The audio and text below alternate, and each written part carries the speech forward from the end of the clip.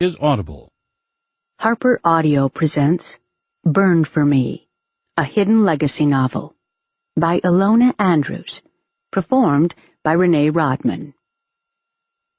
In 1863, in a world much like our own, European scientists discovered the Osiris serum, a concoction which brought out one's magic talents.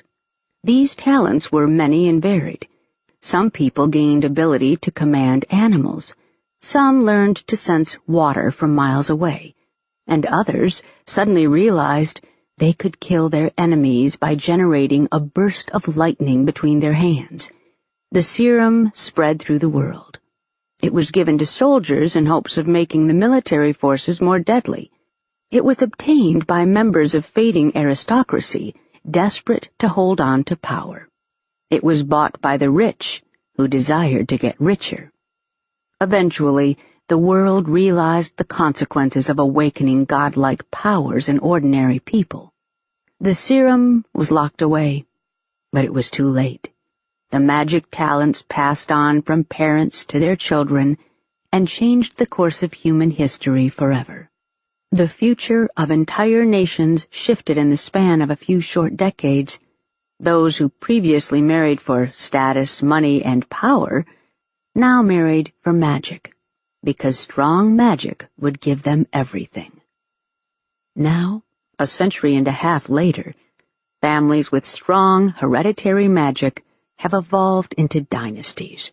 These families, houses as they call themselves, own corporations, have their own territories within the cities, and influence politics.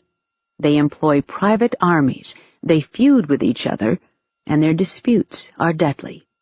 It is a world where the more magic you have, the more powerful, the wealthier, and the more prominent you are.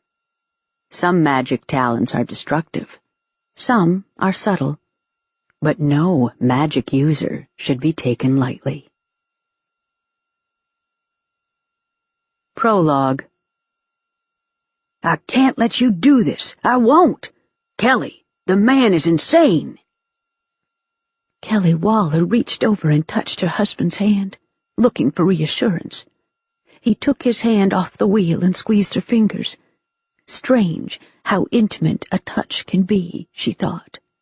That touch, fueled by 20 years of love, had served as her rock in the nightmarish storm of the past 48 hours. Without it, she would have been screaming. He won't hurt me. We're family.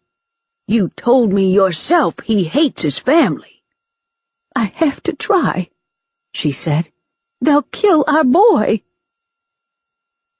Tom stared straight ahead, glassy-eyed, guiding the car up the curve of the driveway. Old Texas oaks spread their wide canopies over the grassy lawn, sprayed with drops of yellow dandelions and pink buttercups. Connor wasn't taking care of the grounds. His father would have had the weeds poisoned. Her stomach churned. A part of her wanted to go back and somehow undo the events of the last 2 days. A part of her wanted to turn the car around. It's too late, she told herself. It's too late for regrets and what-ifs. She had to deal with the reality, no matter how terrifying it was. She had to act like a mother. The driveway brought them to a tall stucco wall. She raked her memory. 16 years was a long time, but she was sure the wall hadn't been there before. A wrought iron gate blocked the arched entrance. This was it. No turning back. If Connor decided he wanted her dead, her magic, what little of it there was, wouldn't be enough to stop him. Connor was the culmination of 3 generations of careful marriages aimed at bolstering the family's magic and connections. He was supposed to have been a worthy successor to the fortune of House Rogan. Much like her, he hadn't turned out the way his parents had planned. Tom parked the car. You don't have to do this. Yes, I do. The dread that hung over her mugged Kelly, setting off a wave of overwhelming anxiety. Her hands shook. She swallowed, trying to clear her throat. This is the only way. At least let me come with you. No. He knows me. He might see you as a threat. She swallowed again, but the clump in her throat refused to disappear. She never knew if Connor could read people's thoughts, but he was always aware of emotions. She had no doubt they were being watched and probably listened to. Tom, I don't think anything bad will happen. If something does, if I don't come out, I want you to drive away. I want you to go home to the kids. There is a blue folder in the cabinet over the small desk, the one in the kitchen, on the second shelf. Our life insurance policies are in there, and the will. Tom started the engine. That's it. We're going home. We'll deal with it ourselves. She jerked the car door open, jumped out, and hurried to the gate, her heels clicking on the pavement. Kelly! He called. Don't! She forced herself to touch the iron gates. This is Kelly. Connor, please let me in. The iron gate slid open. Kelly raised her head and stepped inside. The gate glided shut behind her. She walked through the arch and up the stone path that wove its way through the picturesque copse of oaks, redbuds, and laurels. The path turned, and she stopped, frozen. The large colonial beast of a house with white walls and distinguished colonnades was gone. In its place stood a 2-story Mediterranean-style mansion with cream walls and a dark red roof. Had she gone to the wrong property? "Where is the house?" she whispered. I demolished it. Kelly turned. He stood next to her. She remembered a thin boy with striking pale blue eyes. 16 years later, he stood taller than her. His hair, chestnut when he was younger, had turned dark brown, almost black. His face, once angular, had gained a square jaw and hard, masculine lines that made him arrestingly handsome. That face, suffused with power, harsh but almost regal. It was the kind of face that commanded obedience. He could have ruled the world with that face. Kelly looked into his eyes and instantly wished she hadn't. Life had iced over the beautiful blue irises. Power stirred deep in their depth. She could feel it just beyond the surface, like a wild, vicious current. It bucked and boiled, a shocking, terrifying power, promising violence and destruction, locked in a cage of iron will. A chill ran from the base of Kelly's neck all the way down her spine. She had to say something, anything. Dear God, Connor, that was a $10 million house. He shrugged. I found it cathartic. Would you like some coffee? Yes, thank you. He led her through the doors into a lobby, up a wooden staircase with an ornate iron rail, to a covered balcony. She followed him, slightly dazed, her surroundings a vague smudge, until she sat down on a plush chair. Beyond the rail of the balcony, an orchard stretched, the trees weaving their way around ponds and a picturesque creek. Far at the horizon, the bluish hills rolled like distant waves. She smelled coffee. Connor was standing with his back to her, waiting for the coffee maker to fill their mugs. Establish a common ground. Remind him who you are. Where is the swing? She asked. It had been the favorite hangout of the Rogan kids. That's where they'd gone when he'd had to ask her advice, back when he was 12 and she'd been the cool older cousin Kelly, 20 and wise in all things teenager. It's still there. The oaks grew and you can't see it from the balcony. Connor turned, set her cup in front of her, and sat down. There was a time you would have floated the cups over, she said. I don't play games anymore, at least not the kind you remember. Why are you here? The coffee mug was burning her fingers. She set it down. She hadn't even realized she'd picked it up in the first place. "Have you watched the news?" "Yes." "Then you know about the arson at First National?" "Yes." "A security guard burned to death. His wife and their 2 children were visiting him. All 3 are in the hospital. The security guard was an off-duty police officer. The security camera footage identified 2 arsonists, Adam Pierce and Gavin Waller." He waited. "Gavin Waller is my son," she said. The words sounded hollow. "My son is a murderer." "I know." "I love my son. I love Gavin with all my heart. If it was my life against his, I would die for him in an instant. He isn't an evil person. He's a 16-year-old child. He was trying to find himself, but he found Adam Pierce instead. You have to understand, kids idolize Pierce. He is their anti-hero, the man who walked away from his family and started a motorcycle gang, the bad boy, charismatic rebel." Her voice turned bitter and angry, but she couldn't help it. "He used Gavin to commit this atrocity, and now a police officer is dead. The officer's wife and their 2 children were burned very badly. They will kill Gavin, Connor. Even if my son walks out with his hands in the air, the cops will shoot him. He is a cop killer." Connor drank his coffee. His face was perfectly placid. She couldn't read it. "You don't owe me anything. We haven't spoken in 20 years, not since the family disowned me." She swallowed again.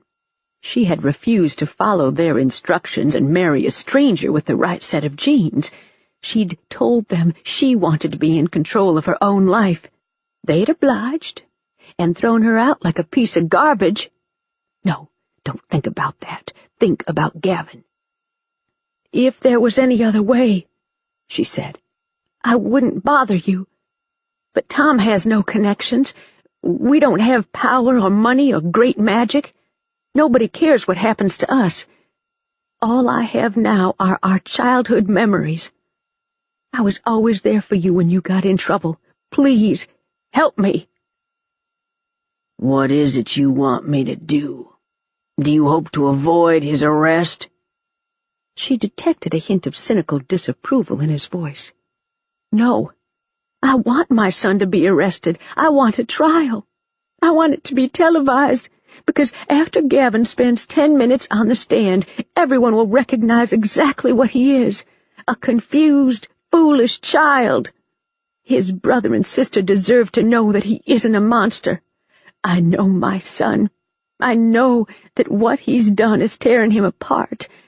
I don't want him to die, gunned down like an animal, without ever having a chance to tell the family of the people he killed how deeply sorry he is."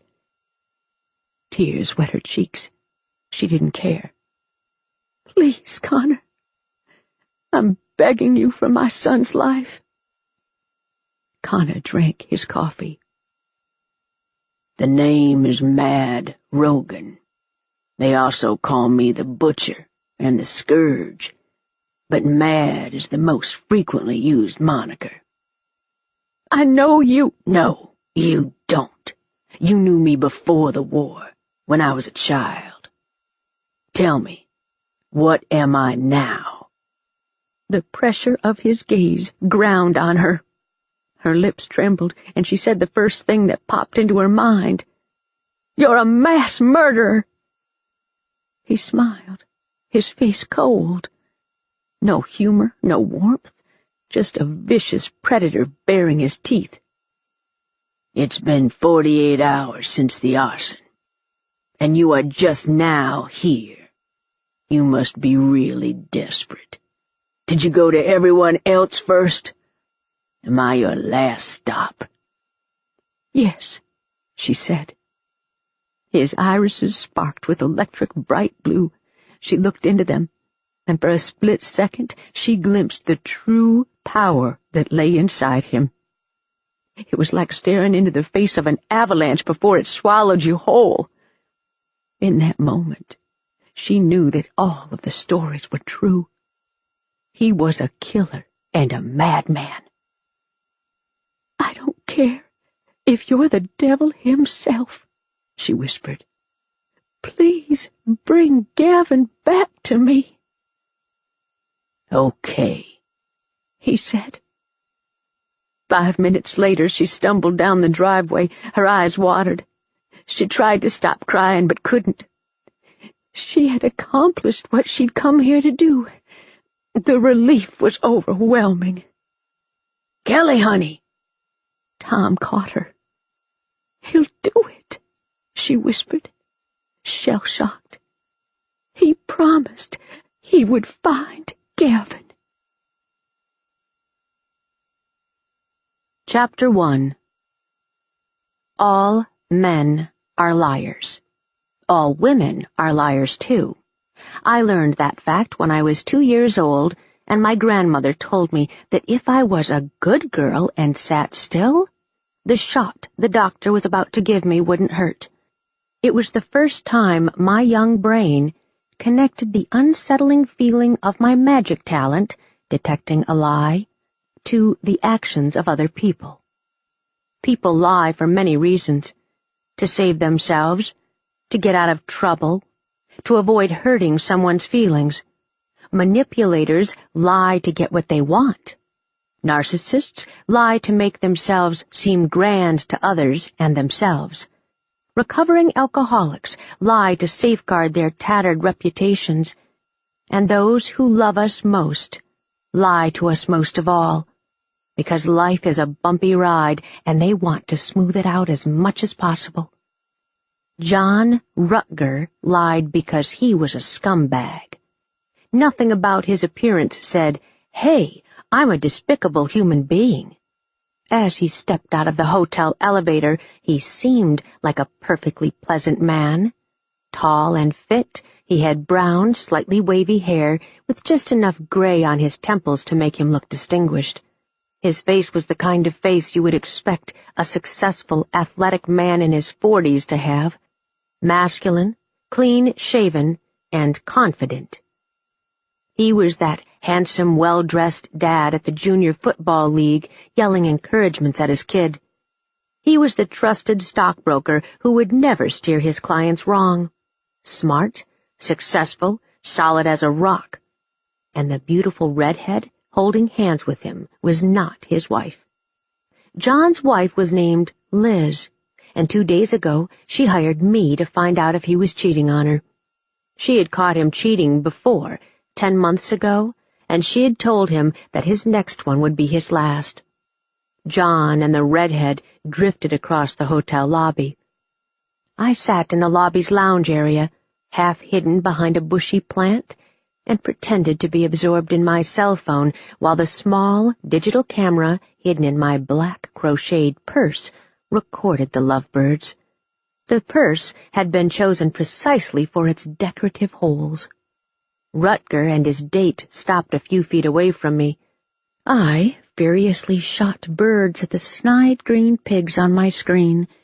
Move along, nothing to see here, just a young blonde woman playing with her phone by some shrubbery. "I love you," the redhead said. True. Deluded fool. The pigs laughed at me. I really sucked at this game. "I love you too," he told her, looking into her eyes. A familiar irritation built inside me, as if an invisible fly was buzzing around my head. My magic clicked. John was lying. Surprise, surprise. I felt so sorry for Liz. They had been married for 9 years with 2 children, an 8-year-old boy and a 4-year-old girl. She showed me the pictures when she hired me. Now their marriage was about to sink like the Titanic, and I was watching the iceberg approach. "Do you mean that?" the redhead asked, looking at him with complete adoration.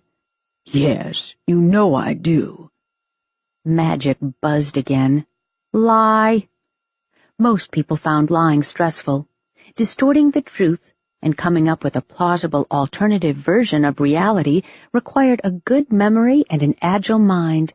When John Rutger lied, he did it to your face, looking straight into your eyes, and he seemed really convincing. "I wish we could be together," the redhead said. "I'm tired of hiding." "I know, but now isn't the right time. I'm working on it. Don't worry." My cousins had run his lineage. John wasn't connected to any of the important magical families whose corporations owned Houston. He had no criminal history. But still, something about the way he carried himself set me on edge.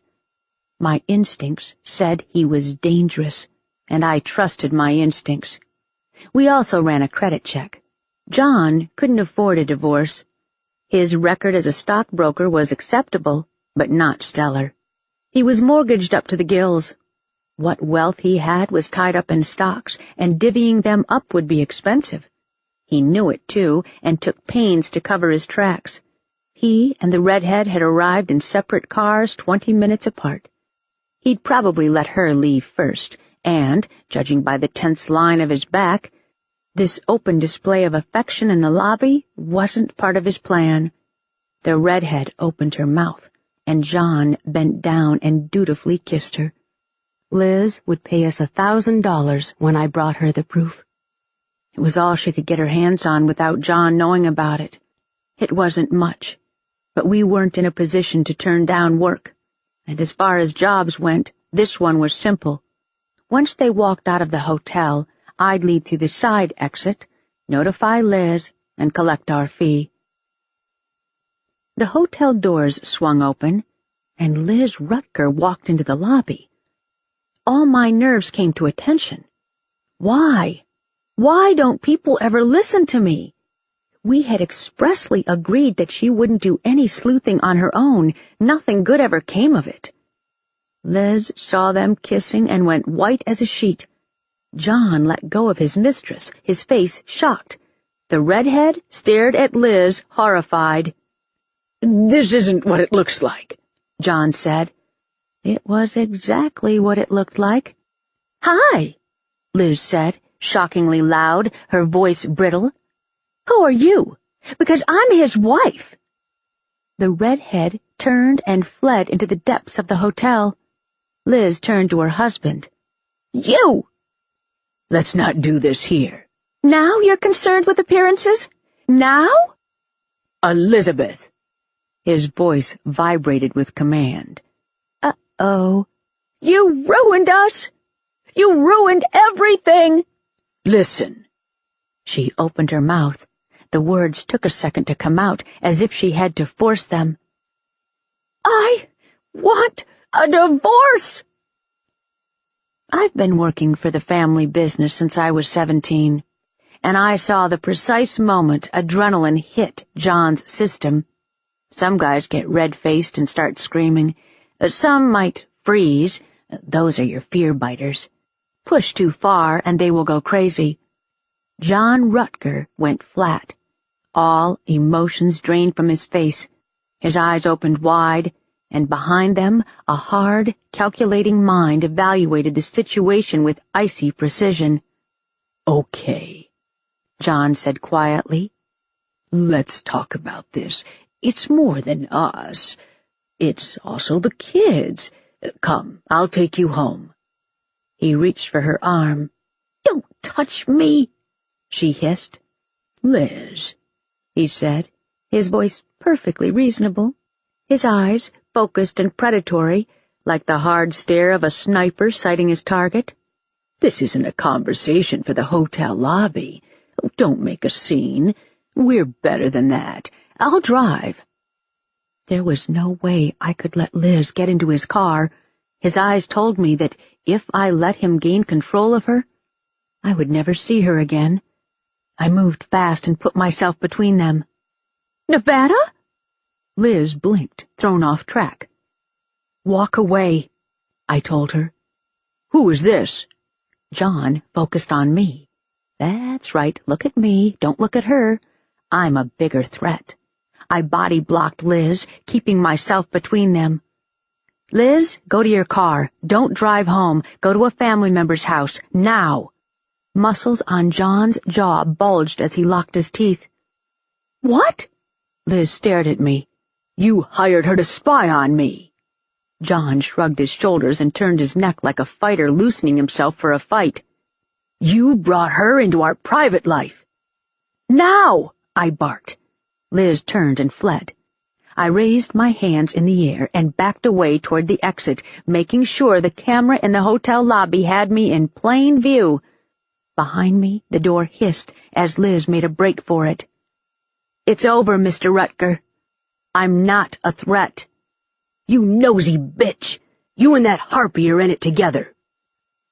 At the desk, the concierge frantically mashed buttons on a phone. If I'd been on my own, I would have turned and run. Some people stand their ground no matter what. In my line of work, a stint at the hospital, coupled with a bill you can't pay because you're not working, cures that notion really fast. Given a chance, I'd run like a rabbit, but I had to buy Liz time to get to her car.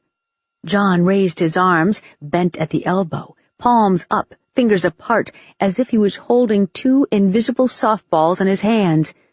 The mage pose. Oh, shit.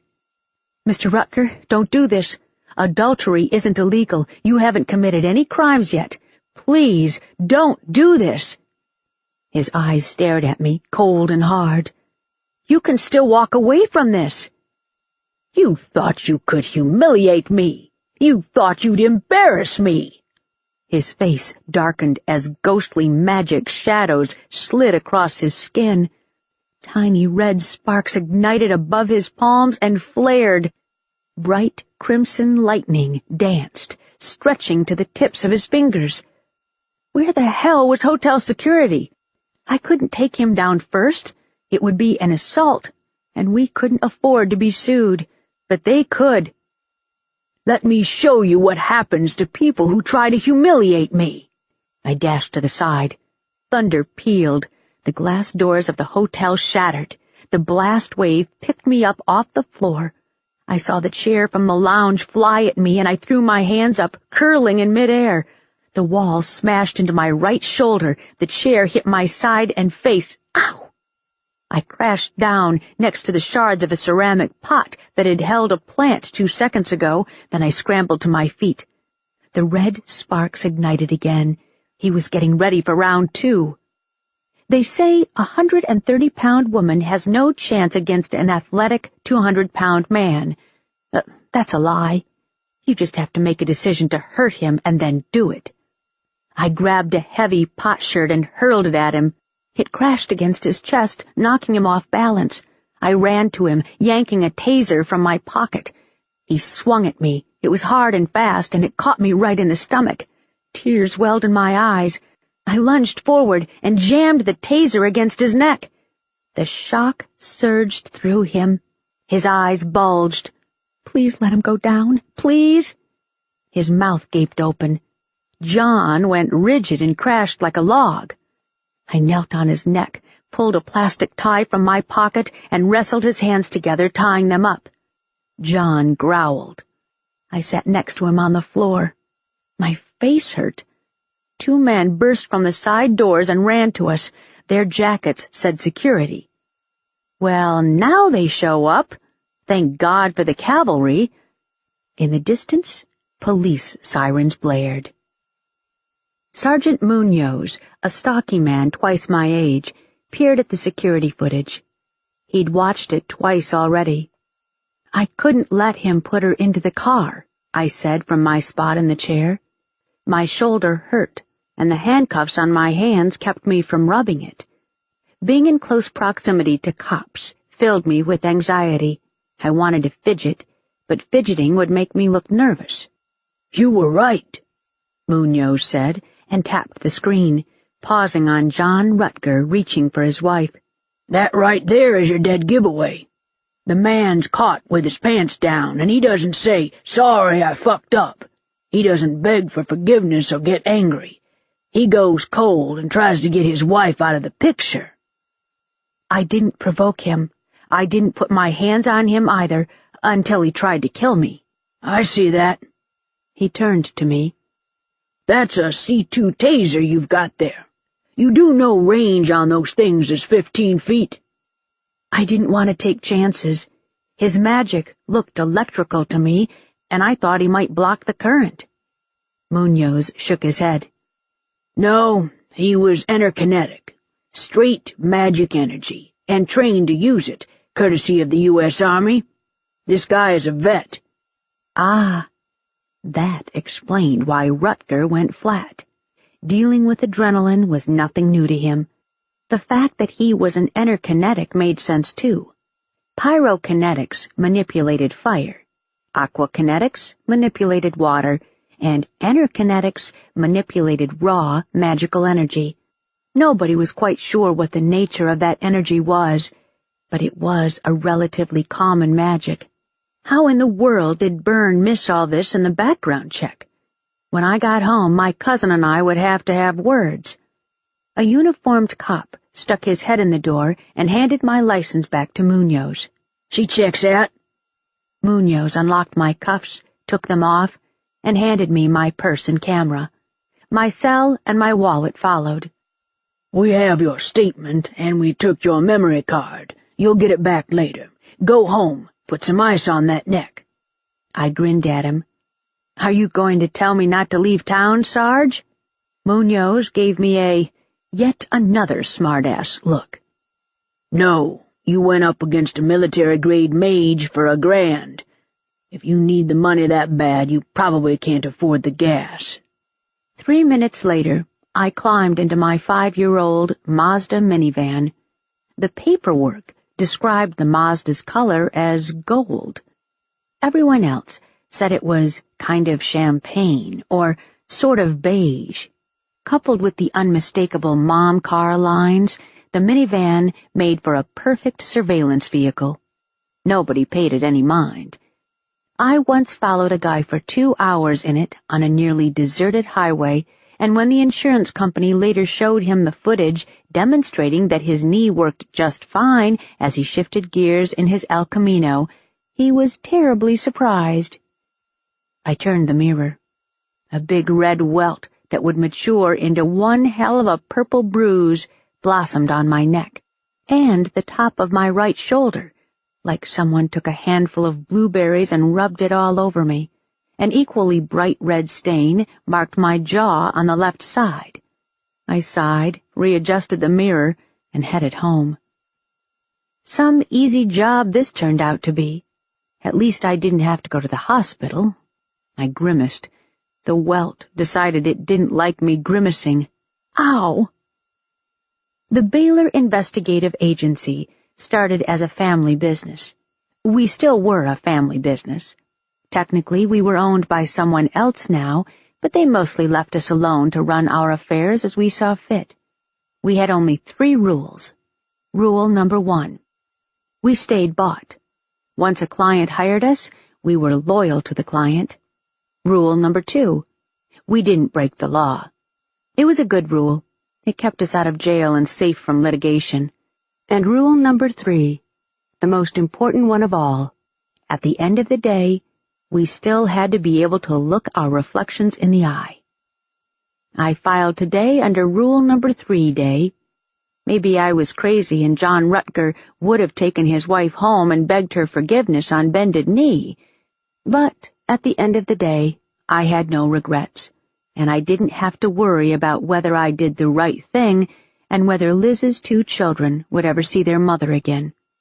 Their father was a different story, but he was no longer my problem. He made that mess all on his own. I cleared the evening traffic on I-290, heading northwest, and turned south. A few minutes later, I pulled up in front of our warehouse. Burns' beat-up black Civic sat in the parking lot, next to Mom's blue Honda Element. Oh, good. Everyone was home. I parked, went to the door, and punched the code into the security system. The door clicked open. Then I let myself in and paused for a second to hear the reassuring clang of the lock sliding home behind me. When you entered the warehouse from this door, it looked just like an office. We built walls installed some glass panels, and laid down high-traffic beige carpet. That gave us 3 office rooms on the left side and a break room and large conference room on the right. The drop ceiling completed the illusion. I stepped into my office, put the purse and the camera on the desk, and sat in my chair. I really should do a write-up, but I didn't feel like it. I'd do it later.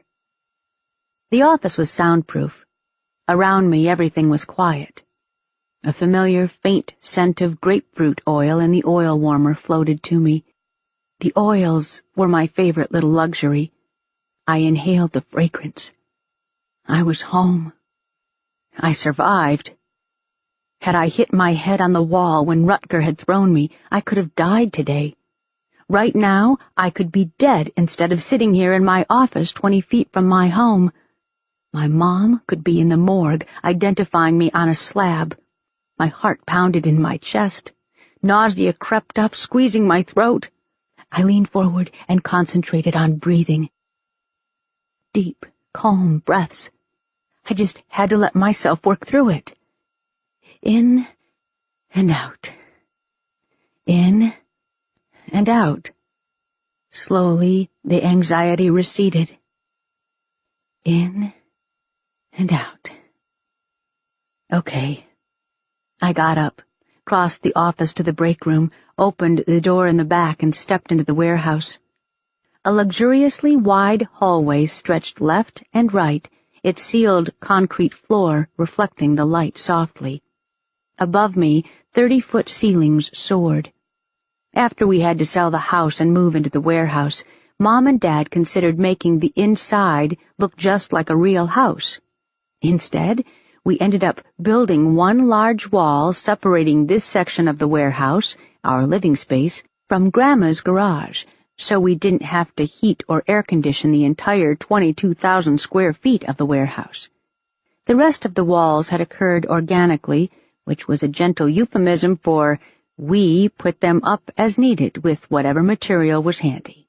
If Mom saw me, I wouldn't get away without a thorough medical exam. All I wanted to do was take a shower and eat some food.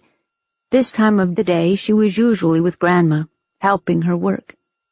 If I was really quiet, I could just sneak into my room. I padded down the hallway.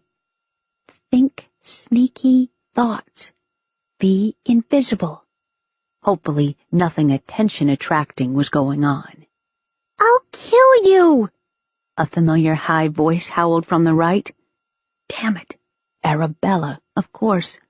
My youngest sister was in rare form, judging by the pitch. "That's real mature." And that was Catalina, the 17-year-old. 2 years older than Arabella and 8 years younger than me. I had to break this up before Mom came over to investigate. I sped down the hallway toward the media room. "At least I'm not a dumb hoe who has no friends. At least I'm not fat. At least I'm not ugly." Neither of them was fat, ugly, or promiscuous. They both were complete drama queens, and if I didn't break this party up fast, Mom would be on us in seconds. "I hate you!" I walked into the media room. Catalina, thin and dark-haired, stood on the right, her arms crossed over her chest. On the left, Byrne very carefully restrained blonde Arabella by holding her by her waist above the floor. Arabella was really strong, but Byrne had wrestled through high school and went to a judo club twice a week. Now, 19 and still growing, he stood an inch over 6 feet tall and weighed about 200 pounds, most of it powerful, supple muscle. Holding a 100-pound Arabella wasn't a problem. "Let me go!" Arabella snarled. "Think about what you're doing," Byrne said, his deep voice patient. "We agreed.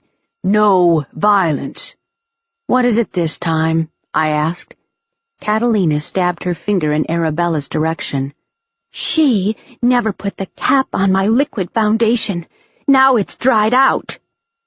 Figured. They never fought about anything important. They never stole from each other. They never tried to sabotage each other's relationships, and if anyone dared to look at one of them the wrong way, the other one would be the first to charge to her sister's defense. But if one of them took the other's hairbrush and didn't clean it, it was World War III. "That's not true!" Arabella froze. "Never! What happened to your face?" Everything stopped. Then everyone said something at once, really loud. "Shush! Calm down, it's cosmetic. I just need a shower. Also, stop fighting. If you don't, Mom will come here and I don't want her to—" "To what?" Mom walked through the door, limping a little. Her leg was bothering her again. Of average height, she used to be lean and muscular, but the injury had grounded her. She was softer now, with a rounder face. She had dark eyes like me, but her hair was chestnut brown. Grandma Frida followed, about my height, thin, with a halo of platinum curls stained with machine grease. The familiar comforting smell of engine oil, rubber, and gunpowder spread through the room. Grandma Frida saw me, and her blue eyes got really big. "Oh, no." "Penelope, why is the baby hurt?" "The best defense is vigorous offense." "I'm not a baby. I'm 25 years old." I was Grandma's first grandchild. If she lived until I turned 50 with grandchildren of my own, I'd still be the baby. "How did this happen?" Mom asked. "Damn it." "Magic blast wave, wall, and a chair." "Blast wave?" Byrne asked. "The Rutger case." "I thought he was a dud." I shook my head. "Interkinetic magic. He was a vet." Byrne's face fell. He frowned and marched out of the room. "Arabella, get the first aid kit," Mom said. "Nevada, lie down. You may have a concussion." Arabella took off running. "It's not that bad. I don't have a concussion." My mother turned and looked at me. Oh, I knew that look. That was the Sergeant Baylor look. There was no escape. "Did paramedics look at you at the scene?" "Yes." "What did they say?" There was no point in lying. They said I should go to the hospital just in case. My mother pinned me down with her stare. "Did you?" "No." "Lie down." I sighed and surrendered to my fate. The next morning, I sat in the media room eating the crepes and sausages Mom made for me. My neck still hurt. My side hurt worse. Mom sat at the other end of the sectional sipping her coffee and working on Arabella's hair. Apparently, the latest fashion among high schoolers involved elaborate braids, and Arabella had somehow cajoled Mom into helping her. On the left side of the screen, a female news anchor with impossibly perfect hair profiled the recent arson at First National, while the right side of the screen showed a tornado of fire engulfing the building. The orange flames billowed out the windows. "It's awful," Mom said. "Did anybody die?" I asked. "A security guard. His wife and their 2 children came by to drop off his dinner and were also burned, but they survived. Apparently, Adam Pierce was involved." Everyone in Houston knew who Adam Pierce was. Magic users were segregated into 5 ranks: minor, average, notable, significant, and prime. Born with a rare pyrokinetic talent, Pierce had stainless steel classification. A pyrokinetic was considered average if he could melt a cubic foot of ice under a minute. In the same amount of time, Adam Pierce could conjure a fire that would melt a cubic foot of stainless steel. That made Pierce a prime, the highest rank of magic user. Everybody wanted him, the military, home defense, and the private sector. A wealthy established family, the Pierces, owned Firebug Inc., the leading provider of industrial forging products. Adam, handsome and magically spectacular, was the pride and joy of House Pierce.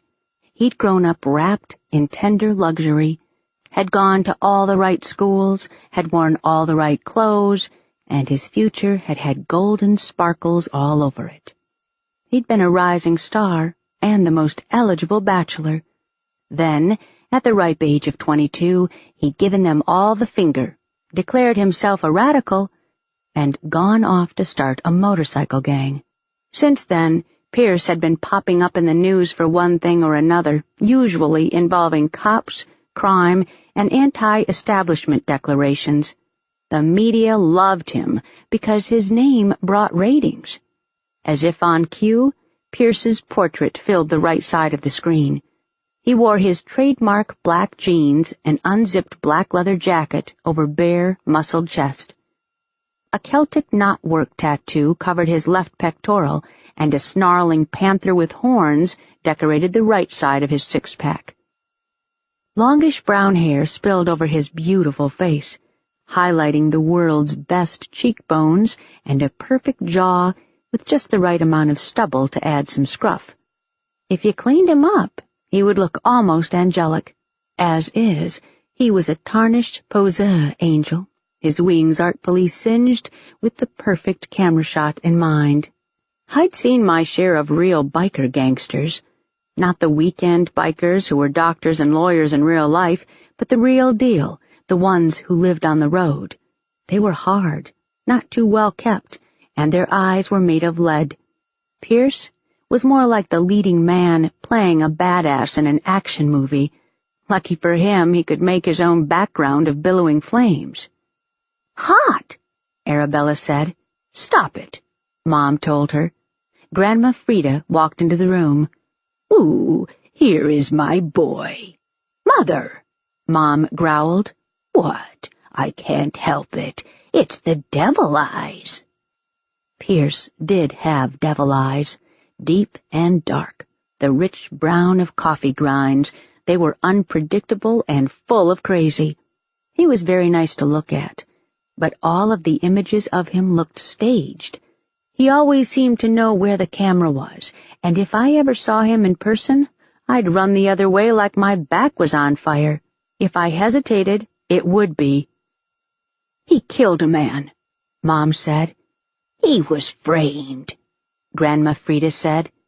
"You don't even know the story," Mom said. Grandma shrugged. "Framed? A man that pretty can't be a murderer." Mother stared at her. "Penelope, I'm 72 years old. You let me enjoy my fantasy." "Go, Grandma!" Arabella pumped her fist in the air. "If you insist on being Grandma's little stooge, she can do your hair," Mom said. "We will return to the investigation on the arson after the break," the news anchor announced. "Also, iconic downtown park infested with rats." The image of Bridge Park popped on the screen, its life-size bronze statue of a cowboy on a galloping horse front and center. "Should Harris County officials resort to drastic measures? More after the break." Byrne walked into the room. "Hey, Nevada, can I borrow you for a moment?"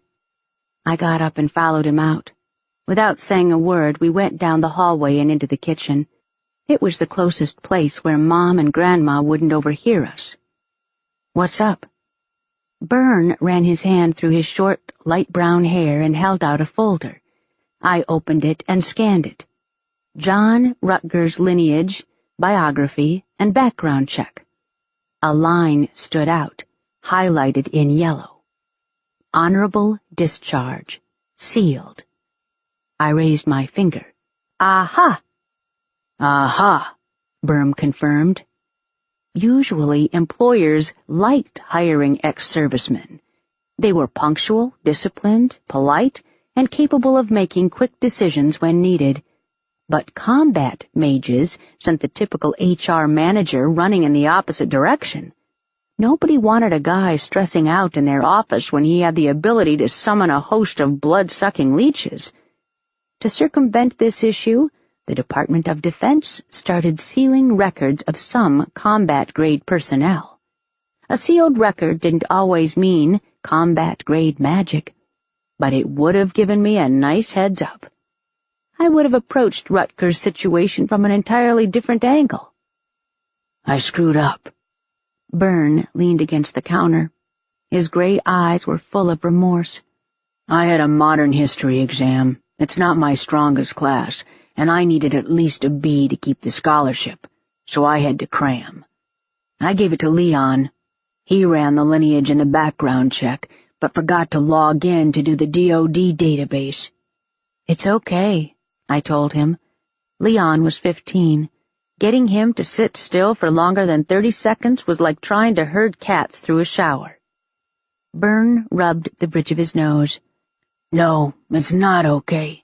You asked me to do it. I should have done it. You got hurt. It won't happen again. Don't sweat it, I told him. I've missed stuff before. It happens. Just make it a point from now on to check DOD. Did you get a B? He nodded. It's kind of interesting, actually. Do you know that story about Mrs. O'Leary's cow? I used to really like history. I even thought of getting a minor in it, but real life got in the way. Didn't she knock over a lamp in the barn and start the Great Chicago Fire sometime in the 1860s? In October of 1871, Byrne said. My professor doesn't think the cow did it. He thinks it was a mage. In 1871? The Osiris serum had barely been discovered. It's a really interesting theory. Byrne shrugged. You should talk to him sometime. He's a pretty cool guy. I smiled. It had taken me 4 years, including every summer, to limp my way to a criminal justice degree because I'd had to work. Byrne got an academic scholarship because he was smarter than all of us combined, and now he was doing well. He even liked at least one of his classes outside his major. There is more, Byrne said. Montgomery wants to see us. My stomach did a pirouette inside me. House Montgomery owned us. When savings and the money from the sale of our home hadn't been enough to cover Dad's medical bills, we'd sold the firm to Montgomery. Technically, it was mortgaged. We had a 30-year repayment term, and every month we squeaked by with the minimum payment. The terms of our mortgage practically made us a subsidiary of Montgomery International Investigations. Montgomery had taken very little interest in us up to this point. We were too small to be of any use to them, and they had no reason to bother us as long as the check had cleared, and our checks always cleared. I made sure of that. They said ASAP, Byrne said. Did it sound routine? No. Damn it. Don't tell Mom or Grandma. He nodded. They'll just stress. Yes. I'll call you as soon as I find out what this is about. Hopefully we just forgot to file some form or something. I was almost to the door when he called. Nevada? John Rutger's wife wired the money. $1,000 as agreed. Good, I said, and escaped. I needed to brush my hair, make myself presentable, and hightail it across town to the glass towers. Really, how bad could it be? Chapter 2. The asymmetrical glass tower of Montgomery International Investigations rose above the neighboring office buildings like a shark fin of blue glass. 25 stories tall, it gleamed with hundreds of tinted cobalt windows. It was meant to impress and fill you with awe at House Montgomery's magnificence. I tried to scrounge up some awe, but got only anxiety instead. I walked through the door to the gleaming elevator, passing through a metal detector. The message from Montgomery said 17th floor, so I entered the elevator when the doors whooshed open, pushed the button with 17 on it, and waited as the car shot upward with a whisper.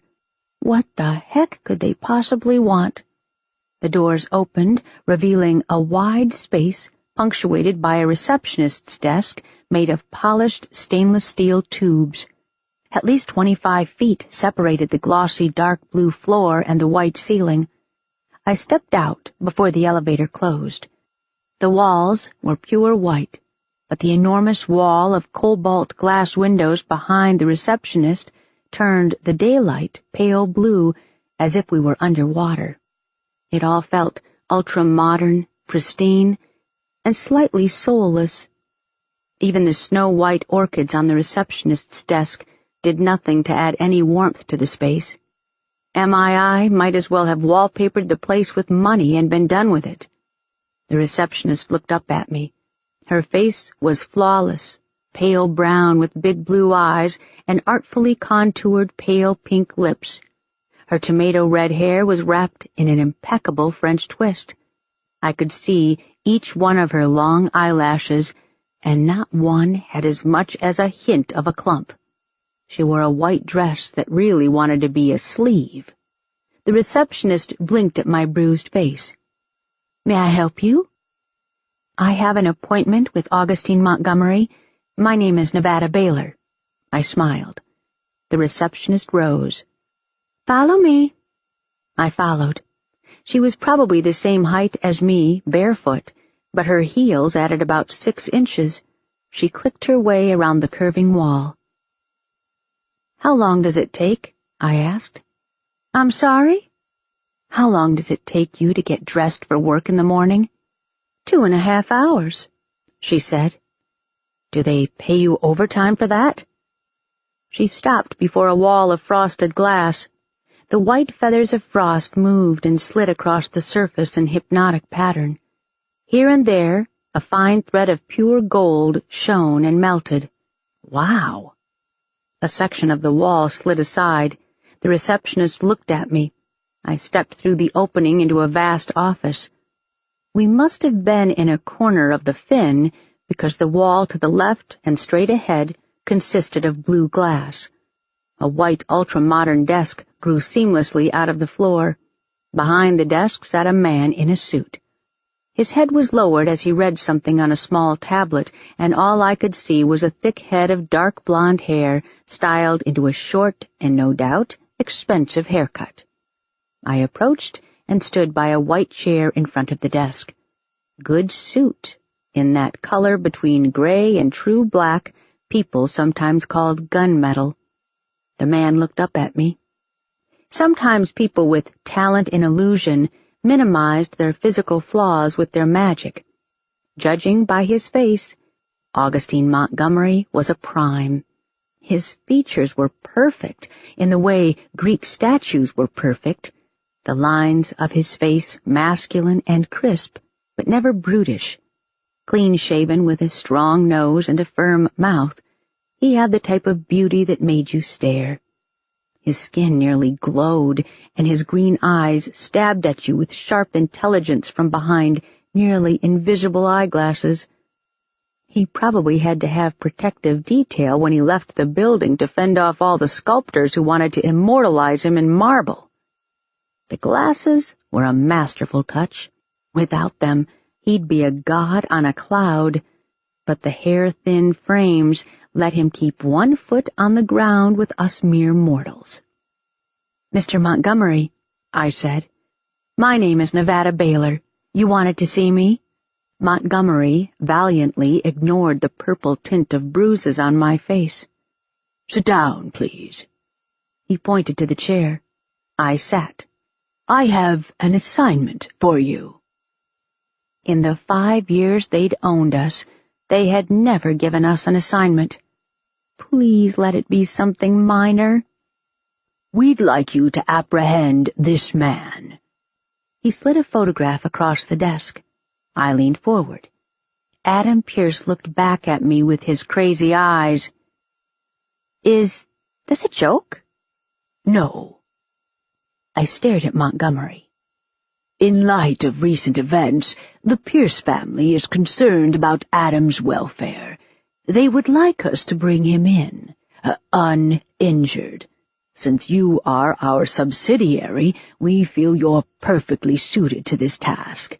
Your portion of the fee will amount to $50,000. I couldn't believe it. We're a tiny family firm. Look at our records. We aren't bounty hunters. We do small-time insurance fraud investigations and cheating spouse cases. It's time to expand your repertoire. You're showing a 90% success rate with your cases. You have our complete confidence. We show a 90% success rate because I didn't take a case unless I knew we could handle it. He's a prime pyrokinetic. We don't have the manpower. Montgomery frowned slightly, as if bothered. I'm showing 1 full-time and 5 part-time employees. Call your people in and concentrate on it. Have you checked the DOBs on those part-time employees? Let me save you the trouble. 3 of them are under the age of 16 and 1 is barely 19. They are my sisters and cousins. You're asking me to go after Adam Pierce with children. Montgomery clicked the keys on his keyboard. It says here your mother is a decorated Army veteran. My mother was critically injured in 1995 doing operations in Bosnia. She was captured and put in a hole in the ground for 2 months with 2 other soldiers. She was presumed dead and rescued by pure chance. But she suffered permanent damage to her left leg. Her top speed is 5 miles per hour. Montgomery leaned back. Her magic talent is in her hand-to-eye coordination, I continued. She can shoot people in the head from very far away, which will do absolutely nothing since you want Pierce alive. And my own magic— Montgomery focused on me. Your magic? Crap. Their records said I was a dud. Is non-existent. This is suicide. You have 20 times the resources and manpower we do. Why are you doing this to us? Do you think we have any chance at all? Yes. My magic buzzed. He just lied. The realization hit me like a load of bricks dumped on my head. That's it, isn't it? You know bringing Pearson will be expensive and difficult. You'll lose people, trained, skilled personnel in whom you've invested time and money, and in the end it will cost more than whatever the family is paying you. But you probably can't turn House Pierce down, so you're going to give this to us, and when it ends in disaster, you can show them our records. You can tell the Pierces that you assigned it to your best outfit with 6 employees and a 90% success rate. You've done all you can. You expect us to fail and possibly die to preserve your bottom line and save face. There's no need to be dramatic. I won't do it. I couldn't. It was impossible. Montgomery clicked a couple of keys and turned his computer monitor toward me. A document with a section highlighted in yellow filled the screen. This is your contract. The highlighted section states that turning down an assignment from MII constitutes a breach of contract, with the payment due in full. I clenched my teeth. Can you pay the balance of the loan in full? I wished I could reach across the table and strangle him. Ms. Baylor? He spoke slowly, as if I were hard of hearing. Can you pay the balance in full? I unlocked my jaws. No. Montgomery spread his arms. Let me be perfectly clear. You do this, or we will take your business. You're not giving me a choice. Of course you have a choice. You can take the assignment or vacate your premises. We'd lose everything. The warehouse was owned by the business. The cars were owned by the business. We'd be homeless. We've always been on time with payments. We never cause you any trouble.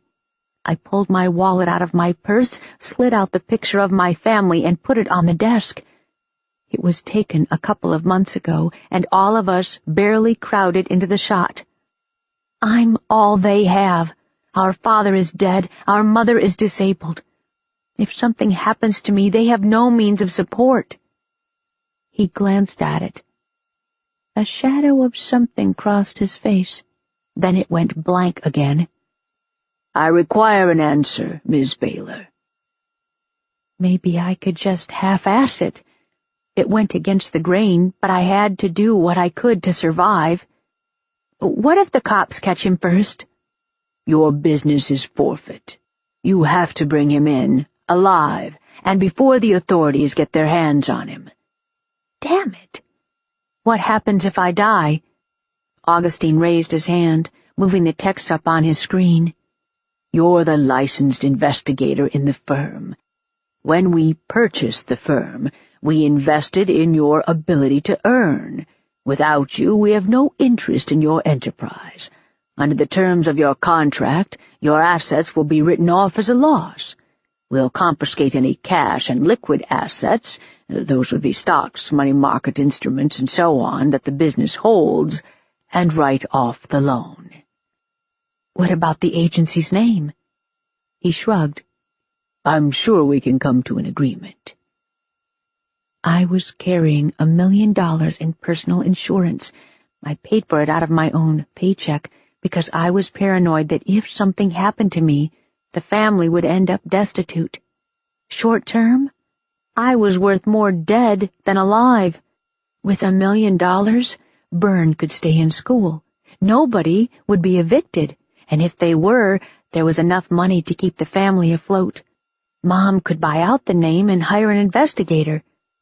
Yes or no? Augustine asked. On one end of the seesaw, my family. On the other, possibly my life. Yes, I said. You're a terrible person. I'll just have to live with myself. Yes, you will. Write an addendum to the contract that in the event of my death, my family can buy out the agency's name for $1, and I will go after Pierce. $1? If I die, my family gets the firm back. Take it or leave it. Very well. Montgomery's fingers flew over the keyboard. A piece of paper slid out of the printer. I read it, signed on the line, and watched him write his name in an elegant cursive. Montgomery tapped his tablet. I've emailed Pierce's background file to you. Once again, you must apprehend Adam Pierce before the police take him into custody, or your loan is forfeit. I got up and walked, leaving the picture of the family on his desk. He should have to look at it. My hands shook. I wanted to turn around, march back, and punch him. I kept walking until I was out of the building. Outside, the wind fanned me, pulling at my clothes. I pulled my cell phone out of my pocket and dialed Byrne. Drop whatever you're doing. I need everything on Adam Pierce. We're going after Pierce? Are you serious? Look in our inbox. Holy shit!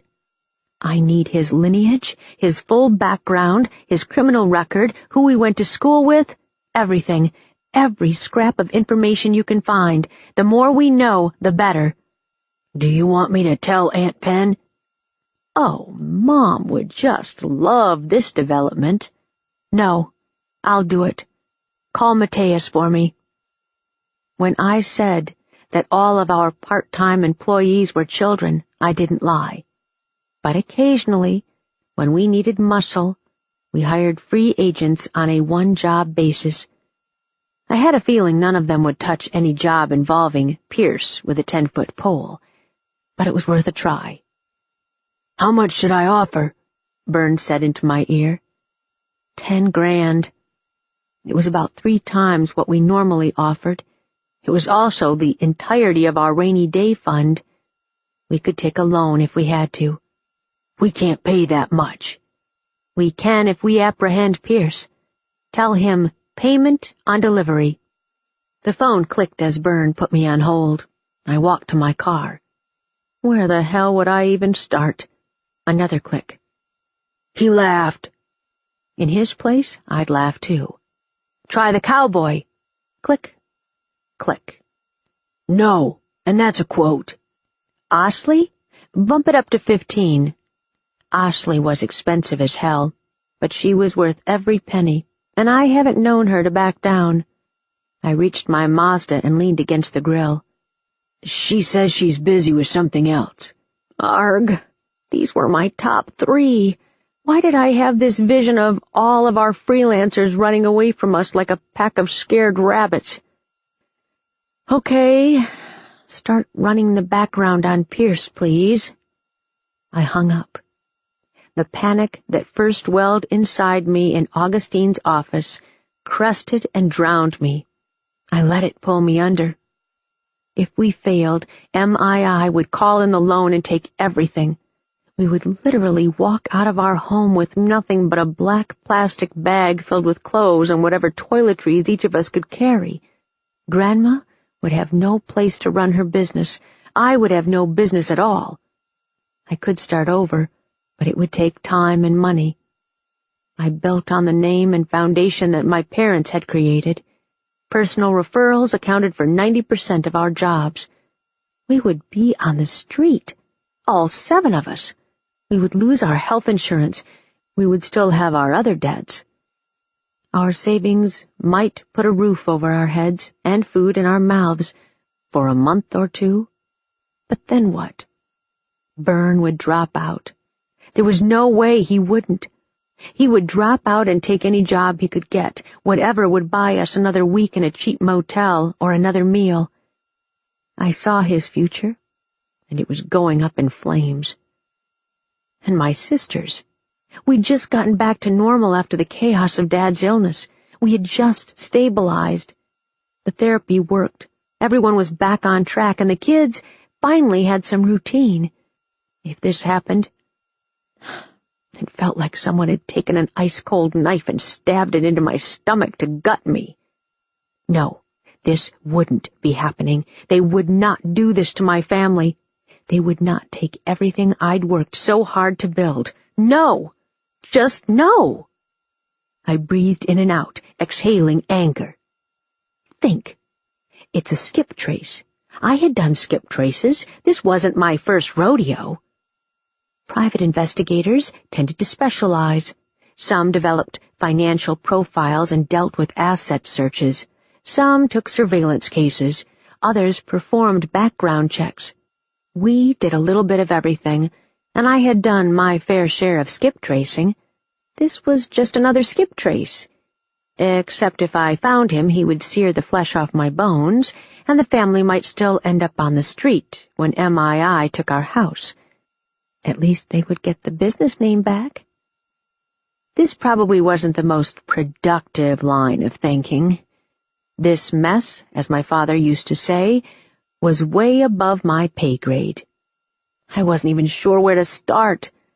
I could go to First National and look at the burned-out wreck. I had handled exactly 4 arson cases before, all in connection with insurance, and I knew the scene really wouldn't tell me anything. I didn't need to determine if Pierce committed the arson. I just had to find him. Pierce had killed a cop and hurt his family. Right now, every cop in the Houston metro area was champing at the bit, hoping to put a bullet in Pierce's handsome head. I bet the cops had a file on Pierce that was a mile thick. That file would be an awesome place to start, except they wouldn't let me look at it. First, I was a civilian, and second, I was in competition with the cops. In the crime novels, a PI is either an ex-cop or has some cop buddies who owed him a favor and who happily provided him with the department's files while carrying on about how it would cost them their job. I had no cop buddies. I tried to avoid them as much as possible.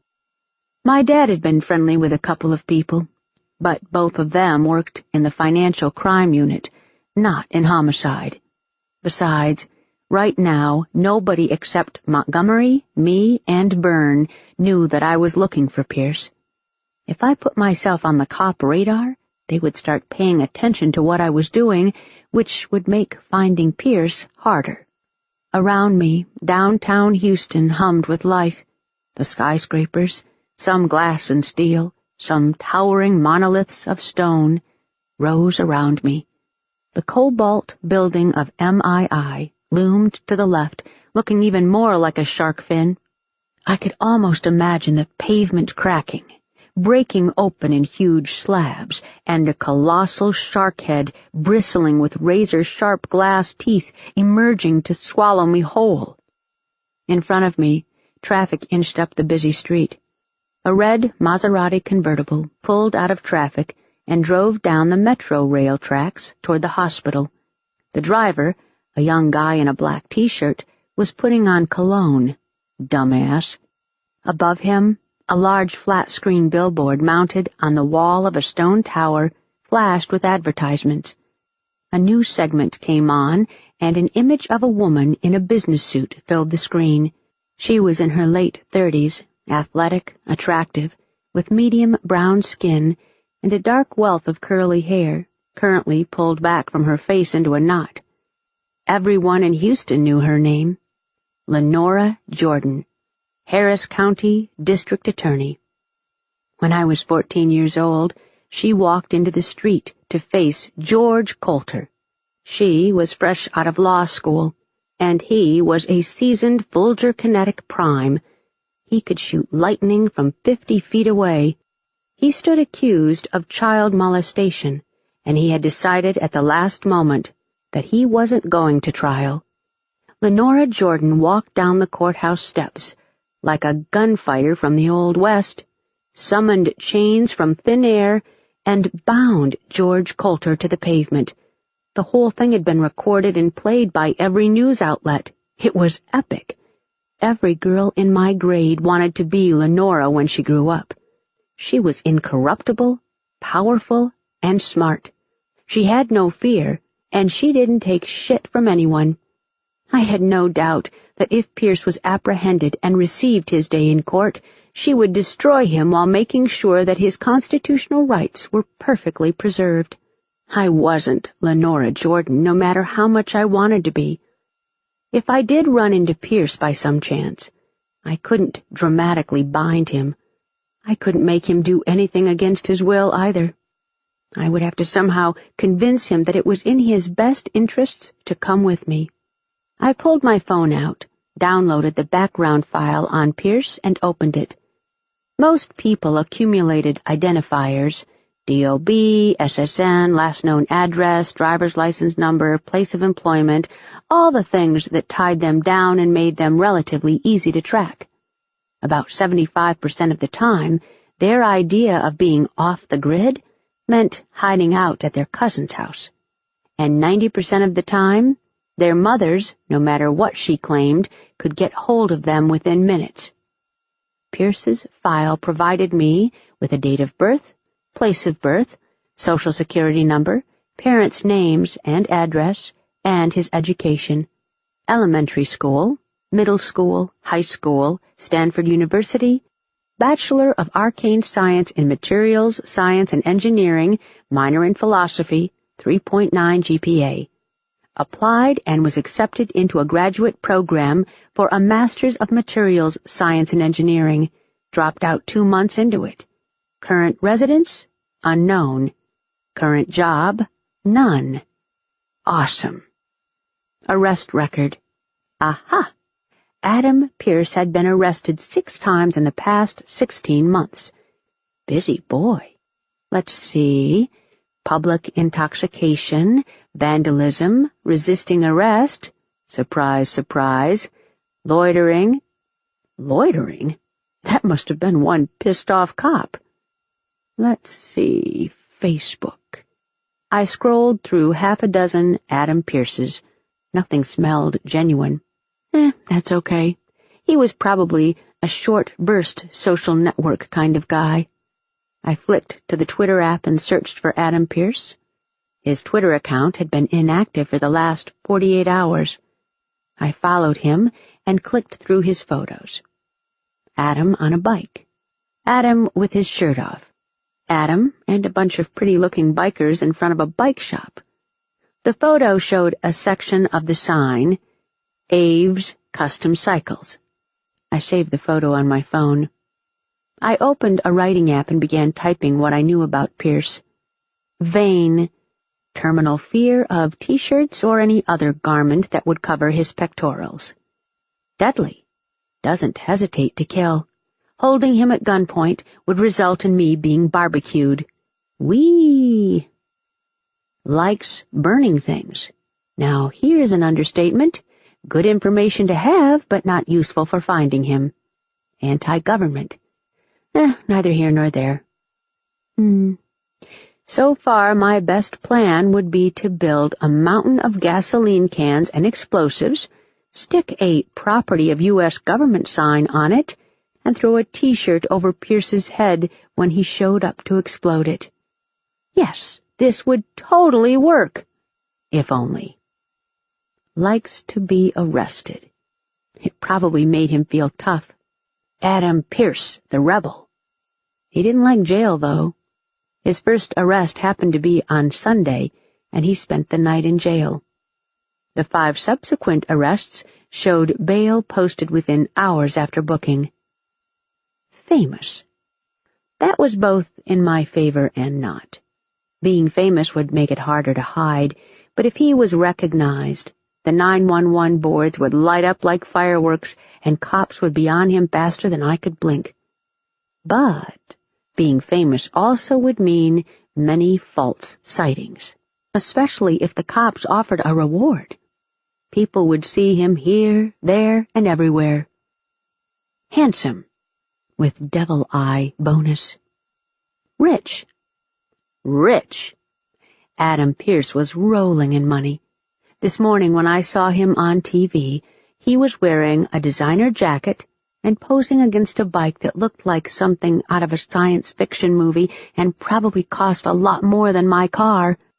He was a spoiled rich boy, and spoiled rich boys didn't deal well with lack of money. They might slum for a little while, but they liked their toys and their creature comforts. The key concept of running any sort of enterprise, criminal or civil, was work.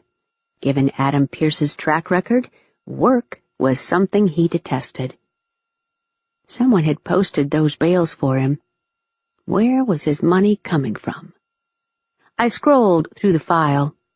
Pierce had an incentive trust fund. He could draw money only while he was in college, pursuing a master's degree, or after obtaining it. According to the file, the family had cut him off cold turkey. A note marked ASM, probably Augustine something Montgomery, read, "Confirmed with the family. Stressed importance of financial incentive as means of bringing him in." I called Vern. "Hey, have you pulled Pierce's record?" "Does ice float?" Vern's voice had a measured cadence to it, which usually meant he was doing about 6 other things on the computer screens while talking. "Who posted his bail?" "One of his college buddies, Cornelius Maddox Harrison." Quite a name. Someone's parents had ambitions. "I'm emailing his home address now," Vern said. "You can catch him at the house. According to his tax return, he's a stay-at-home dad." "Thanks. I'll swing by his house now." "Wait," Vern said, his voice suddenly flat. "Uh-oh." "Can you come by the house instead? I need to show you something." "This doesn't sound good." "It isn't good," Vern said. Oh, how could it possibly get any worse? I found Vern in the Hut of Evil, otherwise known as our computer room. Soundproof and equipped with its own air conditioning unit, the room occupied the space at the north of the warehouse, directly behind the offices. It was raised 5 feet off the floor, like a house on stilts, because Vern found it convenient to mess with the wiring underneath it. We used to joke that if the warehouse got flooded, we'd all race to the Hut of Evil to stay dry. From the outside, it looked like a separate, tiny house within the larger space of the warehouse, complete with a 10-step stairway leading to it. At first, we called it the House of Evil, but over the years, it somehow became the Hut of Evil. I climbed the stairs and knocked on the door. "Come in," Vern called. I went inside and shut the door. The air here was at least 5 degrees cooler. Byrne sat ensconced among 4 different monitors on swiveling mounts. 3 computer towers blinked with red, white, and green lights.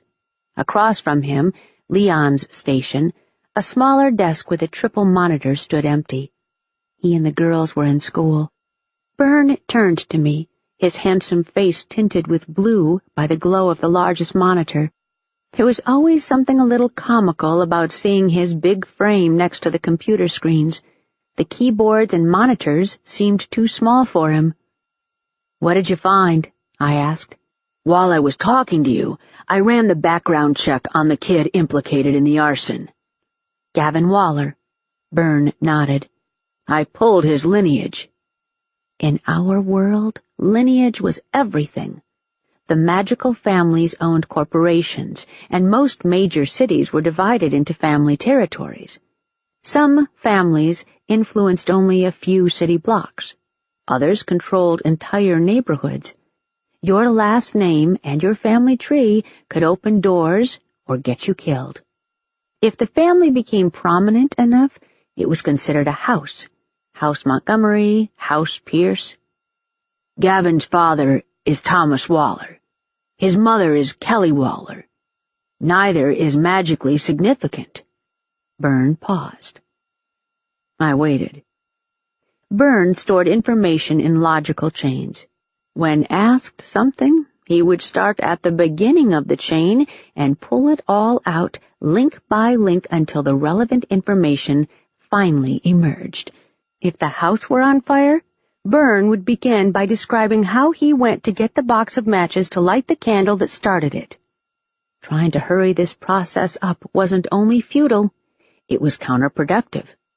Interruptions derailed Byrne.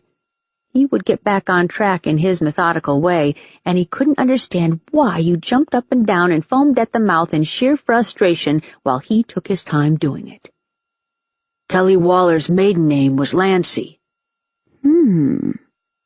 "Her father was William Lancey." "Her mother was Carolina Rogan."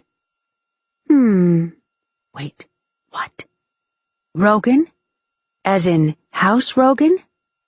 Byrne nodded. "Mad Rogan is Kelly Waller's cousin. That makes him Gavin's first cousin once removed." My legs decided that this would be a fine time to go on strike. I landed in a chair. The United States hadn't officially declared war in the last 70 years. Instead, it got itself involved in armed conflicts, peacekeeping actions, and armed interventions, which, for all intents and purposes, were wars without having a scary label attached to them. Europe, the Middle East, and then the so-called South American Wars, which broke out when the discovery of magically potent mineral deposits in Belize destabilized the neighboring region. Mexico, already a magical powerhouse, invaded tiny Belize. Honduras, Nicaragua, and Brazil formed a coalition to oppose the invasion. Both the United States and the United Native Tribes joined the anti-Mexican coalition, even though the territories of the Dakotas, Wyoming, and Montana were nowhere near the border, and even though UNT usually went against the USA in just about every policy decision. Everyone paid lip service to the brave soldiers of Belize, but the true reason was clear. Nobody wanted Mexico, the magical juggernaut, to be more powerful than it already was. The war was terrible. In the end, Mexico relinquished its hold on Belize, but the ripples of that invasion spread through South America. Armed conflicts flared and died down across half a dozen nations. Mad Rogan made his name in those conflicts.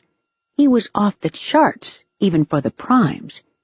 Nobody knew exactly what he was capable of, but everyone knew the name. Mad Rogan, the Butcher of Merida. Huracan. The chances of us succeeding in apprehending Adam Pierce were already close to zero. If Mad Rogan decided to take an interest, it would knock us right into the negative. What do we know about Mad Rogan? Byrne pushed a key on his keyboard. A grainy video filled the monitor. I remembered watching it once, a long time ago, while still in high school. I had gotten bored with it back then because nothing really happened in the first 2 minutes and hadn't finished.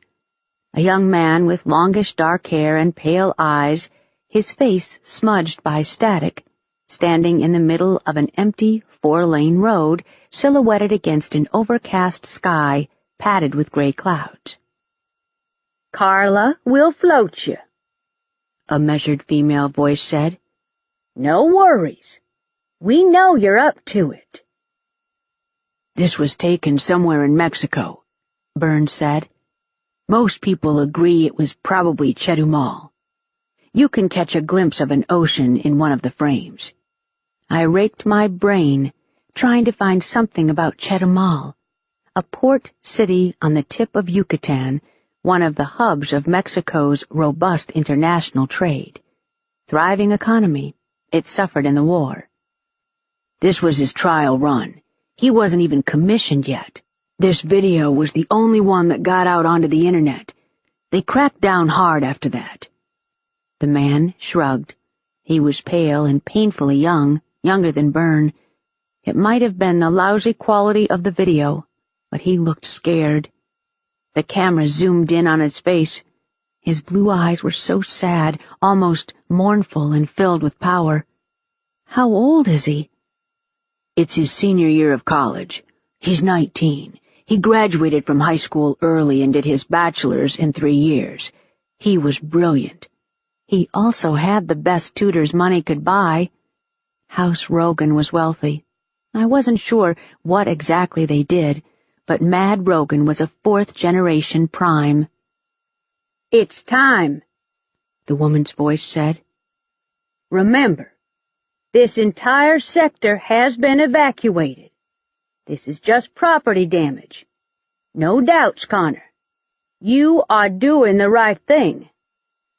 Sure he was.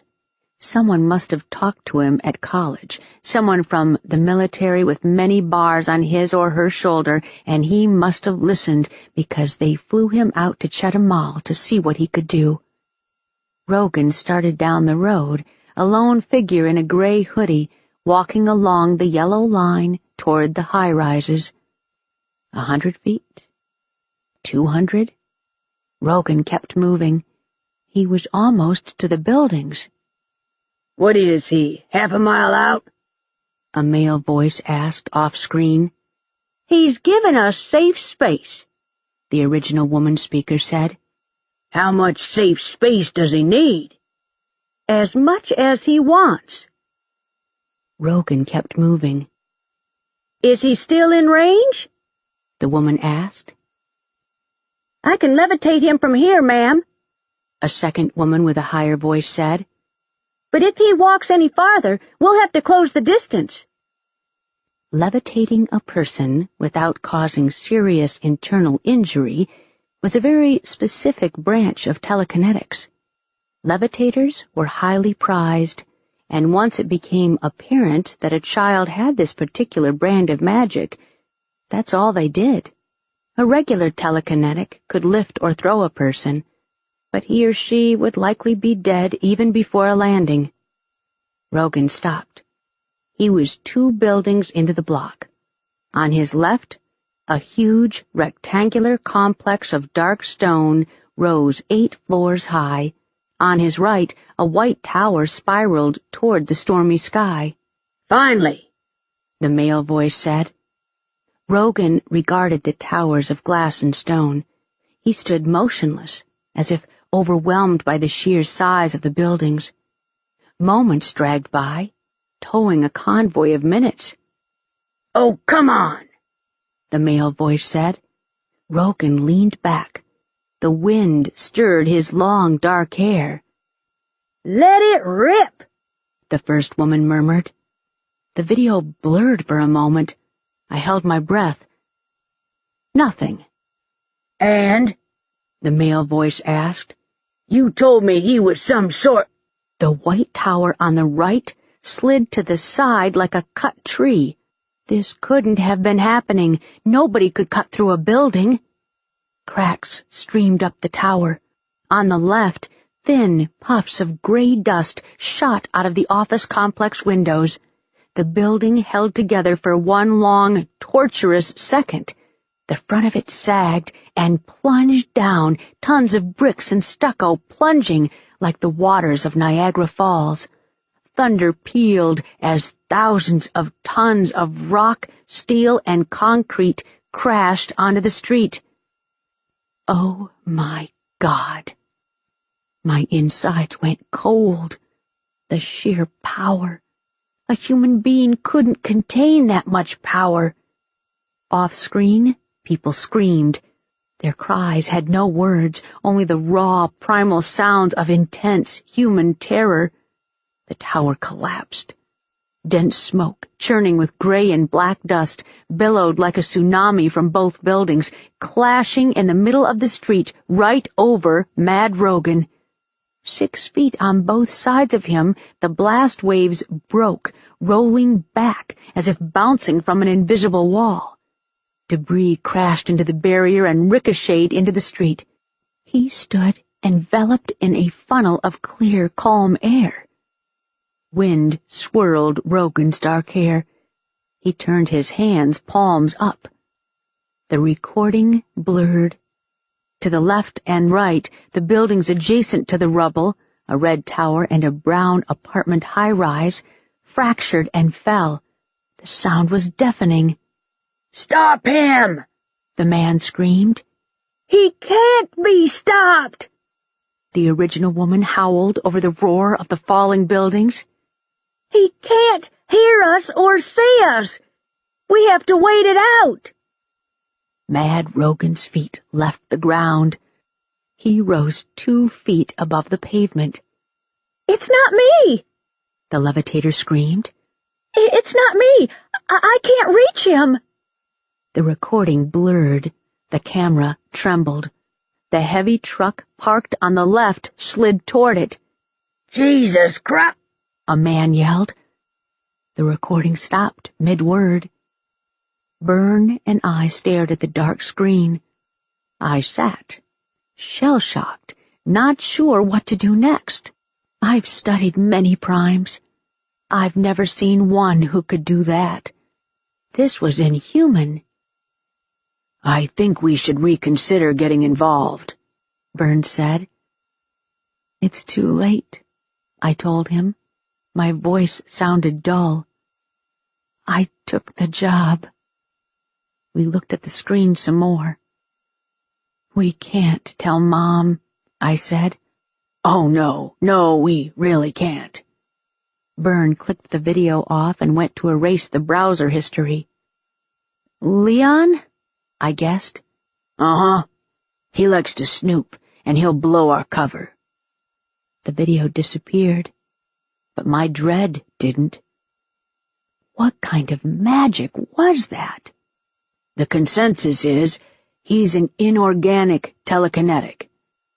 Telekinetics move things. They don't cut buildings in half. "He does," Byrne said. "What's Mad Rogan doing now?" I asked. "He left the military 4 years and 8 months ago. Nobody has seen him since. By all indications, he became a shut-in. The chatter on the house groupie forums says he was horribly disfigured in the war." "Yes, and he's waiting for just the right woman to come and love him as he is." Byrne gave me a small smile. Primes, like any celebrities, had their admirers, especially the young, handsome, male, unmarried primes. They spawned a whole subculture on Instagram, Tumblr, and Vine. They even had their own social network, Herald.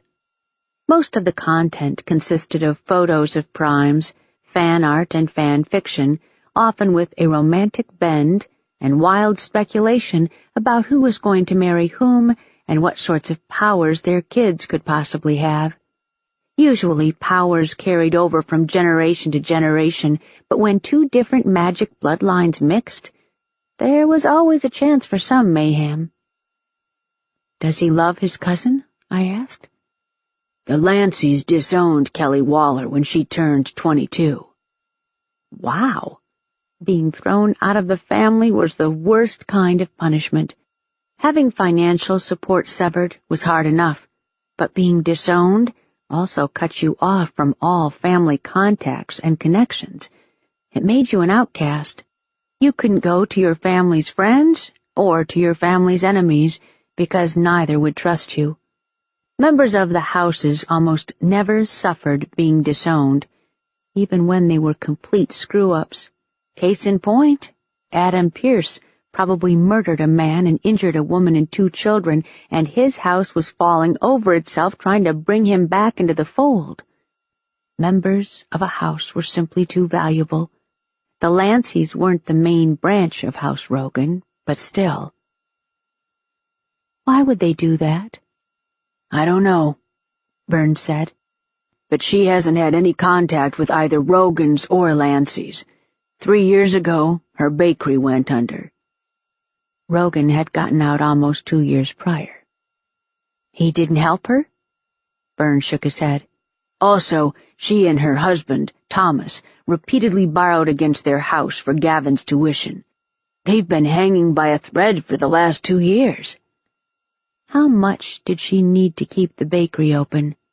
According to her bankruptcy filing, $87,000 would have paid off her debts. $87,000 would have been chump change to Mad Rogan. He was the head of the house. Poor Kelly Waller. All my life, I knew that my parents loved me unconditionally. Oh, they let me suffer the consequences of my mistakes, but they always loved me. I could go on a wild shooting spree and murder a dozen people, and my mother and my grandmother would be horrified, but they would fight for me to the bitter end. They would be confounded, but they would still love me, and get me the best attorney, and cry when I would go to the sacrificial chair. If my father had still been alive, he would have done the same. Ms. Waller's family jettisoned her out, and they didn't lift a finger to help her no matter how desperate she got. It was tragic and painful for her, but encouraging for us. I phrased my question carefully. I would need Byrne in my corner for this investigation. Have you seen any indications that Mad Rogan is taking an interest in what happens to Gavin? No. Neither did Montgomery, or it would be in the file. Look, he didn't bail her out during a bankruptcy when it would have cost him next to nothing. This arson smells so bad, everyone is running away from it as fast as they can. Nobody wants to be Adam Pierce's friend right this second, let alone help Gavin Waller. We might be okay. Byrne sighed. What happens if we back off? MII will call in our loan. We will default. They will seize all of our professional assets, including the warehouse and any equipment we have claimed as exemptions on our tax returns, which includes 2 of the cars, the weapons, the office equipment, and everything in this room. We would be homeless and penniless, Byrne summarized. That's about right. Byrne's eyebrows came together. His face went hard. His gray eyes turned to steel, and for a second I got a hint of what kind of man my cousin would become in a few years. Determined and unflappable, like one of those medieval knights in armor. That's fucked up. Yes. Did you... I explained our situation. They don't care. They don't want to offend House Pierce, and we look good on paper, so they are giving it to us, knowing we will fail. We are the cheapest option for them. Let's do it, Burns said. Let's get Pierce and shove him down their throats so they'll choke on him. Yes. Thanks. Always, Byrne grinned. We are family. Chapter 3. Cornelius Maddox Harrison lived in Royal Oaks, which was slightly strange. I would have expected an address inside the loop. Houston was defined by 3 roads, which circled it in rings. The first road, closest to the city center, was known as the Loop. Inside the Loop lay the central business districts, the downtown, and the pricey IT neighborhoods like River Oaks, University Town, and a chunk of Bel Air. If you moved out about 5 miles or so from the Loop, you'd cross the Beltway, the second ring. 10 miles more, and you would hit a stretch of Grand Parkway, the third ring, which was still in the process of being constructed. Royal Oaks lay just outside the Beltway in the west side. Houston was an odd city, which was in the habit of devouring smaller towns and turning them into neighborhoods. We had no zoning laws, so business centers sprung up organically where they were needed, with residential areas clustering around them. Most of the city was sectioned off into territory of this or that house. It didn't affect normal people much. House members took interest in other house members. We were the small fries. House Harrison wasn't large or powerful enough to claim its own territory, but they were comfortably wealthy. Cornelius Harrison was the second son of Rupert and Martha Harrison. His older sister and brother likely would inherit the reins of the family. His sister lived in University Town, his brother lived close to his parents in River Oaks, but Cornelius had moved all the way outside the Beltway. Not that he was slumming it, I reflected, driving down the long street. Giant houses sat here and there on generous, artfully landscaped lots next to an immaculate golf course. The noise of the city had receded. We could have been in the middle of some resort, miles from any metropolis. Each small mansion probably cost about $2 million and up. It's good to be rich. My GPS chimed at me. I pulled up to a sprawling mansion. 2 stories high, under a roof of clay shingles, the house looked like it was a movie prop. The walls perfectly clean, the Yellowstone steps devoid of any debris, and the plants flanking the walkway trimmed with precision usually reserved for bonsai. I parked the car in the driveway, walked up to the door, pulled out my ID, and rang the bell. A few seconds later the door swung open, and a short, trim man in his late 20s regarded me with solemn blue eyes. His dark blonde hair was cut short, his jaw was clean-shaven, and his face had a slightly absent-minded expression, as if he was thinking about something completely abstract when you interrupted and now struggled to remember what it was. I smiled, trying to project trustworthy and non-threatening. "Mr. Harrison?" Yes?" I handed him the ID. My name alone would get me nowhere, so I decided to shoot with the biggest gun I had. "My name is Nevada Baylor. I work for Montgomery International Investigations. I was hired by House Pierce to find Adam Pierce." Cornelius Harrison grimaced and passed the ID back to me. "May I ask you a few questions?" He shrugged. "Sure. Come in." I followed him into a large foyer. The marble floor with inlaid mosaic gleamed with polish. A curving staircase led to the top floor on the left, guarded by an ornate wrought iron rail. Cornelius turned to me. "Foyer, library, or kitchen?" "Kitchen, please." People felt comfortable and relaxed in the kitchen, and the more relaxed Cornelius was, the more information I'd be able to pull out of him. We crossed the formal dining room into a large kitchen lined with cherry cabinets and equipped with granite countertops. The kitchen opened into a sunny family room. By the window, crayons and pages from a coloring book depicting roosters with big tails lay scattered on the breakfast table. The roosters were decorated in a rainbow of colors. Cornelius picked up the pages, arranged them into a neat stack, and set them aside. "Something to drink?" "No, thank you." One learned very quickly to never eat or drink in the house of a magic user you didn't know. I didn't relish sprouting feathers or being turned into a goat. We sat at the breakfast table. I set my digital recorder on the table, pushed the record button, and said, "Thursday, October 24th, interview with Cornelius Harrison." Cornelius regarded me. He had smart eyes, calm and sardonic. I focused.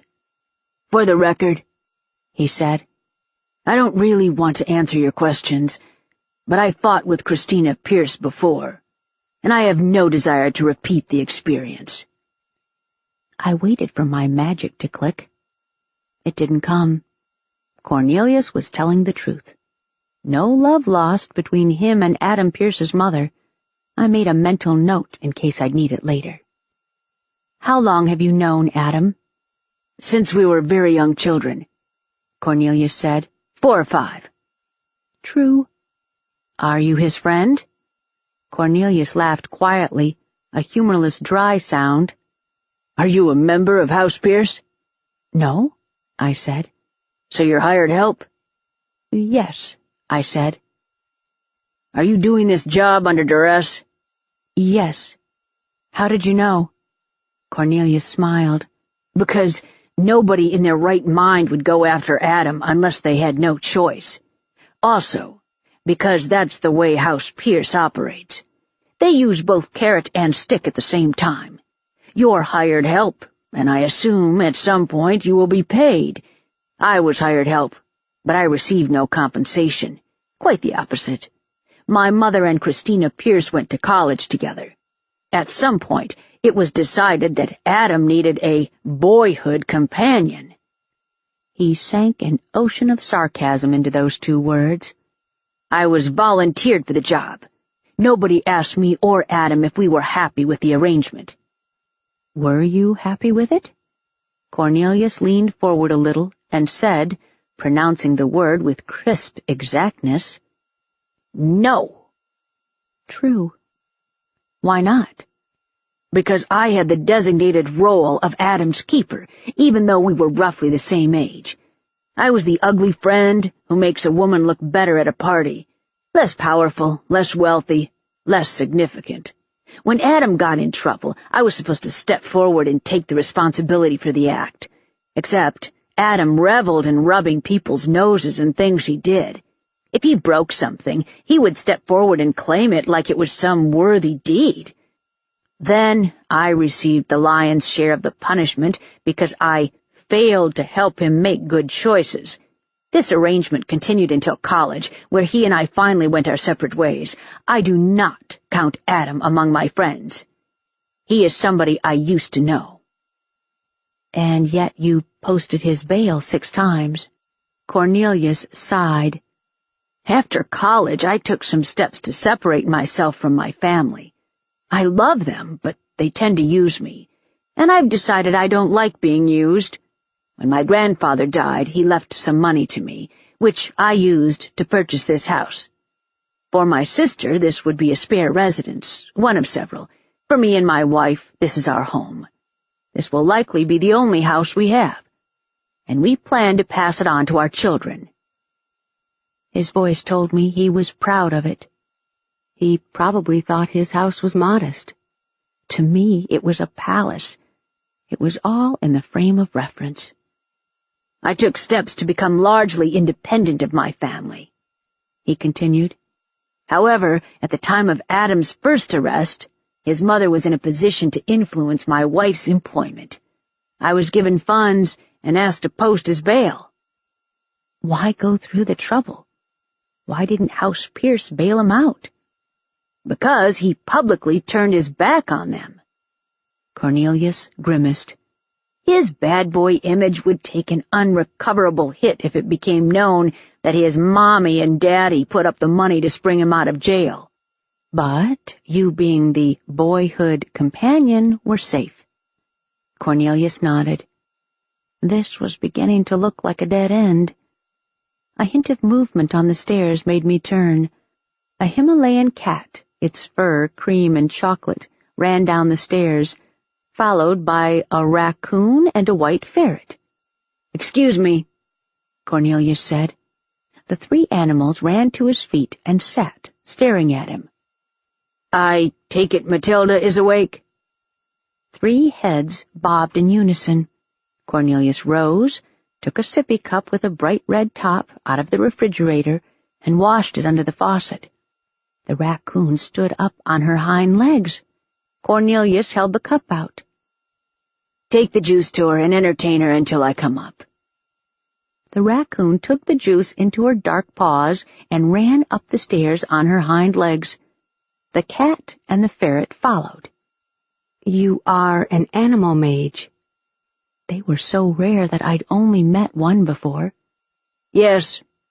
I'm not a prime, so you shouldn't worry about me summoning a pack of wild wolves to rip you to shreds." "Why did you wash the cup?" "Because if I don't, Edwina will wash it for me. It's instinct, and she can't help it. Unfortunately, she can't distinguish between the water from the sink and the water from the toilet, as both smell clean to her. Are we finished?" "Just a few basic questions. Do you know where Adam Pierce is?" "No." "True. Do you have a way to contact him?" "No." "True.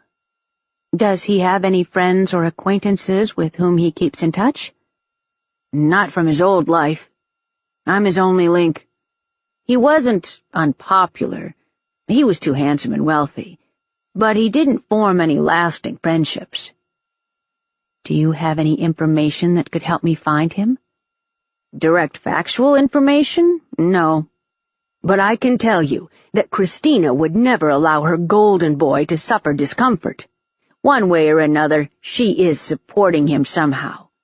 My advice is to follow the money." End of interview. I turned off the recorder and pulled out my business card. "Thank you so much, Mr. Harrison. If you happen to speak with Adam Pierce, please give him my number. He allegedly murdered a police officer. His family is worried about him, and I'm his best chance at surviving this mess." "You're not going to ask me if I think he did it?"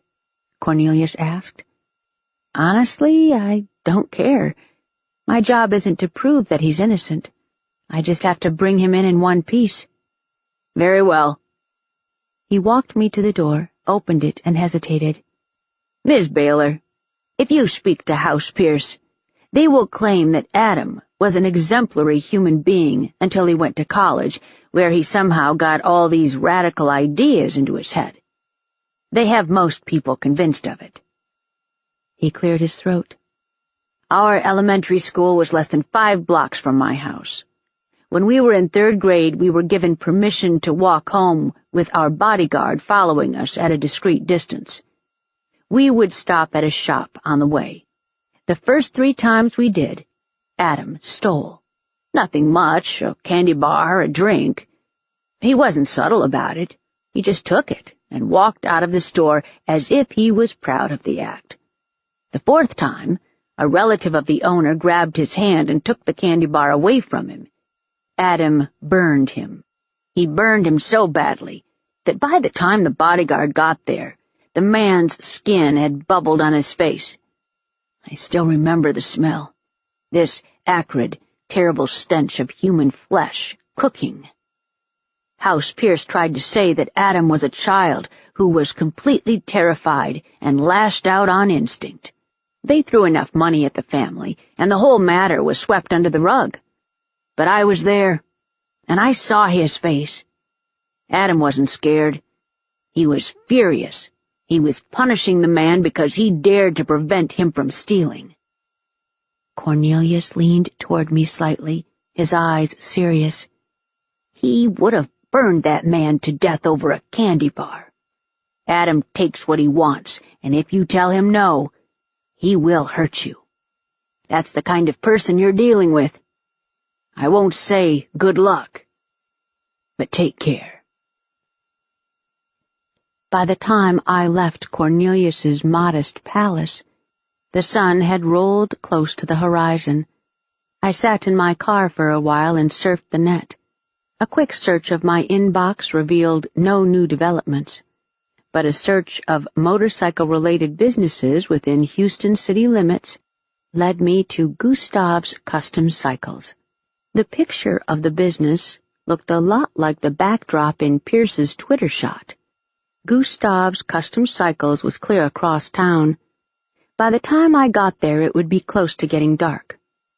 Let's see what was around there. Steel Steed Bar and Grill on one side of the shop, Rattlesnake Body Art on the other. If the bikers had a mall, this would be it. That meant that Gustav's shop was open after dark and would have a steady stream of customers and visitors who came there to be social. If I went there now, I'd have an audience.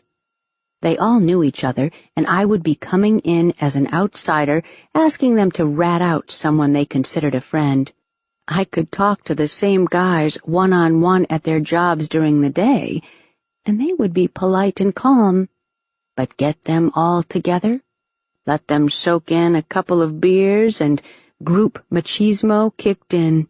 They would look for trouble, and if trouble walked in the shape of a young woman with uncomfortable questions, they would rise to the challenge. Best case scenario, they would catcall and posture and run me off.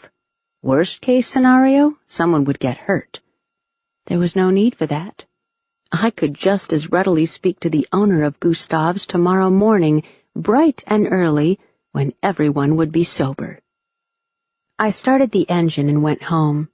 Adam Pierce had evaded capture for 24 hours. He would have to evade it until morning.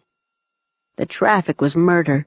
Unlike predictions of weathermen and market analysts, Houston's world-famous traffic was 100% reliable.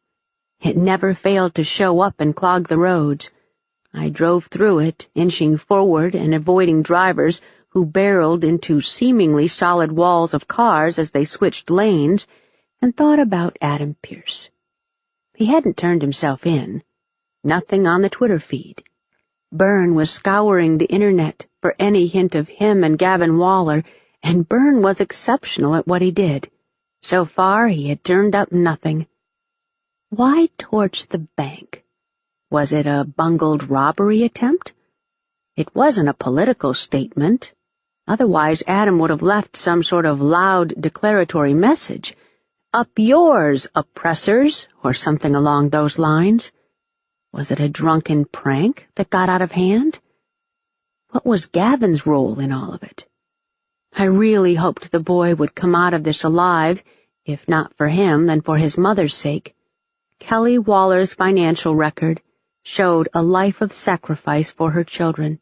Whatever Gavin's sins were, Adam Pierce was older than he was by almost 10 years. He was the ringleader.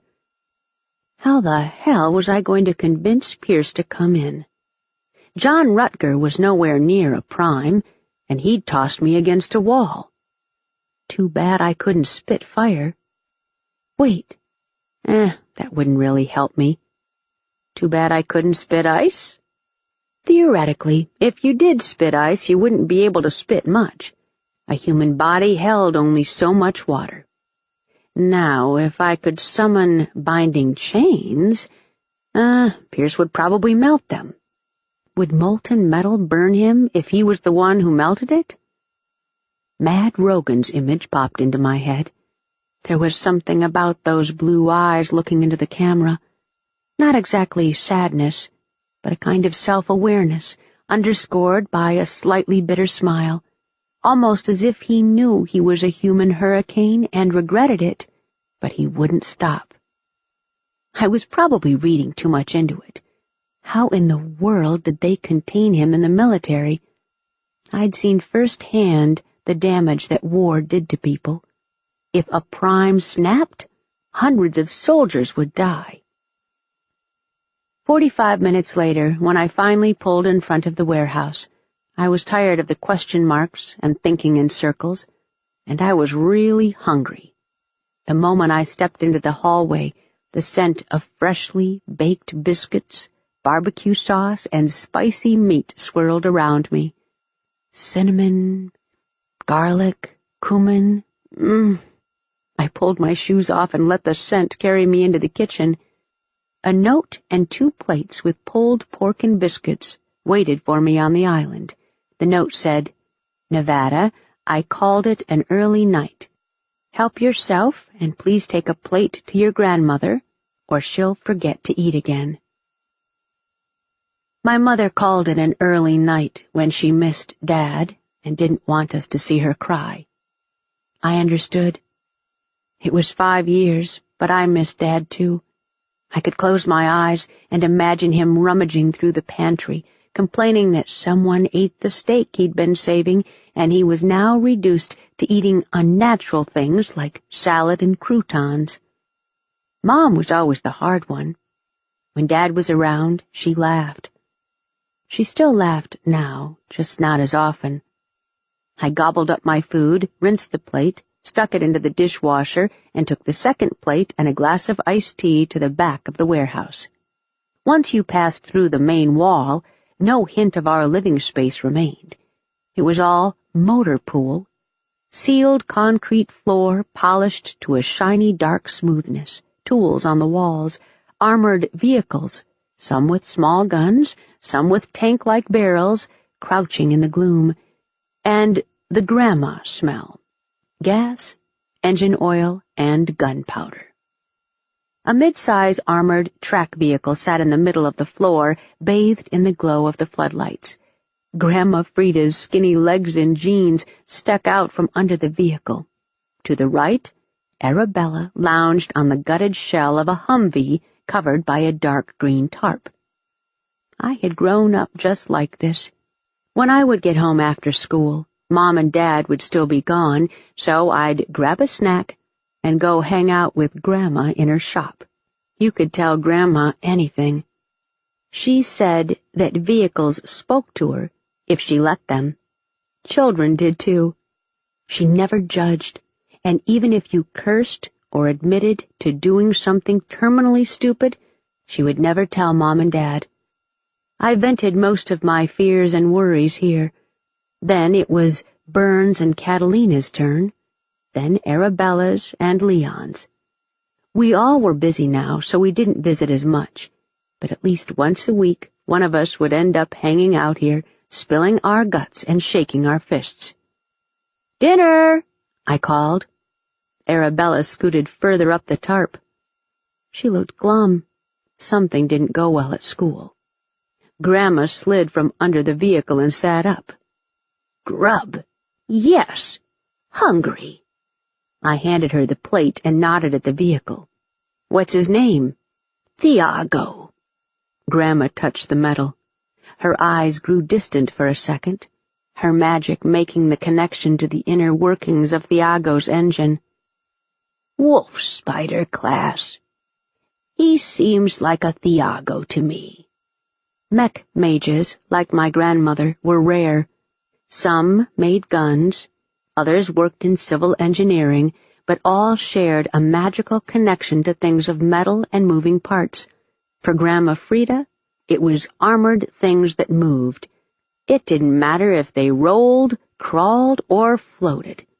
She lived and breathed the deep-voiced rumble of their engines and the smoky odor of their guns. Tanks, field artillery, track vehicles, personnel carriers, she loved them all. Luckily, many of the houses maintained private security forces, and she had a steady supply of clients. "Is your mom okay?" Grandma asked. "She was in a funk earlier." "She's fine," I told her. "She just misses Dad, that's all." "I've got a question for you." "Shoot," Grandma said. "In the military, how do they keep mages in line? If one of them snaps, wouldn't they nuke their whole unit?" "Shockers," Grandma Frida said.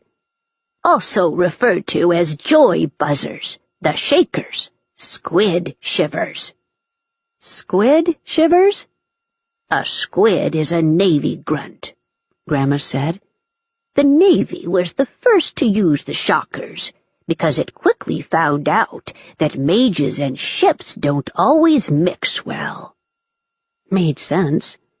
If you set fire to the ship or summon a swarm of poisonous flies, there was nowhere to go. "It's some kind of device they implant into your arms, completely invisible from the outside, but it lets you shock anyone with magic. Hurts you like hell, but it hurts whoever you grab even more. Seriously nasty gadgets. People used to die from those. People who got shocked? I wondered if Mad Rogan ever got shocked. Okay, I needed to stop obsessing over those eyes. I was a freshman in high school when that recording was made. He probably didn't even look the same anymore. He definitely wasn't the same 19-year-old. He'd been through 6 years of war. War chewed people up and spat out the gristle. If I kept going this way, I'd end up on Herald trawling for Mad Rogan fanfic. We made love as the city fell around us, raining down concrete in chunks of despair. Yeah, right. Grandma nodded.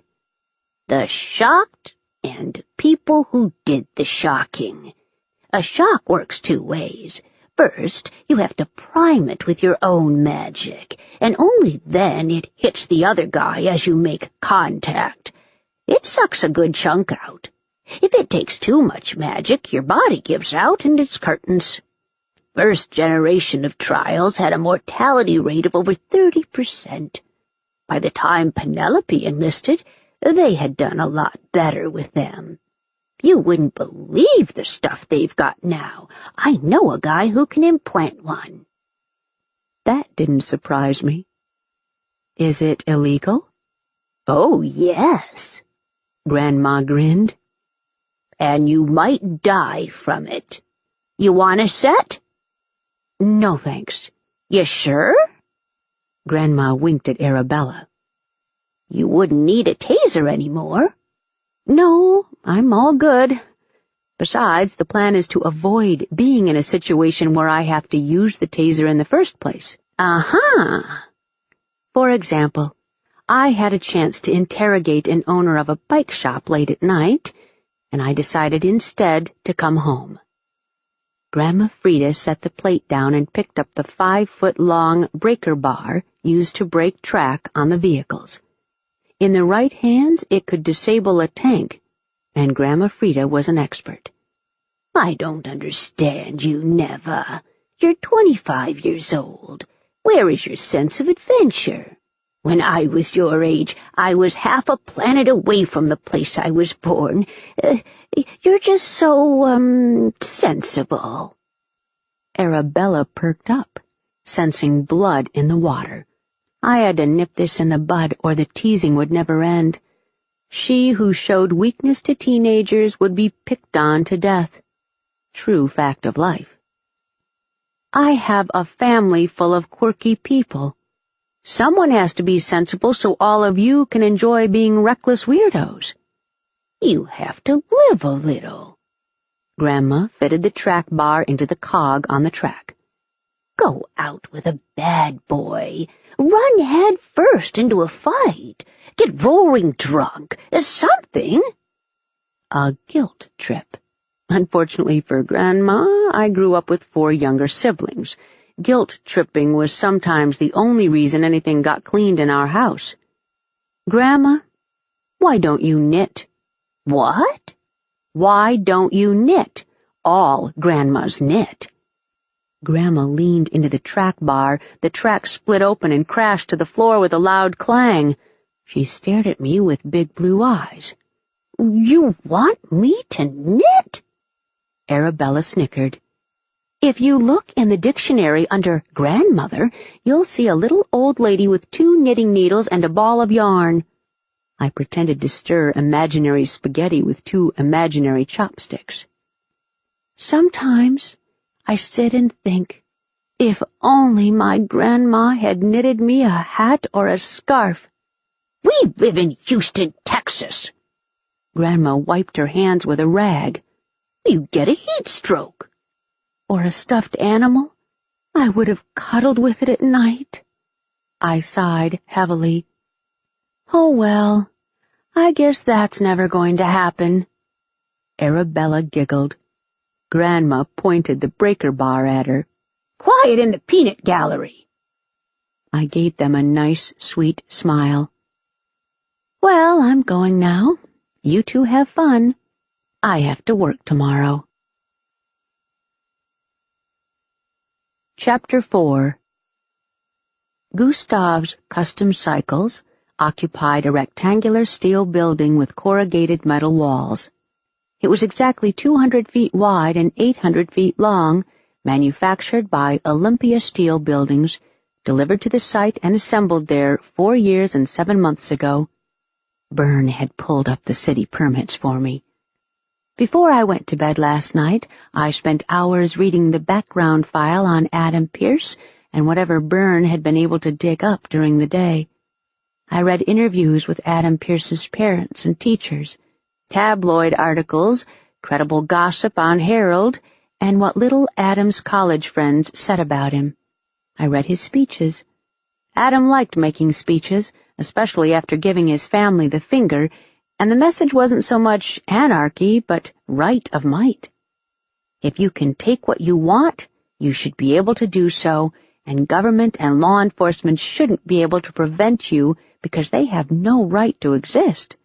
He threw around terms like negative liberty and quoted Hobbes. I knew about Hobbes only because my major had required some political science courses. Hobbes was a 17th century English philosopher best known for his belief that without political community, man's life was solitary, poor, nasty, brutish, and short. Adam had found a different sentiment from Hobbes. A free man is he that, in those things which by his strength and wit he is able to do, is not hindered to do what he has a will to. He repeated it on at least 3 occasions. Adam felt society hindered his freedom by not letting him do what he wanted to do. Unfortunately for him, if what he wanted to do was set people on fire, he was out of luck. The rest of us wouldn't stand for that.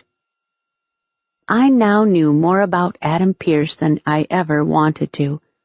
He was smart, at times cruel, and easily bored. He wouldn't trust me no matter what I did. Establishing some sort of friendship was out of the question. If I tried to be earnest and sincere, he'd laugh. If I tried to use reason, he would yawn. My only chance was to be interesting. I had to catch his attention and hold it. The Twitter picture of him in front of the bike shop kept bugging me. A real biker didn't let just any mechanic put hands on his bike. No, real bikers picked their mechanics carefully. There was a good deal of trust involved. So last night I looked into Gustav's Custom Cycles, and when a couple of red flags went up, I asked Byrne to help. He found a number of interesting things. This morning I ate breakfast, put on my jeans and comfortable running shoes in case I had to run for my life, and drove to the motorcycle shop. Adam wanted amusement out of life. I was about to tap him on the shoulder. I just had to do it hard enough for him to turn around. The building looked older than either of its neighbors. The corrugated walls had suffered some dents over the years.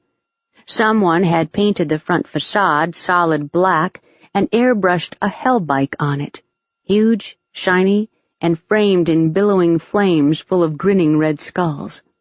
The parking lot held 2 vehicles, both Dodge trucks, one white, one black. Good. I wouldn't have to do my show and tell in front of the whole class. I parked next to the white truck, grabbed my business fake leather folder, and walked into the office. Nobody was manning the counter, so I rang the bell and waited. The door swung open, and a man in his early 30s shouldered his way in. Tall and lanky, he looked spare, not underfed, but dried like jerky under the sun. He wore a T-shirt smudged with oil and faded old jeans. His skin was a rich olive brown, about a shade or 2 darker than my own. He'd shaved his head, but a short, carefully shaped beard hugged his jaw. I recognized him from the image Byrne had dug up during his research. Gustav Peralta, the owner. He saw me and blinked. I clearly wasn't someone he'd expected. "How can I help you?" "My name is Nevada Baylor. I'm looking for Gustav Peralta." "Call me Gus," he said. "What can I do for you?" I passed him my business card. Private investigator. He frowned. That's new. I was hired by House Pierce to find Adam Pierce. Can't help you, Gus said. Haven't seen him in the last 6 months. An annoying magic click. A lie. He hasn't visited the shop in the last week? The Twitter photo was shared this Monday. Nope. A lie. Gus? Mr. Peralta, I have nothing to say to you. You can show yourself out. He turned to leave. I opened the folder and pulled a piece of paper out. This is the printout of your payments received. He stopped and turned on his heel toward me. I put a second piece of paper on the counter. This is the printout of your outgoing payments, and this is your payroll. He grabbed the paper off the counter. Where did you get this? We hacked your office computer. That's illegal. I shrugged. I told you, I'm not the cops. He reached for his cell phone. How about I'll dial 911 right now and report this? I smiled. Let me get to the end, and if you still want to call the cops, I won't stop you. If you look over here where I drew a small star, this shows a payment in the amount of $9,990, labeled motorcycle repairs. The righteous anger died down a little in Gus's eyes. So what? This is a recurring payment that's coming out of Christina Pierce's personal account. Mrs. Pierce was a wild guess. The best we'd been able to do was determine that the payment had been made from an account owned by someone within House Pierce. Adam's mother seemed like a safe bet. So, I did some work for Adam back then, and he was low on cash. His family makes payments. No, Mr. Peralta. You and I make payments. Adam Pierce walks in and says, I'll take one of each color, and throws down his Visa Black Card. If you look right here, in your payroll, you will see a gentleman by the name of Reginald Harrison listed as an independent contractor. You will also see that Reginald Harrison is paid $9,990 in cash. The $9,990 number is very interesting because the IRS pays attention to any cash transaction in the amount of $10,000 or above. So what? Reginald works for me. Lie. Reginald Harrison's net worth is close to $20 million. So I very much doubt that. He does have a younger brother, Cornelius Harrison, a very nice man who happens to be Adam Pierce's childhood friend. You're washing Adam's money. His family makes a payment and you pass it on to Adam in cash, while Reginald claims it on his taxes. You receive $500 in compensation via the second payment 2 days later once Adam gets his money. Gus crossed his arms. The payments are made on the 7th of each month. That means the next payment is in 2 days, and Adam Pierce will visit you to pick up his pocket change. I'm guessing you didn't mention this to the nice detectives who interviewed you. If I'd had the manpower, and if I'd been confident that Houston's finest wouldn't find Adam for 2 more days, I would have laid a lovely trap. But Adam would burn through anything I could throw at him, and the manhunt had reached hysterical levels. Talking Adam into surrendering to his house was still my best and only strategy. To do that, I had to show that I wasn't lying. He didn't do it, Gus said. Adam is a stand-up guy. I don't care, I said. Right now, most of the city's police force is foaming at the mouth, hoping to blow his brain over the nearest sidewalk. You're a reasonable man. Honestly, what do you think his chances are of getting out of this alive? Gus grimaced. Look, I don't know where he is. True. I just want to bring him home safe to his mother. She loves him. He is her baby boy. She doesn't want to lose him to some trigger-happy SWAT sniper. I pushed my card across the counter. Tell him I came by. That's all I'm asking. The shark fin of Montgomery International Investigations rose among the towers of Houston's downtown, still as menacing as ever. I stuck my tongue at it. It didn't seem impressed. I parked and marched to Augustine Montgomery's office. The immaculate receptionist spoke into her headset and motioned me to follow. "So how long did it take you to figure out which shade of liquid foundation would cover up your bruise?" she asked. "About half an hour. Did it work?" "No." "Touché." Augustine Montgomery, still impossibly beautiful, raised his eyes from his tablet. "I am not a terrible person." "Yes, you are. The note in the file states that House Pierce cut off Adam financially. They are still giving him money. His mother is probably the culprit." Augustine leaned back and braided his long fingers into a single fist. If their shredder stopped working, they could just dump the paper over his head, and his marble-perfect cheekbones would slice it to ribbons on the way down. "I was assured that all financial ties were severed." I put the printouts of Gustav's business hijinks on Augustine's desk. He studied them for a long moment. "Do I want to know how you got these?" "No." Augustine motioned to me. "Stand here."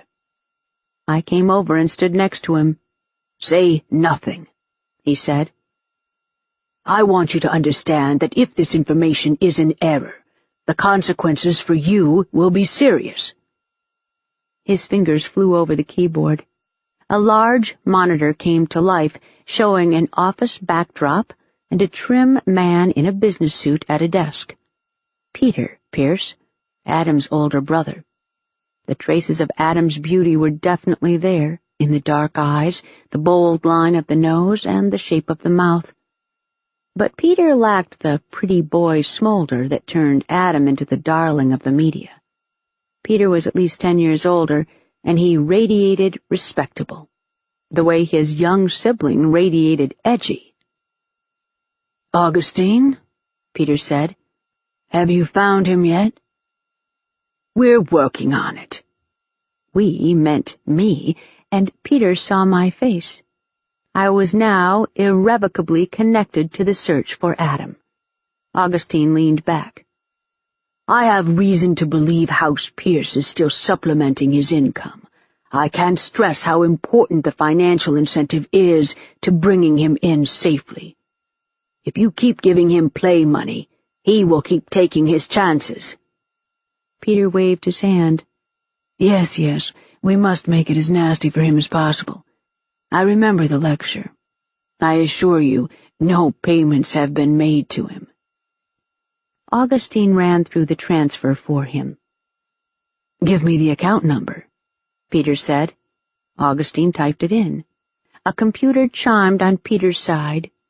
He peered on another monitor to his left and shook his head, his expression grim. He pushed a few keys on the keyboard. "Mother?" "Yes?" an older female voice said on the other end of the line. "You have to stop funneling money to Adam." "Oh, please, it's an insignificant amount." "He can't have money, Mother. We've discussed this." "But then he will be poor. Oh, this is ridiculous. Do you want your brother to be poor, Peter? Why do all of you have to make it so unpleasant for him?" Augustine kept his face perfectly neutral. Unpleasant. That was a good word, especially considering that right now a widow with 2 children was getting ready to bury the charred corpse of her husband. "Perhaps you want him to be like the dirty migrants begging for $1 by the traffic lights?" Charming. If I never met Christina Pierce, it would be too soon. "Yes," Peter said. "I want him to be poor and desperate, so desperate that he comes to us for help." "Absolute and utter?" Peter waved at us and pushed a key on his keyboard. The feed stopped. We both looked at the screen for a blink or two. So, if I make less than $9,990 per month, does it mean I can legitimately beg at intersections? I couldn't help myself. Augustine took his glasses off and rubbed the bridge of his nose. Do your clients know that you hire dirty migrants? Stop, Augustine said. Christina Pierce is a third-generation prime. She hasn't been poor a day in her life. It colors her mindset. If I do track Adam Pierce down, are you going to provide me with support? It depends on the situation. Lie. I stand by my earlier statement. You will have to live with yourself. I walked out of his office. My cell phone rang midway through the lobby. An unfamiliar number. I took the call. Nevada Baylor. Adam Pierce, a male voice said. He sounded just like I thought he would, with a slightly sardonic voice, the kind that would fit a self-aware, spoiled rich boy to a T. I had to bait the hook just right. My heart was beating too fast. Deep breath. I could do this. Gustav tells me you derailed my money train. Yes, I did. Your brother and your mother are having a conversation about it right now. Does she have something against migrant workers? He chuckled. She probably meant vagrant. So, you want to find me? Want is the wrong word. I'm forced to find you. I don't particularly want to. Who's forcing you? Gotcha. What are the chances of you surrendering to me? He laughed again, a distinct male chuckle. Come see me and we'll talk about it. Score? Sure. Where? Mercer Arboretum, Shade Bog Garden, in half an hour. He hung up. Half an hour. Mercer was 20 miles north of downtown. 20 miles in Houston traffic might as well have been 60. Bastard. I double-timed it to the car, texting Byrne on the way. He would still be in class. AP just called my cell. Meeting in half an hour at Mercer Arboretum. No response.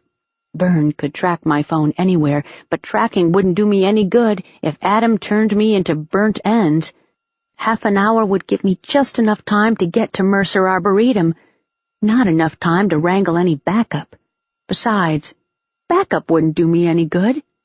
I jumped into my Mazda and drove out of the parking lot like my wheels were on fire. Be interesting. Convince him to turn himself in. Don't get killed. I walked into Mercer Arboretum exactly 29 minutes after the call. A 250-acre botanical garden, Mercer was a welcome spot of green shade, popular with magical heavyweights. There was something about gardens, and especially flowers, that drew magic users to them, even if their magic had nothing to do with plants. I felt it too.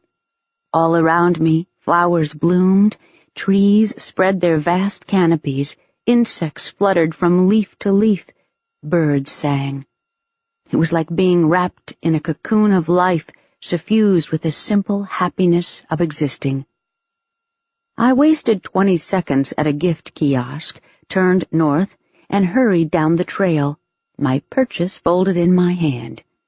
Men and women passed me, some speaking quietly, some deep in thought.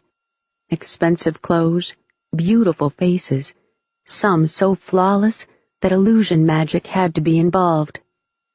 There was a point where a human being became too perfect and lost whatever sexual allure they might have been born with.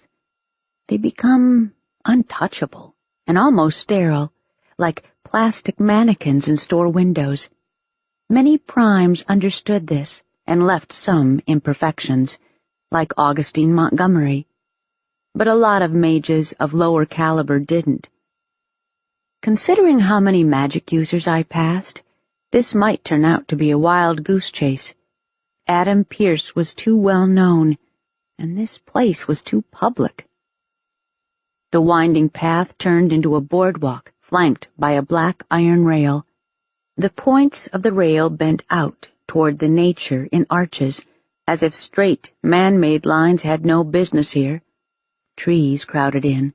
The air smelled of moisture, that unmistakable wetlands scent of mud and water plants. A bog stretched on both sides of the trail. A few inches of water, the color of tea, surrounded by thriving green plants and brilliant red irises. The path veered slightly, crossing over the bog, and brought me to a bench. A low stone wall flanked the bench on both sides. On the wall sat Adam Pierce. He perched, cross-legged, his legs stretching the black leather of his pants. He was wearing a jacket over a black t-shirt. His hair fell over his face in a ragged wave. A complicated magic circle, drawn in black and white chalk, marked the boardwalk and the wall around him. 3 rings within each other, 3 half-circles facing outward, their backs touching the middle ring. Spider-thin, perfectly straight lines crossed back and forth within the circles, forming an elaborate pattern. Half-circles out meant containment. He was holding in his power. Years ago, when aristocrats were expected to serve in the military, they began practicing with swords as soon as they could walk. Now, primes practiced drawing arcane symbols. If I had to duplicate whatever he had drawn, I would need a picture for reference, a ruler, a pair of compasses to make those circles, and a couple of hours. He probably drew it freehand in a few minutes. It looked perfect. He was capable of incredible precision and control. Come to think of it, the way he sat, the way he posed during interviews with his best angle to the camera, indicated that he had practiced in front of the mirror. Maybe Adam, the chaotic rebel, was just for show. Maybe everything he did was calculated. Wouldn't that be just the icing on top of this cake of awful? I would have to tread this treacherous water very carefully. Adam glanced up. Brown eyes took my measure. He looked just like he did in all those photographs. Okay. Now I needed to not get fried as I talked his handsome ass into surrendering. I went over to the bench. As I passed by him, heat washed over me, as if I had stepped too close to a bonfire. He had made the containment circle, and then filled it with heat. I had my taser in my bag. I could probably shoot him from here, but even if the taser hit and he went down, getting anywhere close to him was out of the question. The heat would peel the skin off my fingers. Then the shock would wear off and I would be dead. I sat down. Adam Pierce smiled. His face lit up, suddenly boyish and charming, but still a little wicked. So that's why his mother gave him anything he wanted. Nevada. Such a cold name for such a sunny girl. Aren't you smooth? Nevada meant snow-covered in Spanish. I was anything but. Grandma Frida's parents came to the U.S. from Germany. She was dark-haired and light-skinned naturally. Grandpa Leon was from Quebec. I didn't remember much about him, except that he was huge and dark-skinned. It caused some issues for both of them, but they loved each other too much to regret it. Together, they made my mother, with dark hair and medium brown skin. We didn't know a lot about Dad's family. He once told me that his mother was a terrible person, and he didn't want anything to do with her. He looked part Caucasian, part Native American to me, with dark blonde hair, but I never asked. All of those genes fell into the melting pot, boiled together, and I came out, with tan skin, brown eyes, and blonde hair. My hair wasn't silvery blonde, but a darker Tupelo honey kind of blonde. I almost never burned in the sun, just got darker, while my hair turned lighter, especially if I spent the summer swimming. Once, when I was 7, a woman stopped my grandma and me as we were walking to my school. She tried to chew Grandma out for dyeing my hair. It didn't go well. Even now, people sometimes asked me which salon did the coloring job. Nevada didn't exactly fit me. There was nothing wintry about me. But I didn't care what he thought about it. I shook my left hand, unfolding a Mercer Arboretum gift T-shirt, black with a sage green Mercer logo on it. For you. You bought me a T-shirt? He raised one eyebrow. Every nerve in my body was shivering with tension. Steady. You keep forgetting to put one on, so I thought I'd bring you one, since we're having a serious discussion. He leaned forward, his beautiful face framed by soft hair. Do you find my chest distracting? Yes. Every time I see that panther with horns, it makes me laugh. Adam Pierce blinked. Didn't expect that, did you? Just out of curiosity, why horns? It's Mishy-Pishu, an underwater panther of the Great Lakes. It's revered by Native American tribes. It has the horns of a deer, the body of a lynx, and the scales of a snake. What is it famous for? It lives in the deepest reaches of the lakes, where they guard copper deposits. Those who cross their waters must pay it tribute. And if the tribute isn't paid? Adam smiled, giving me a small flash of teeth. Then Mishy-Pishu will kill you. One moment the waters will be placid, and the next you will see your death glaring you in the face. So Adam thought of himself as Mishy-Pishu. He ruled, and those who crossed his waters had to pay him tribute. Full of himself? Didn't begin to describe it. Adam was looking me over in a slow, evaluating way. I don't believe my mother hired you. Why not? She hires for appearances. Those jeans cost what, $50? $40. I got them on sale a couple of years ago. I wore them especially for going to see Gustav. Why? Because I needed him to trust me, and I wanted to show him that I'm a working person, just like him. I'm not them. I'm not the man. I don't even know the man, although he does occasionally pay my bills.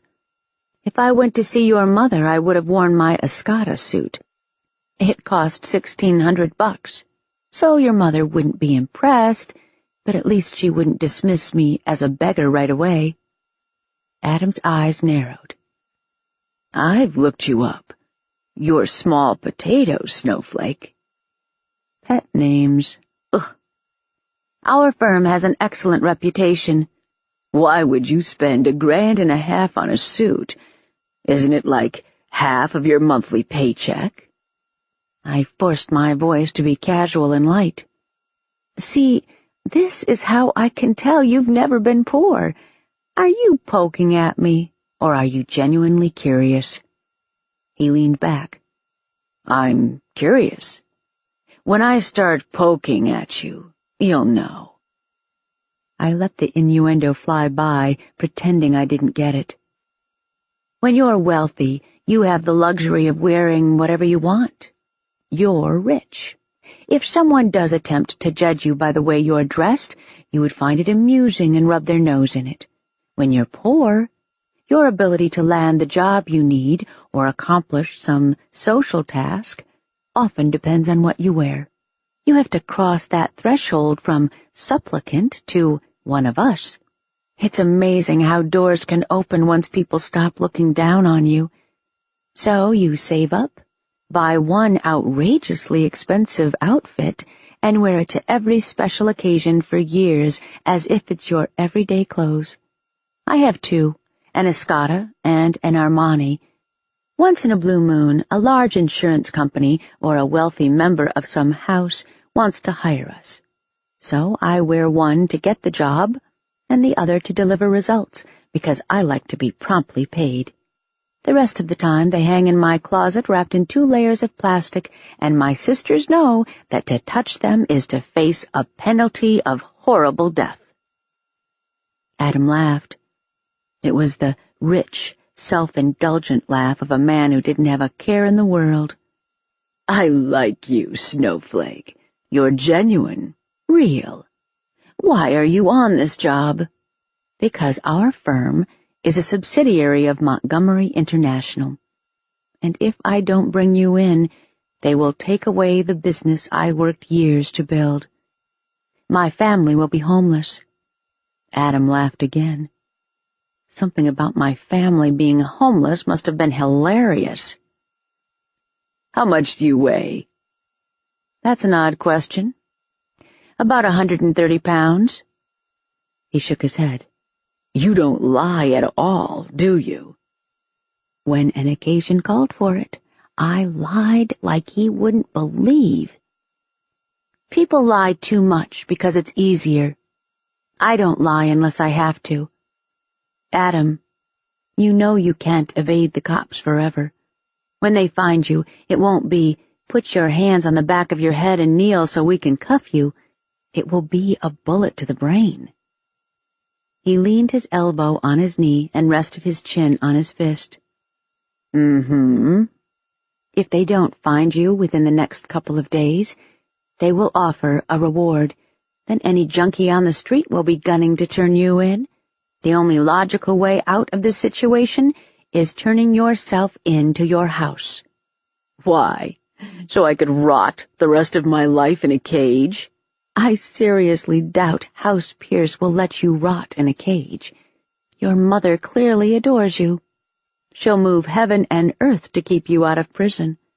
You have money and power on your side, and anything is better than being dead.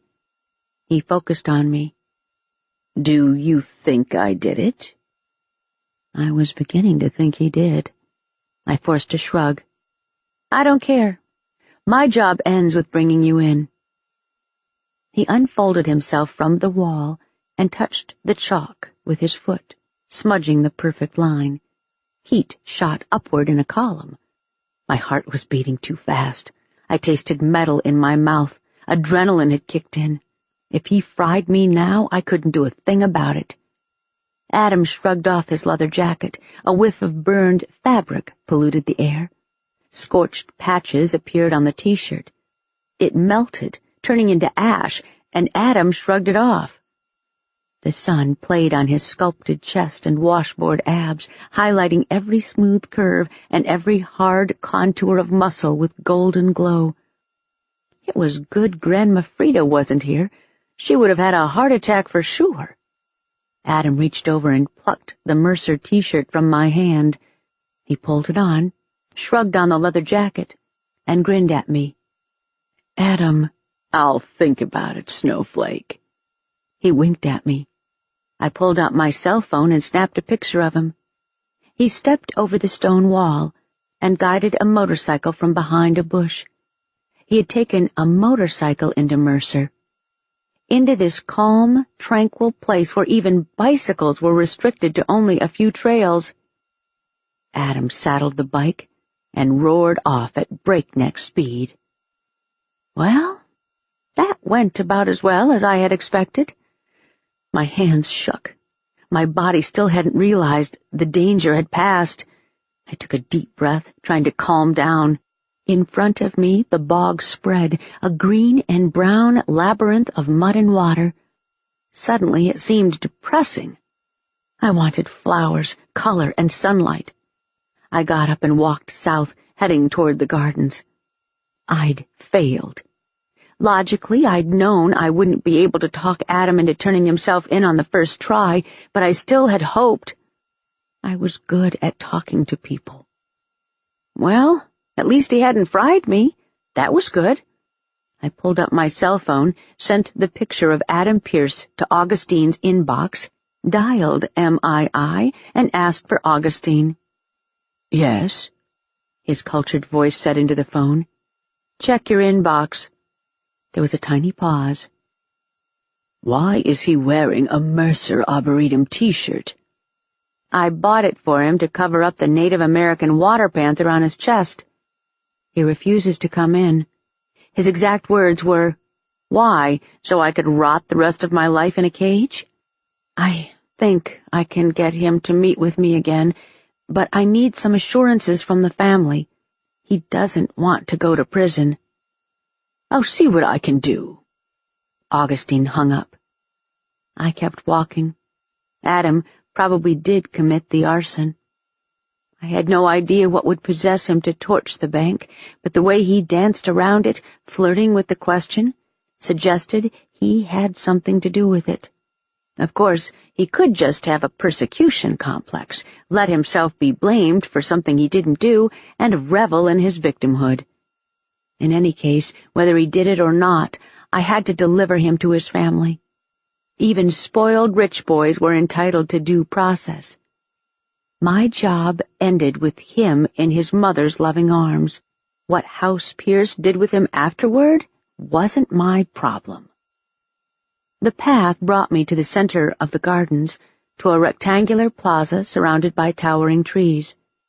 A long water curtain fountain stretched across the far end of it, a pale concrete beam supported by 10-foot-tall Doric columns. When you came close, water would spill down from it in a cascade of glittering drops, which fell into 3 narrow basins. Rectangular flower beds and carefully bordered stretches of vibrant green grass dotted the plaza. Several benches sat on the edges. They looked so inviting. I walked over to the bench under a wooden pergola and landed. I just wanted to sit here for a minute. Being scared took a lot of energy. Now I was tired and kind of flat. People milled around the plaza. To the right of me, 2 women chatted on a bench. The one on the left had long, silver-blonde hair that fell down to her chest without any hint of a curl. She wore a peach teardrop dress that stopped mid-thigh and probably cost about as much as my best professional suit. Her tan was golden, her makeup bright and flawless. Her dark-haired friend had chosen a pearl-colored asymmetric top with a soft feminine ruffle and a pale gray pencil skirt. Both wore high-heeled shoes so delicate that they looked like they would break if any actual weight rested on them. They saw me. Both looked me over with identical expressions of attractive women evaluating another young woman in their orbit. Judging by the raised eyebrows and the brunette's stifled sneer, my faded jeans, plain blouse, and beat-up Nikes failed to make an impression. They went on chatting, probably critiquing my lack of taste and money. They dismissed me as a peasant. I dismissed them as shallow, and we were all happy like that. Past the women, a couple of men lingered midway down the plaza. Both wore light-colored loose pants, expensive shirts, and designer sunglasses. Both were groomed to within an inch of their lives, and the perfection of their faces signaled money and magic. The men were discreetly checking out the women, while the women pretended not to notice. It was an old dance. Eventually, the men would break the ice, and the women would pretend to be surprised but receptive. They looked like they could reasonably belong together. A dark-haired man walked out from one of the side trails into the plaza. He wore jeans and a plain black T-shirt and carried something that looked like a roll of fabric in his hand. His T-shirt stretched tight across his broad shoulders. Muscle corded his arms, the powerful, supple muscle of a fighter, built by practice to punch and rip through his opponents. He stepped lightly, his stride sure and unhurried, like a huge jungle cat, an apex predator out for a prowl in his domain. There was no hint of submission anywhere in his body.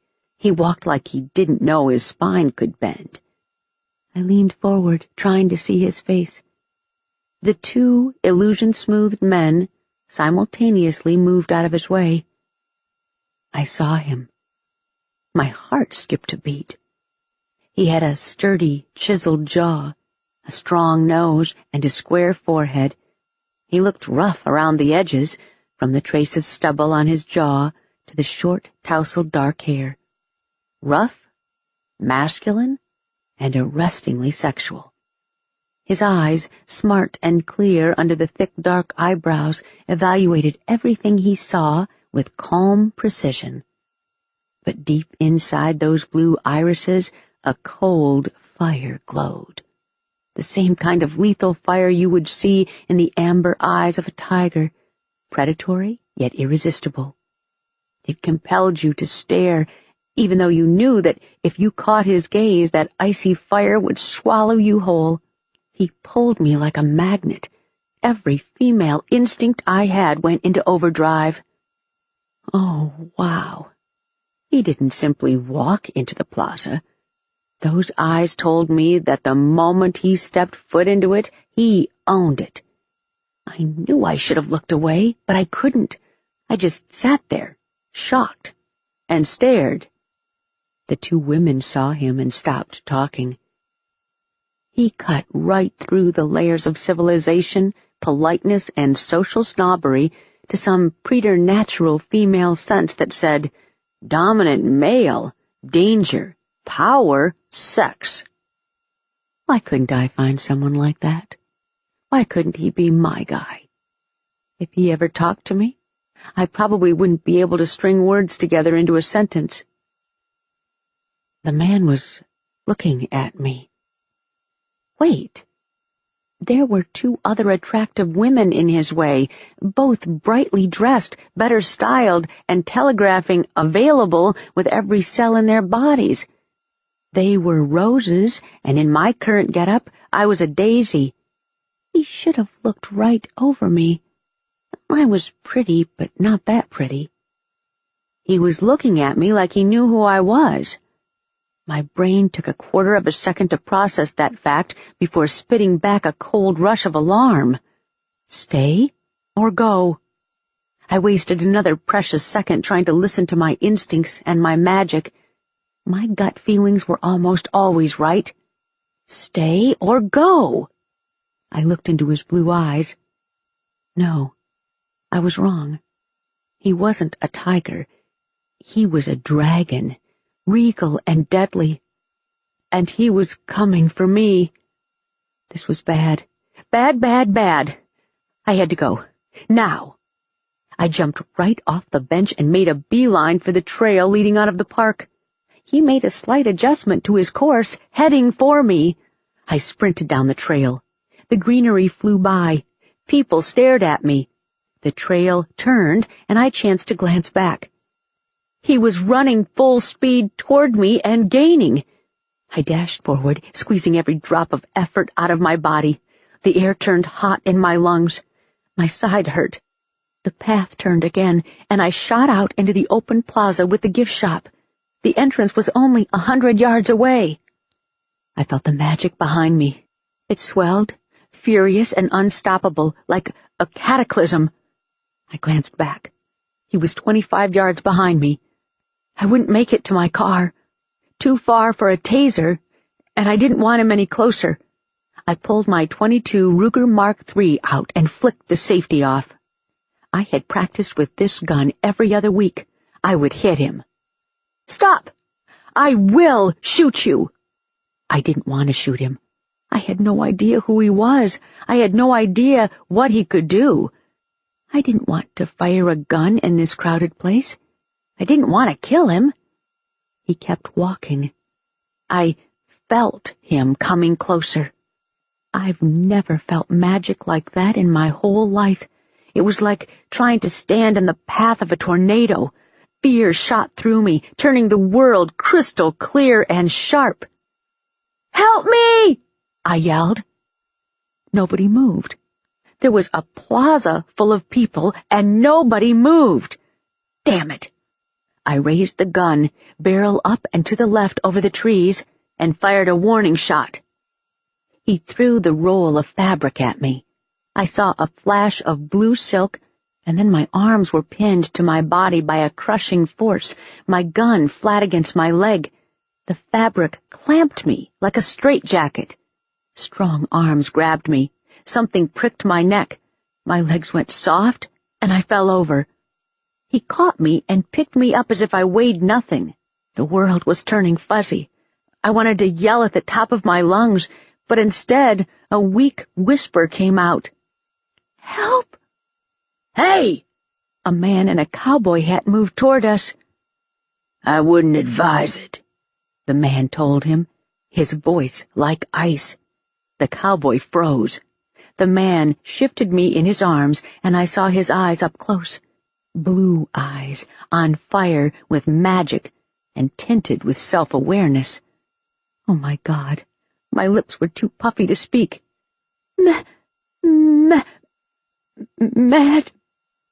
Mad Rogan, he said. Someone shut off the sun, and I fell asleep. Chapter 5. I opened my eyes. A pale ceiling stretched above me. I sat up. Folds of blue silk slid off my body, slippery over my skin. I was in the middle of the floor in a large rectangular room. No windows interrupted the dark walls.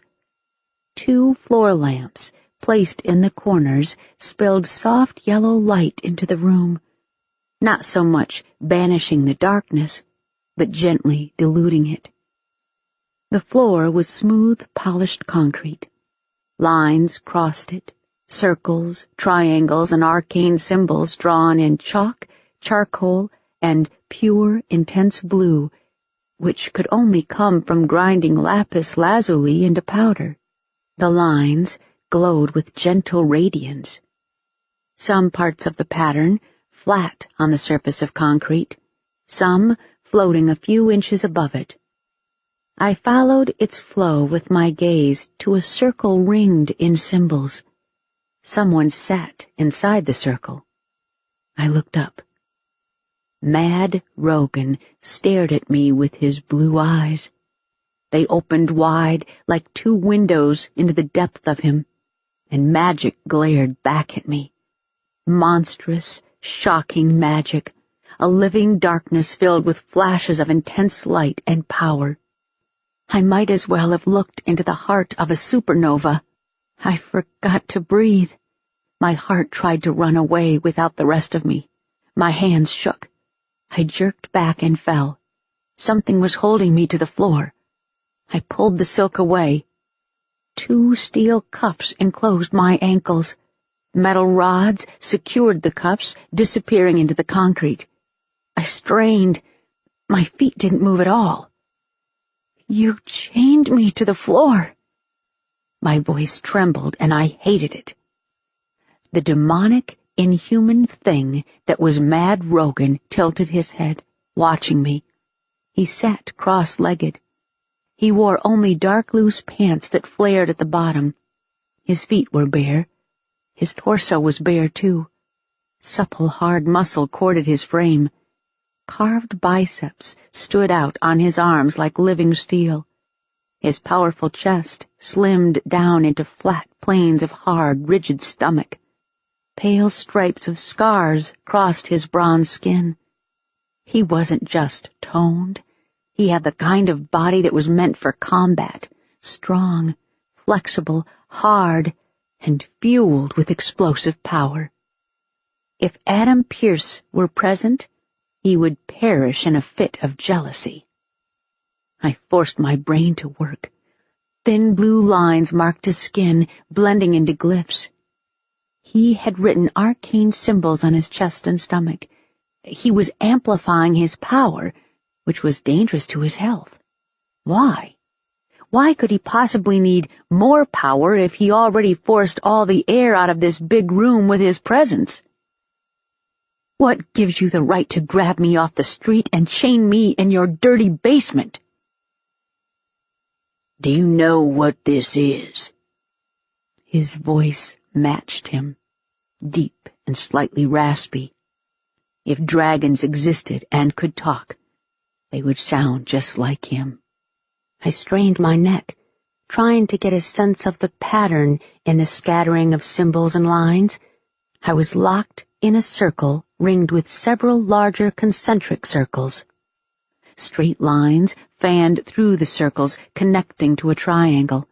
The top point of the triangle contained a smaller circle where Mad Rogan sat. Lines of runic script and arcane characters wound through the pattern, glowing with magic.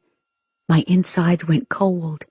Acubens Exemplar, named after the Claw star in the Cancer constellation. When my parents discovered the nature of my magic, we had a long talk, and my father explained to me that there was only one profession for someone with my talents. I could be an interrogator. No matter what other things I wanted to do, once my talent became known, either the military or the civilian authorities would pressure me into becoming a human lie detector. They would keep the pressure on until I gave in. I would witness torture and see horrible things done in the name of the greater good, and it would destroy my chances at a happy life. He told me that when I was old enough, I could always make the choice to become an interrogator, but until then, my ability needed to stay secret. To make his point, he made me watch a documentary on the Spanish Inquisition. I was only 7 years old, but I understood. That horrible life could be my future. When I was 12, I began rebelling against everything my parents stood for, and I studied interrogation techniques and spells. Acubens Exemplar was one of the most potent. It took days of careful preparation to set up, and there was a very narrow window in which it could be used before the magic it accumulated dissipated, but it was almost completely foolproof. Like the claw of the crab for which it was named, the spell would allow a telepath to put crushing pressure on the person trapped in its center. The spell would amplify the pressure until the victim's will broke and they revealed whatever secret they had been trying to hide. Acubens Exemplar requires a telepath. I was grasping at straws. You're a telekinetic. The lines around Mad Rogan pulsed brighter. Okay, so he was also a telepath, or he had some sort of will-related magic. I want to know everything you have on Adam Pierce, he said. His location, his plans, his family's plans for him. Everything. I crossed my arms. No! First, I was hired to find Adam Pierce, and my client has an expectation of confidentiality. Second, you attacked me and then chained me to the floor. I tried to rattle my cuffs to underscore the point, but they remained completely immovable. Mad Rogan fixed me with his blue eyes. There it was again, the predatory, merciless power. Alarm squirmed through me. He was a dragon in human skin, powerful, ruthless, and dangerous. My mind locked, struggling to come to terms with it. The muscles in my legs and arms tensed. My chest tightened. I wanted to scream at the top of my lungs just to vent the fear out of my body. I don't want to hurt you, he said. I want the information. True. Forcing you gives me no pleasure. True. If you don't like forcing me, you should let me go. Tell me what I want to know, and you can walk out of here. No, it would be unethical and unprofessional. He was a prime telekinetic. Sometimes primes had secondary talents, but they were never as strong as their primary magic. Telepathy was will-based. My magic was also will-based, and in all of the time I had been alive, I had never met a person on whom it hadn't worked. I grabbed onto that thought and used it to steady myself. He might be a dragon, but if he tried to swallow me whole, I'd make him choke. I scooted forward, trying to get as comfortable in my restraints as I could, and I licked my dry lips. Okay, tough guy, let's see what you've got. Mad Rogan shrugged his shoulders. Magic pulsed from him, running down the lines of magic, turning them brighter, like fire traveling along a firing cord. Pressure clamped me, squeezing my mind in an invisible vice. I clenched my teeth. He was strong. I pushed back. His eyes narrowed. Adam Pierce. He would keep repeating the name. The more he repeated it, the harder it would be not to think about it, and the harder the spell would grind against my defenses. I braced myself against the pressure. He wouldn't break me. Eat dirt and die. The pressure crushed my mind, pushing against it like an impossibly heavy weight. It felt like my head was locked inside a giant lead bell, and it kept growing tighter and tighter, compressing my skull. The relentless assault of magic had turned into a steady, terrible pain. It hurt to think. It hurt to move. Time had dissolved into ache in my mind. The heat from all the energy rushing back and forth through the spell had turned the room into a sauna. Sweat slicked my skin. I had pulled off my t-shirt ages ago. I would have stripped off my jeans, too, if I could have gotten them over the cuffs. Across from me, Mad Rogan sat motionless in the circle. A damp sheen beaded at his hairline and slicked his chest and carved biceps. The blue runic script covering his body still held, but some symbols were beginning to smudge. The effort of crushing my will was wearing him out. In the soft illumination of the room, he looked barely human, a feral, predatory creature of some arcane magic. I would have loved nothing more than to walk over there and kick him right in the face. As it was, I glanced at him any time the pressure got to me, and a fresh jolt of fear kept me going. The pressure ebbed slightly. He was tired. "You're rich, right?" My voice came out rough. Yes. "Couldn't you spring for air conditioning in the room?" I didn't expect to sit here for hours, but if you're too hot, feel free to take the bra off. I gave him the finger. What are you? He asked.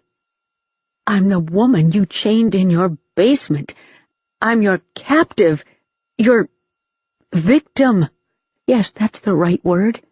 All of that education, how come nobody ever explained to you that you can't just kidnap people because you feel like it? He grimaced. You had a full second to shoot me. I don't just shoot strangers unless my life is clearly in danger. For all I knew, you could have been a cop assigned to Pierce's case. If I fire, I have to be prepared for the possibility of killing my target. Besides, discharging a firearm into a crowd is irresponsible. A .22 will bounce off wet laundry on the line. Why even carry it?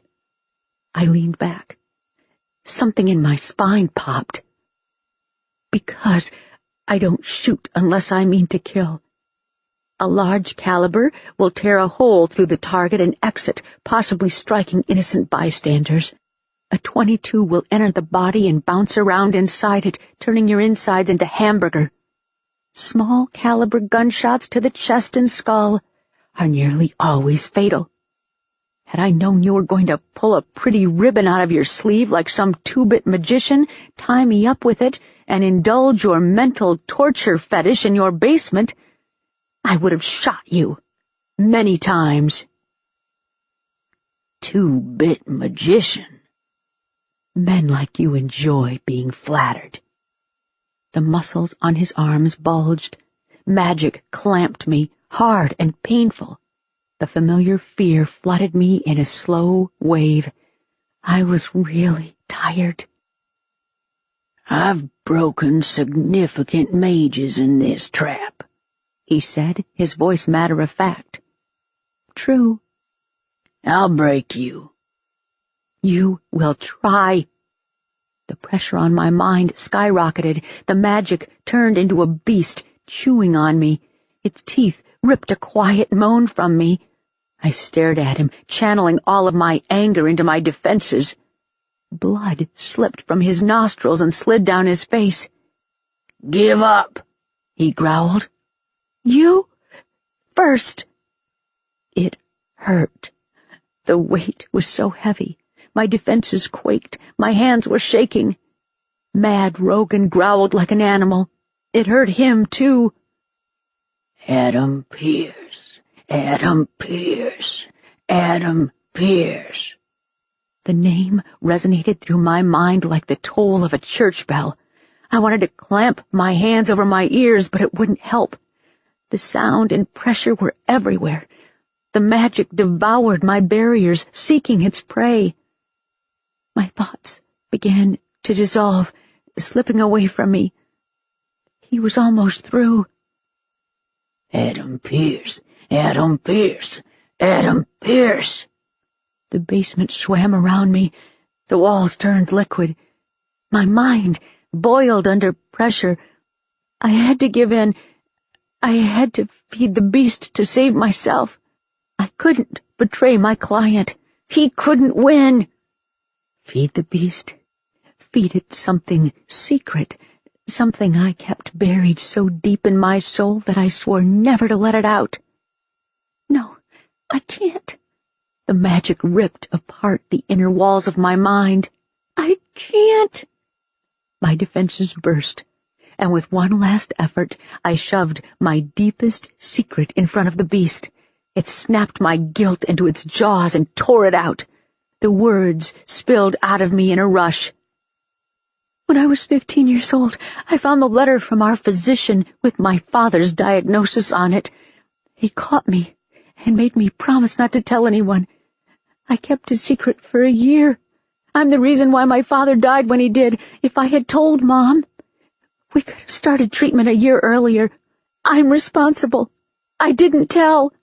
I didn't tell anyone to this day, because I'm a coward.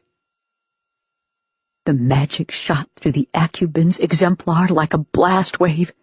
The glowing lines pulsed with brilliance and vanished, exhausted. All of their power expended in trying to rip my secret out of me. I slumped over on the floor, my face cold. The lack of pressure was pure, distilled bliss. I felt so light.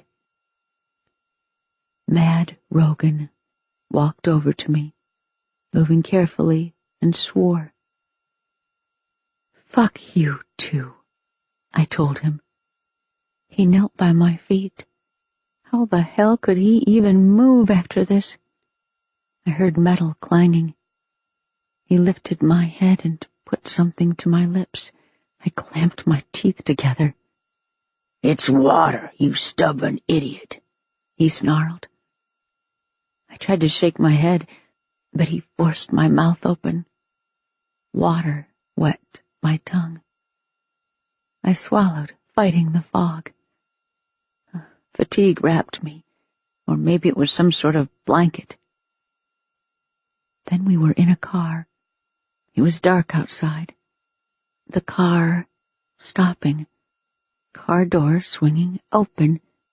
Mad Rogan carrying me. Warehouse door, cold cement. The door opening. Mom. I woke up in the living room. Someone had left the table lamp on.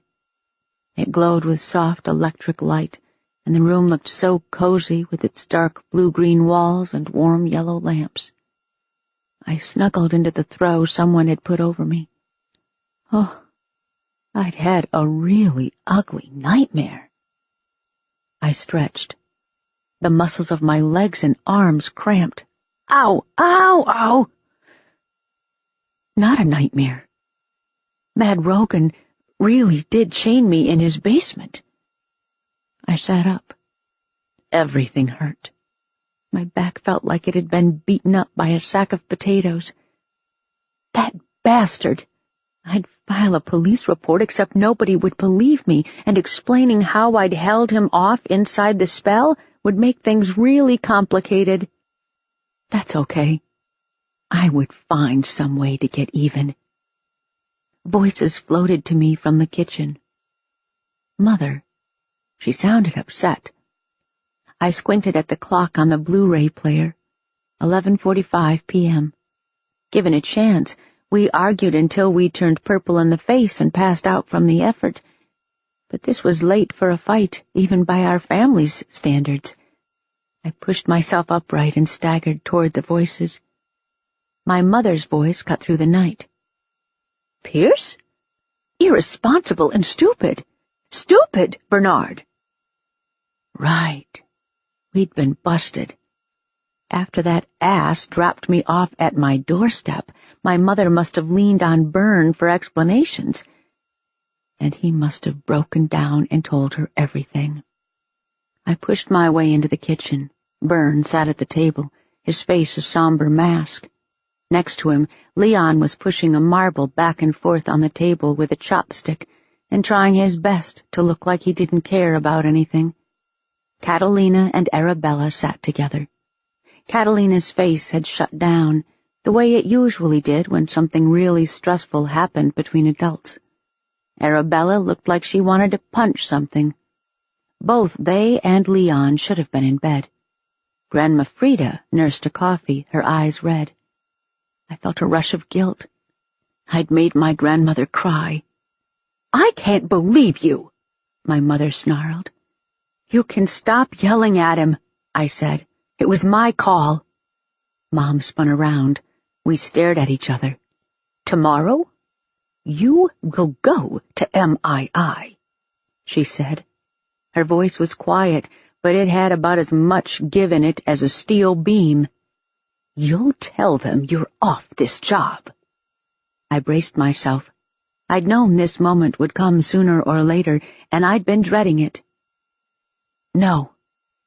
My mother squared her shoulders. Fine. Then I will do it.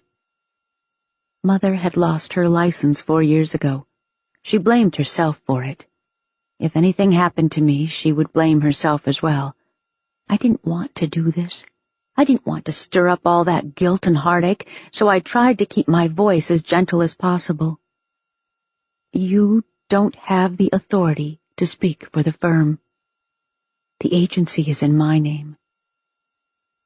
The kitchen went so quiet you could hear a pin drop.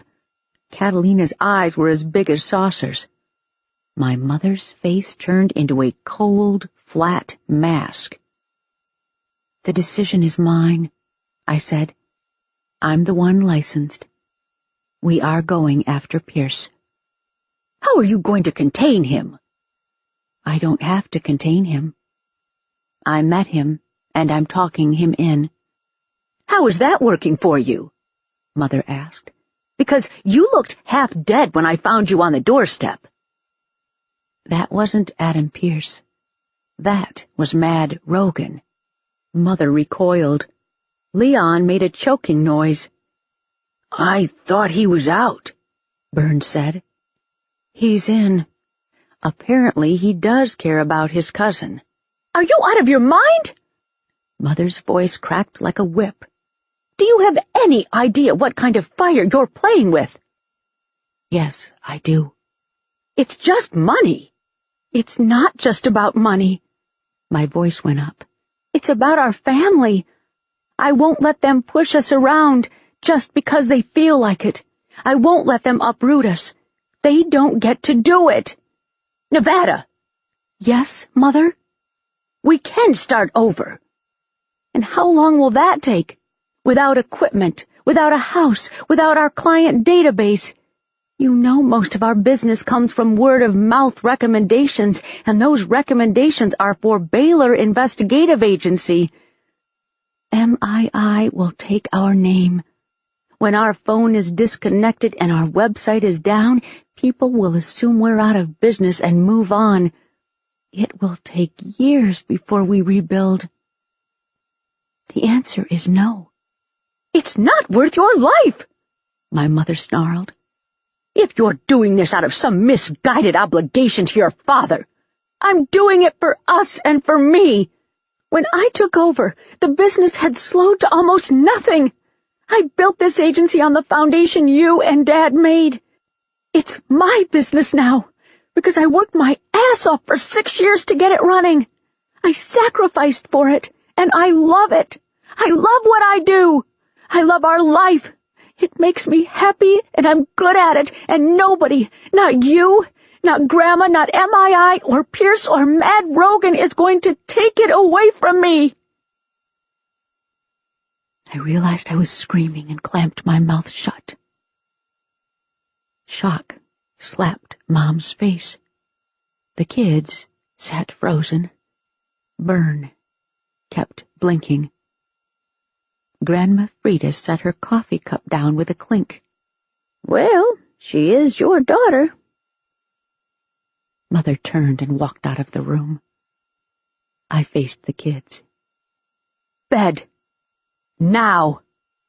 They took off. Bern got up. I'm going to go too. I landed next to Grandma Frida. I felt all raw inside. Fighting with Mom was always difficult. She used to drive me insane. I would scream, and she would counter with these perfect logical arguments. And then I grew up and realized how brittle she was. Grandma glanced at me. You look like hell.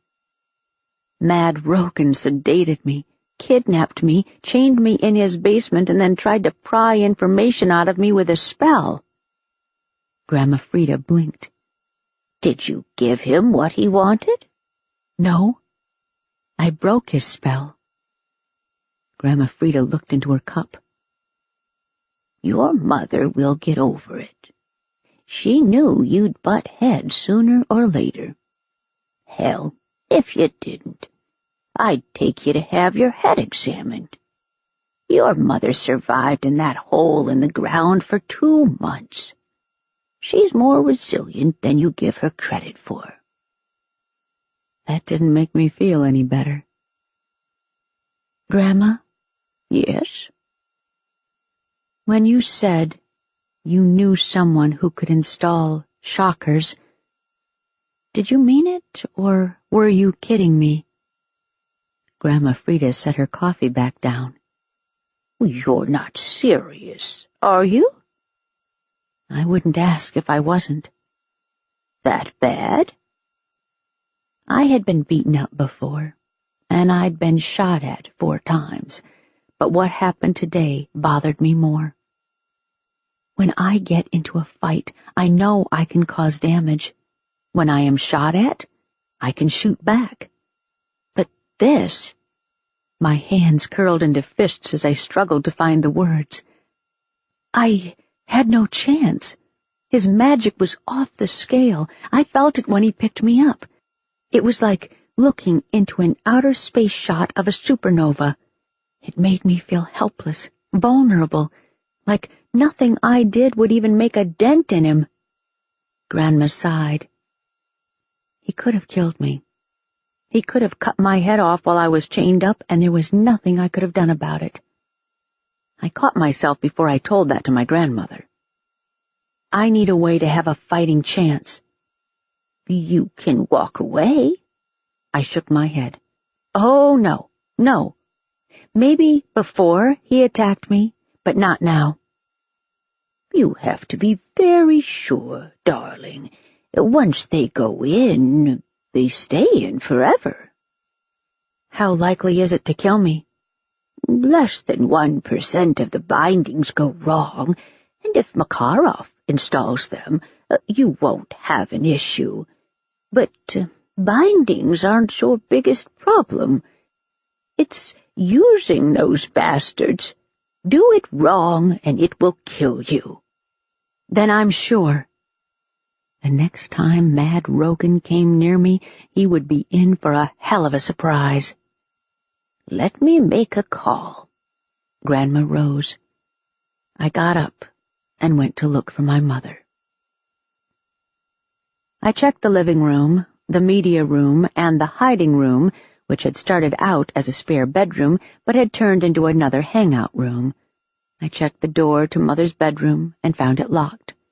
Knocking didn't seem to produce any result. Calling, "Mom?" in a sad, conciliatory voice, didn't work either. I gave up and headed to my bedroom. When I was picking out the spot for my bedroom, I wanted privacy. There was a time about 7 years ago when I couldn't get away from my sisters no matter how hard I tried. When we moved into the warehouse, my parents took that into account and built me a small loft apartment. My bedroom and bathroom sat near the top of the warehouse, on top of the 2 storage rooms. My bedroom faced the street, and my bathroom, along the same wall, was right against the separating wall that segregated our living space from Grandma's motor pool. A wooden staircase led to a landing which connected to my loft by a sturdy folding ladder. If I wanted, I could stow the top 10 steps, making my bedroom unreachable. I climbed the stairs up and flicked on the light. Generally, the warehouse had no windows, but when we set up the bedrooms, if you wanted a window, one was installed for you, and I had wanted a window. I had wanted 2, actually, one in the bathroom, overlooking Grandma's garage so I could glance out and see the back entrance, and one in the bedroom running the entire length of the room. If I lay on my bed, I could look out of my window at the city. The city could also look back at me, so I invested in pleated blinds in addition to 2 sets of curtains, one gauzy and white, the other thick, opaque white. I had left the blinds drawn up and the opaque curtains open, and the night unrolled past the glass in all its dark glory. If I'd still had a screen, I'd have opened the window and let the night in. But I had managed to accidentally push it out a month ago when I'd been cleaning the window, and getting it back at that particular moment had proved to be too frustrating. If I opened the window now, I'd let in the night and a swarm of mosquitoes. Let's see. I had blackmailed a mechanic, called my employer, who was probably a prime, a terrible person, again, met with a pyrokinetic prime, and gotten kidnapped by a telekinetic prime, gotten into a fight with my mother, and made the decision to have a weapon that could possibly kill me implanted in my arms. Some day I'd had. Too many primes all around. I was tired and threadbare, as if today had worn holes in me. I didn't want to think about anything. Most of all, about what I had to give up to break Rogan's spell. I just wanted to numb myself somehow and go to sleep. I had a bottle of non-prescription sleeping pills in my medicine cabinet, but they gave me nightmares. I can't believe I've been obsessing over his eyes. I can't believe I thought he was hot when I was watching him walk toward me. I should have known right then he was trouble. A man like that didn't just take a stroll through botanical gardens. I saw a tiger with glowing eyes and teeth as big as my fingers, and instead of running for my life, I sat there and admired how handsome he was while he got close enough to pounce. Something bounced off my window. I jerked back. Too small for a bat. Too dark outside for a bird. What in the world? I unlatched the window and pulled it open. A small fireball shot at me from the street. I leaped back and slammed into the bookshelves 6 feet behind me. The fireball landed on my rug, still on fire. Ah! I kicked it across my bedroom floor into the bathroom onto the tile. Then I raced after it, yanked the shower door open, grabbed the detachable shower head, and drowned the flames. A charred tennis ball. Well, wasn't that lovely? I pulled a pair of scissors out of a drawer, stabbed the tennis ball, and marched to the window, carrying my trophy. Adam Pierce stood on the street below me. I scraped the tennis ball off on the outside of the window. It fell to the asphalt below. "What the hell is wrong with you? Are you trying to kill me?" "If I was trying, you'd know. Come talk to me." "It's 1 o'clock in the morning." "It's 2. But who cares? He waved at me. Come on. I've got something to show you. To go or not to go? If I went, he would learn that when he said jump, I did. But if I didn't go and he was thinking of surrendering, I would kick myself for losing this opportunity. I had to make up my mind, fast. If my mother saw him in her current state, she'd shoot him in the eye. God, that would be all I needed right now. Oh! There's a tree over there, behind the wall. I pointed to an old oak behind a 4-foot-high stone wall. Wait for me behind it. He put his foot out and bowed with a flourish. Yes, my lady. I climbed downstairs, grabbed the keys in case someone decided to lock me out, and made a beeline for the tree. I hopped over the wall. He was waiting where I told him to be, behind the tree, shielded from the house by the massive trunk. His motorcycle leaned against the wall. I came over and sat next to him on the mulch around the tree. He grinned. Why, here. Scared your mother will see me? Scared she will shoot you? My mother isn't feeling charitable toward you at the moment. It's like that, huh? It is. He peered at my face, picked up a fallen branch, and lifted it up. The branch burst into bright orange flame. What happened to you? You look like hell. I have competition, and he wasn't nice. Oh, I'm popular. What can I say? The flame vanished, and he blew ash from his fingers. Yes, let's make it all about you. He startled. Did you come to surrender? I asked. No. I sighed. What will it take for you to see the light? I don't know. He shrugged and grinned. Try sleeping with me. It might convince me. Did he just hit on me? Yes, he did. No, thanks. He leaned back on his elbow, his black leather pants tightening over his legs, and smiled. It was his famous come-hither smile, the one the media loved to broadcast, the kind of smile no woman who'd gone through puberty would ignore. It promised things, wild, wicked, hot things. It probably almost never misfired. Well, he was in for a surprise. If you're really hard up, I can introduce you to my grandmother. She's a fan. Adam blinked. She doesn't typically sleep with pretty young things, but she would make an exception in your case. You might even learn a trick or two. He finally regained his ability to speak. Your grandmother? I nodded. He laughed. Well, at least she would die happy. Don't flatter yourself. It's not flattery, it's a fact. He leaned over to me. I can set your sheets on fire. I had no doubt of that. Will I be burned to a crisp? Kiss me, and you'll find out. No, thanks. Your family is worried about you. You're fun. I like fun. I like new and exciting. Did I tell you that your voice is hot, Nevada? The way he said my name was almost indecent. He couldn't have sunk more invitation into it if he'd stripped in front of me. When you talk, it makes me think of fun things I could do to you, with you. Good catch there. And your skin is like honey. I wonder how you taste. Bitter and tired. Mm-hmm. He reached over to touch a strand of my hair. I pulled back. You don't have the touching rights. How do I get those?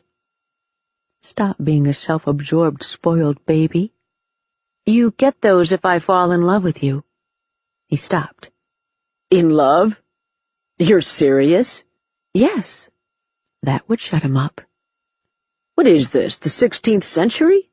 Should I write you a sonnet next? Is it going to be a good sonnet? He leaned back on the grass and swiped his thumb across his phone. Watch this." The screen turned white. The pale background shattered, breaking into individual pieces and flying off in a complicated pattern. A woman appeared on the screen. She was older, probably past 50, although it was hard to tell her exact age. A navy business suit hugged her pencil-thin frame. Her makeup was expert, her caramel hair styled with artful precision into a loose yet formal hairdo. Her heart-shaped face, big dark eyes, and narrow nose gave her away. I was looking at Christina Pierce. "I got a message from my mother," Adam said, "emailed to my private address from a public location and encoded with the family encryption. Very cloak and dagger." He pushed play. Christina Pierce came to life. "I have a plane on standby, ready to take you to Brazil," she said. Her voice had the overtone of a Georgia accent, but there was nothing soft about it.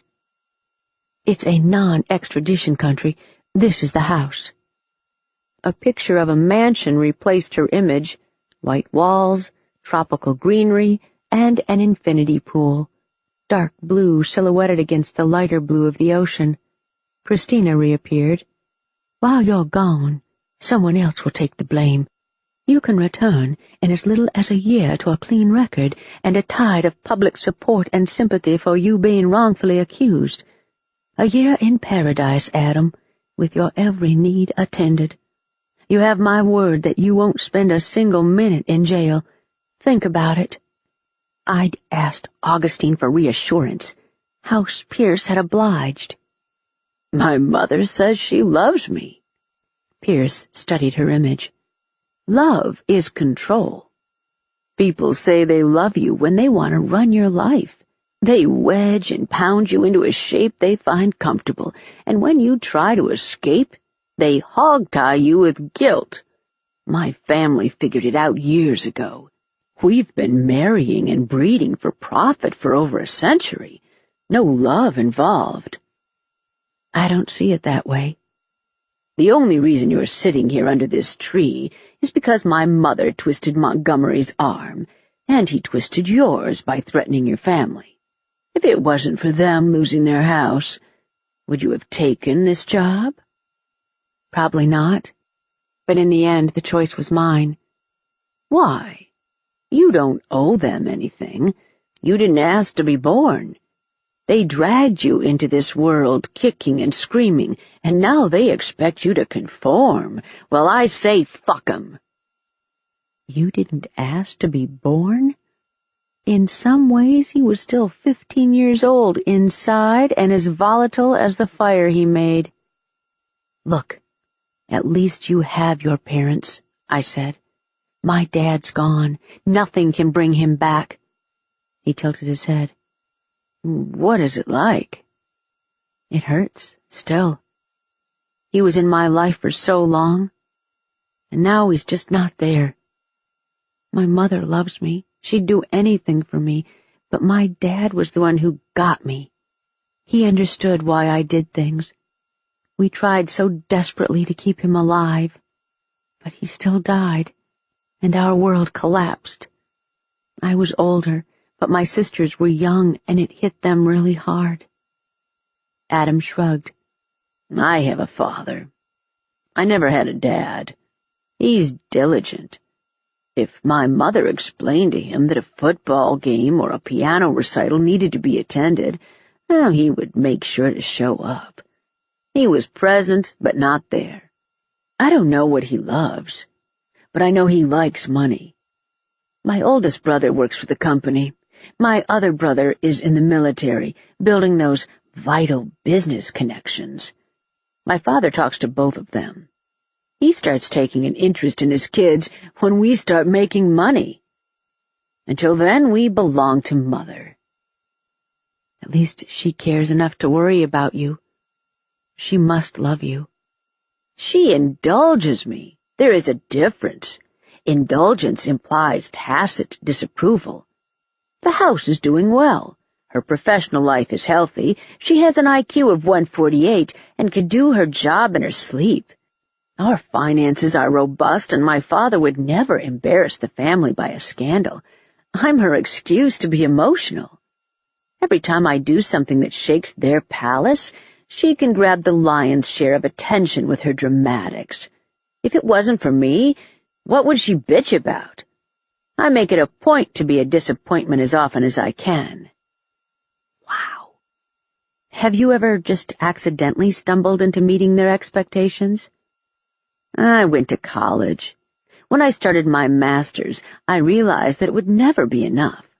All my life the house would expect me to climb the ladder of their expectations. Get a degree, make money, marry right, produce intelligent, magically gifted children, make more money.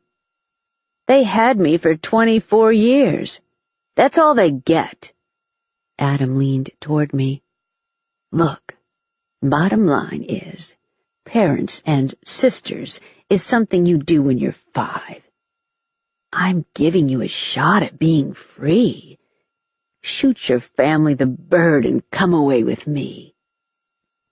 Oh, I'm a known fugitive who likes to set people on fire. Come away with me so we can have hot sex while the entire city is trying to shoot me in the head. If I get bored, I'll barbecue you for my amusement. Sure, let me get my shoes. It's not a good idea. What if I pretend I'm in love? Adam flicked his fingers and a tiny flame flared above his hand. He held it like a candle to my face. His eyes, fringed in thick eyelashes, were so dark that they turned into 2 bottomless pools. I guarantee nobody would find us. The cops can look for 1,000 years, and they still won't get me. He was really pushing the whole run away with me thing. I played dumb. Are you just leading me on?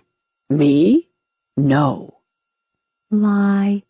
He was lying to me. Why? I really am in love with you. Well, the lust part was true. I had to play it cool. Do you have any intention of letting me bring you in? I'm considering it. Lie. Damn it. Nevada, he purred. Come on, sunny girl. Live a little. Cornelius's words came back to me. Adam takes what he wants, and if you tell him no, he will hurt you. He wanted acceptance. He wanted to be reassured he was special. If I outright rejected him, the sting of that rejection could turn into hate in a blink. I had to bring him in and not end up like that security guard. Forget your family and jump off the cliff with me. We'll fly away. I leaned over and kissed him on the cheek. Not tonight. Maybe one day, if I grow wings. I got up and walked toward the warehouse. Oh, they're pulling you down and you're letting them, he called after me. Don't get killed, Adam, I called over my shoulder. I still have to turn you in. Chapter 6. Mad Rogan and I stood on the edge of a cliff. Below us, the ground plunged so far down that it was as if the planet itself had ended at our feet. The wind tugged at my hair. He was wearing those dark pants again, and nothing else. The hard muscle corded his torso, fueled by an overpowering, almost savage strength. Not the mindless brutality of a common thug or the cruel power of an animal, but an intelligent, stubborn human strength. It was everywhere, in the set of his broad shoulders, in the turn of his head on a muscular neck, in the tilt of his square jaw. He turned to me, and his whole body tightened, the muscles flexing and hardening. His hands ready to grip and crush, his eyes alert, missing nothing, and blazing with the brilliant electric blue of magic. I could picture him getting his sword and walking alone onto the drawbridge to defend his castle against a horde of invaders with that exact look on his face. He was terrifying, and I wanted to run my hands down that chest and feel the hard ridges of his abs. I was some special kind of idiot. Magic roiled about him, ferocious and alive, a pet monster with vicious teeth. He moved toward me, bringing it with him. Tell me about Adam Pierce. I reached over and put my hand on his chest. His skin was burning hot. The muscle tensed under my fingers. An eager electric shiver ran through me. I wanted to lean against that chest and kiss the underside of that jaw, tasting his sweat on my tongue. I wanted him to like it. What happened to the boy? I asked. The one who destroyed a city in Mexico. Is he still inside? Nevada! My mother's voice cut through my dreams like a knife. I sat straight up in my bed. Okay. Either I was way more messed up inside, or Mad Rogan was a strong projector and could shoot images straight into my mind. Either way was bad. What happened to the boy? I needed to have my head examined. Neva, I'm up. I got out of bed and swung the door open. My mother stood on the landing. Your grandma brought her specialist over. You're really going through with this? I raised my chin. Yes. Why? Would you go to war without your gun? Is it war now, Nevada? I sat on the stairs. Okay, so you were right. It is a little bit about Dad, and it is a lot about keeping a roof over our head. This is our home. I will do almost anything to keep it. Also, I negotiated with MII, and if I die, you get the name of the agency back for $1. Her face twisted. I don't care, Nevada. Sweetheart, I don't care. I want you to be okay. None of it is worth losing you. I thought we were a team. We are. But you didn't tell me. And you got burned to cover it up. I sat on the steps.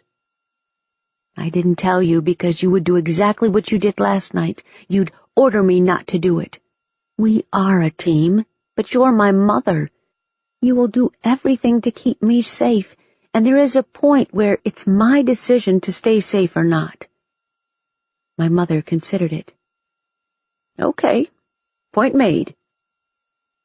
He came here last night, I said. Adam Pierce. Here? I nodded. What did he want? He wanted me to go away with him. He's playing me somehow, and I don't know what his game is yet. We need to make sure the alarm is set every night. I don't trust him. I rubbed my face. I'm really deep in this mess now. By choice, Mother said. Does it really matter? I don't think I could get out even if I wanted to. It's scaring me. Mom, I can't even... Mad Rogan was... I raised my hands, trying to make the right words come out. Like standing in a hurricane? My mother said. Yes, like that. I just want a level playing field. I love you. Please don't be mad at me. I love you too. If you think you need a level playing field, then go for it. You're an adult. It's your decision. But I have a problem with it. With all of it. She walked away. Great. She was still mad at me. I found Grandma and her specialist in the garage part of the warehouse. Makarov turned out to be a sparse, fit man in his early 60s. He had started balding, and his silver hair was cut short. He sat in a folding chair talking to my grandmother, a heavy metal box about 2 feet by 2 feet sitting next to him, while a blond-haired man my age, who looked like a carbon copy of Makarov 40 years ago, waited nearby. Grandma saw me and waved me over. So, this is the candidate. Makarov's voice was spiced with a Russian accent. How old are you? 25. Height? 5 feet 5 inches. Weight? 130 pounds. Heart problems? No. Blood pressure? Migraines? Any of that? I get a headache once in a while, but migraines not that often, maybe one every 6 months or so. Makarov nodded, smart green eyes appraising me. He tapped the box with his foot. This is morena. Means moray eel in Russian. It's not a fish. Some say plant, some say animal, a really primitive one. It's a thing. We call it murina because of what it does. The moray eel will hide in its lair. You never even know it's there. It sits quietly underwater until a fish swims by, and then pow! He grabbed a fistful of air. It shoots out and bites the fish. It has a second mouth inside its throat, and that mouth shoots out and sinks onto the fish with hooked teeth. He raked the air, holding his fingers like talons. I wasn't nervous before, but he was getting me there. That's what you'll be like. Nothing visible from the surface. Walk through any detector, and then pow! Pow sounds good. Sort of. Now the drawback. The fine print. Makarov leaned forward. First, nobody knows what the hell this is. We reached into magic and pulled them out, and nobody on the planet can tell you what they are, and where they come from. We don't know what long-term consequences are. We know that we had them implanted in 3 generations, and so far nothing. I have them in me. I don't hear voices or get wild urges to murder people, but there is always a possibility. I can live with that. 2. 1 candidate in 112 rejects Murina. They don't always make it. That's why Zhenya is here. He nodded at the blond man. He is a trained paramedic, but if your heart stops, it stops, eh? He spread his arms. Was not the reaction I was looking for. 3. The way this works. Murena feeds on your energy. You've got to prime it with your magic. It's going to hurt. It will hurt like a son of a bitch. But when you touch the other guy, it will hurt him more. He grinned. But do it more than a few times in a row, you're going to see a red floating thing in your eyes. They call it the glowworm. That's your body's way of telling you to stop. Do it again, the veins in your head will blow up and... He made a sharp noise, drawing his thumb sideways across his neck. No need to bother with 911. You're going to die right there. How do I prime it? It's mental. I will show you once they are in. What happens when I hurt someone? Makarov narrowed his eyes. Depends on how much power you've got and how badly you want them hurt. You control it. It's certified non-lethal and meant for behavior modification, not straight self-defense. Any candidate up to notable magic rank is pretty safe. You hurt the bad guy. He stops what he's doing, rolls around on the ground for a bit while you're kicking him in the ribs.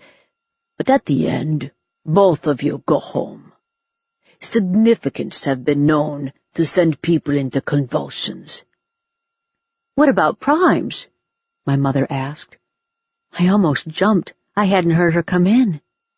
No prime had one in them, as far as I know. Primes don't need them. They have their own magic, and they are busy doing things with it rather than herding recruits through boot camp or babysitting mages on the battlefield. Makarov looked at my mother. Haven't seen you for a while, Sergeant First Class. How's the leg? Still there, Sergeant Major. He nodded. That's good to hear. You kill my daughter, you're not walking out of here, Mother said. I'll take that under consideration. Makarov turned to me. So, yay or nay? How much is it going to cost us? I asked. Well, that's between you and your grandmother. I owe her a favor. I took a deep breath. Yay. Makarov got up and took a marker out of his pocket. Good. Did you eat? No. Even better. 30 minutes later, every inch of my arms was covered with arcane marks. Zhenya took my vitals, then brought in a large chair, and he and Makarov strapped me to it. Is it going to hurt? You bet. Sergeant Major had a lousy bedside manner. He pulled out a cardboard box of kosher salt from Zhenya's bag and drew a simple circle around the chair. Just in case. In case of what? In case Murenas get snippy. He set the metal box in the circle of salt, put a large, old-fashioned key into the lock, and opened it with a click. A faint scent of cinnamon floated into the air. The box's top slid aside. Makarov barked something in a language I didn't understand. His left hand turned blue, as if coated in glowing, translucent light. His fingers lengthened, the knuckles becoming large and knobbed. Claws slid over his nails. He reached into the box with his new demonic hand and withdrew a thin ribbon of pale green light. It had no legs, no head, no tail. Just a strip of light about 7 inches long and an inch wide. It wriggled in his fist. Makarov chanted, bringing it closer. Maybe this wasn't such a good idea. Makarov slapped the light onto my exposed left forearm, right between the glyphs on my skin. It felt like boiling oil. I screamed. The light sprouted tentacle-like roots and bit into my skin. Pain lanced me like a scalpel dipped in acid. I fought against it, but it burrowed its way into my skin, into my flesh, sinking deeper and deeper. I jerked in the chair, trying to get it off me. If only I could get my hand free, I would claw it out of me. My mother turned away, her face contorted. The pain seared the inside of my arm, ripping another scream out of me. Magic clamped my body. It felt like an elephant had landed on my chest. I kept screaming until it finally slid into my bone and settled there. I slumped against my restraints, exhausted. The ache subsided. Sweat drenched my forehead. Makarov raised my chin with his right human hand and peered in my eyes. Alive? Alive, I ground out. Good. Now the right arm. It felt like forever before they finally undid the restraints. The marks on my skin had faded, as if absorbed by the magic. My arms still ached, as if I had done too many push-ups or carried something really heavy the day before. But the soreness was nothing compared to the way it had first felt. I'd take the soreness any day. We're going to do a little demonstration now. Makarov motioned to Zhenya. The blond man came to stand next to me. Picture power flowing down from your shoulder into your right hand. I pictured a wave of green light sliding down inside my arm into my fist. Wait for it. The first time always takes a little longer. I stood there, picturing a viscous glow. and feeling stupid. Something shifted inside my arm. Nothing happened on the surface, but I felt a faint prickling at my fingertips. Ready? Makarov asked. Yes. Give Zhenya a little love tap. I reached over and grasped Zhenya's shoulder. Blinding pain shot through my arm straight into my chest. Thin streaks of lightning danced over my arms, piercing through my skin. Zhenya's eyes rolled back in his head. The pain crushed me, and I doubled over. The ache reverberated through my skull, rattling my teeth. Ow! Makarov shoved me back. I let go, and Zhenya crumpled to the floor. Thick white foam slid out of his mouth. His legs drummed the ground. Oh, no. Makarov dropped to his knees and slid his demon hand straight into Zhenya's chest. The convulsions slowed. Slowly, Makarov withdrew his clawed fingers. Zhenya opened his eyes. Zavoito, Goroy? Makarov asked. The blond man nodded. Makarov turned to me, looked at my face, then turned to Frida. I've got to talk to you. They marched to the other end of the warehouse. I got Zhenya a bottle of water from Grandma's fridge and propped him up so he could drink. I'm so sorry. That's okay. He took the bottle and drank in long, greedy gulps. That stung a bit. I'll just lay here for a while. He lied back down.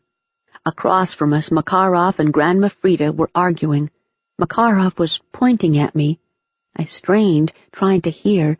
Something about should have told me? Makarov did an about-face and marched toward me. Grandma trailed him. The Russian closed the distance between us, his jaw set. You listen to me, and listen good. Don't use this on anyone below significant level. You hear me? You could kill somebody, and I don't want their souls on my conscience. He picked up his box and walked out. Zhenya rolled to his feet and followed him. Grandma Frida watched him go, her arms crossed on her chest. What's going on? My mother asked. Grandma Frida shook her head. Crazy Russian. Never mind. Just be careful with the shockers, Neva. My teeth still hurt. I wasn't planning on randomly buzzing people on the street with them. My cell phone rang on the table. I never went far without it, even in the house. I picked it up. An unlisted number. Oh, goody. Nevada Baylor. I need to talk to you. Mad Rogan said into the phone. Meet me for lunch. My pulse jumped. My body snapped to attention, and my brain shut down for a second to come to terms with the impact of his voice.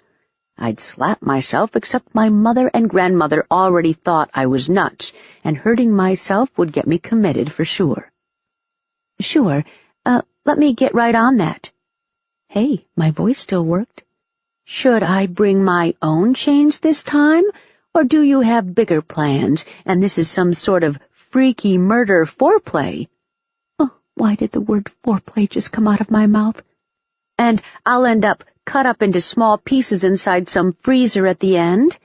I can just spray myself with mace and shoot myself in the head now and save you the trouble. Are you done? He asked. Just getting started. I was so brave over the phone. Lunch, Ms. Baylor. Concentrate. Pick a place. You seem to be under the impression that I work for you and you can give me orders. Let me fix that. I hung up. Grandma looked at my mom. Did she just hang up on Mad Rogan? Yes, she did. Did you know that Adam Pierce showed up at our house last night? Grandma's eyes went wide. He was here? She met him outside. Grandma swung toward me. Did you take any pictures? My phone beeped. Unlisted number again. I answered it. I'm not a man of infinite patience, Mad Rogan said. I hung up. pictures or it didn't happen," Grandma declared. I scrolled through my phone and pulled up the shot of Adam Pierce in a Mercer t-shirt. "There you go." Grandma grabbed the phone. It beeped. She answered it. "She'll call you back. Nevada, can I email Adam's picture to myself?" "You have to hang up first." She hung up and clicked the phone, typing with her index fingers. "Arabella is going to flip." My mother sighed. Grandma passed me the phone. "Here's your phone back." Another beep. "Yes?" His voice was quiet and precise. "If you hang up on me again, I will slice your car into small pieces and hang them on your roof like Christmas wreaths." First, destroying my property is a crime, just like kidnapping me is a crime. Second, how exactly is mincing my car into small pieces supposed to convince me to come to lunch with you? Third, if you're close enough to slice my car, I'm close enough to shoot you in the head. Can you deflect bullets if you don't know they're coming? "I'm trying to be reasonable," he said. "Come to lunch with me and we can exchange information or—" "Or what? My mother and grandmother are right here. Shall I pass the phone to them so you can threaten them with terrible things if I don't agree to lunch?" "Will it do any good?" "Probably not." "What would make you feel safe?" he asked. "An apology would be a start." "I apologize for kidnapping you," he said. "I promise not to kidnap you before, during, or after lunch. This is a business conversation. Where would you be comfortable meeting me?" Comfortable? The memory of his magic was still burning my brain. There was no such thing as being comfortable where he was concerned. I could meet him in the middle of City Hall surrounded by SWAT, and he could nuke them and me without breaking a sweat. But I would have to talk to him. He wanted to meet me, and he would get what he wanted one way or the other. "Miss Baylor?" "Hold on, I'm trying to figure out a place where nobody will recognize us." "If you prefer, I can acquire a windowless creeper van and we can huddle in it and have greasy takeout." Huddle? Tempting, but no. Takara, in an hour. He hung up. I rolled my eyes. "Is this a good idea?" Mother asked. "I don't know. He mentioned exchanging information, so he might have something to trade. I don't think avoiding him will work. He won't take no for an answer. I can meet him on my terms or on his. I've tried his, and I don't like them. Besides, Makarov said not to use shockers on anyone with low magic. Mad Rogan is a prime." I made grabbing motions with my fingers. "Mom!" Mother turned to Grandmother. "What?" "She's going to lunch with her kidnapper." "Take a picture for me," Grandma said. "This family will put me into an early grave," my mother growled. "I'm coming with you. Mother, lock the doors and set the alarm. We'll take the van and the Barrett." "Would the Barrett be enough?" Grandma Frida asked. "Isn't he supposed to bounce bullets off his chest?" "It fires 50 cal at twice the speed of sound. It will hit him before he ever hears the shot." My mother crossed her arms. "I'd like to see him bounce that off his chest." Chapter 7. Takara's website described it as an Asian bistro, which in reality meant that they specialized in beautiful sushi and had a couple of traditional Chinese and Korean dishes on the menu. It occupied a large, modern building, all heavy brown stone and big windows. As I walked through the door, an 8-foot wall fountain greeted me. The color palette was creamy beiges, soothing greens, and rich browns, with a touch of metallic bronze here and there. The colors, the gentle sound of water, and the tasteful decor were soothing, yet the hostess in front of me and the 3 sushi chefs behind the counter looked distinctly freaked out. I looked over the dark brown tables and saw Mad Rogan wearing a gray suit over a white shirt opened at the collar. He sat toward the back, by the oversized bamboo shoots in a tall black floor vase. I knew the table. It let you look outside through the window, but the passers-by couldn't really see you clearly. It was the least noticeable table on the floor, but now it might as well have been in the middle of the room. Mad Rogan was extremely difficult to ignore. The place was empty except for 2 young women and a middle-aged couple, and all 4 pretended their hardest not to watch him. My mother was parked across the parking lot, barely 200 feet away. Her Barrett sniper rifle had an effective range of just over a mile. Her magic ensured that she didn't miss. My knees were still shaking. This was a dumb idea. A hostess in a tight black dress forced a smile at me. "Miss Baylor? Right this way, please." I followed her. All this adrenaline primed my magic, and I could almost feel it pouring out of me like an angry swarm of electric bees ready to buzz.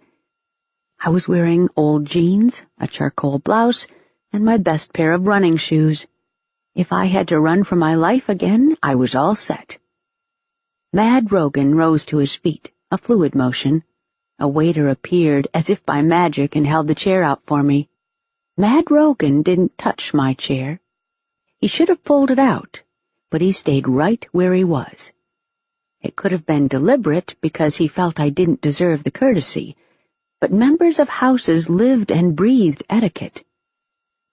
"Did you do something to my chair?" "No." My magic snapped like a whip. "Lie." I turned to the table by the window. "I like the table over there better." The waiter froze, petrified, unsure what to do. I stepped toward the window table, pointed to the chair facing the parking lot, and looked at the 2 of them. "I'm sitting here." Mad Rogan moved the fingers of his left hand half an inch. Faint red smoke puffed out of the carpet, forming a shape of a magic circle centering on my former chair, and dissipated into the air. He had laid a trap, and I had almost sat down into it. Bastard. I pulled out my new chair. The rules of politeness dictated that he sat across from me, which would put the back of his head to the window and give my mother a lovely target. Mad Rogan took a step toward my chosen table. It slid back across the carpet out of the window's view as other tables glided aside, making room. The chair jerked out of my hand and followed.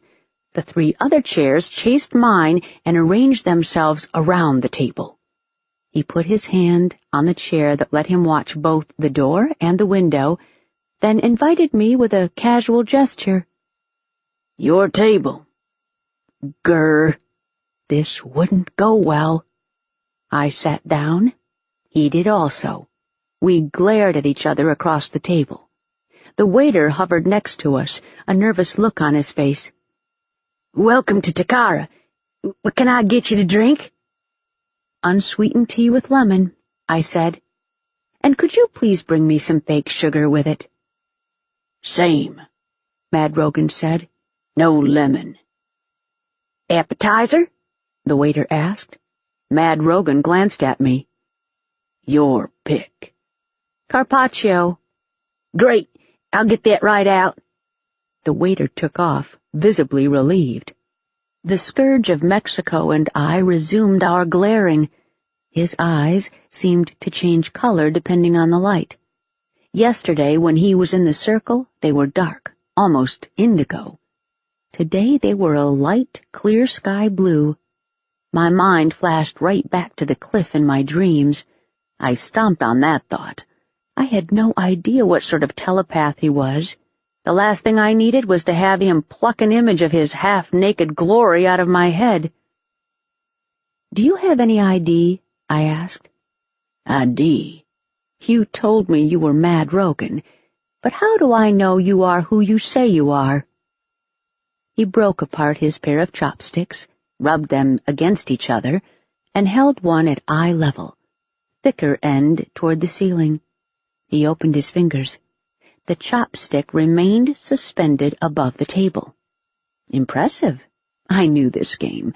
We all played it in elementary school to identify our magic. If you could move the chopstick off the table, you were telekinetic.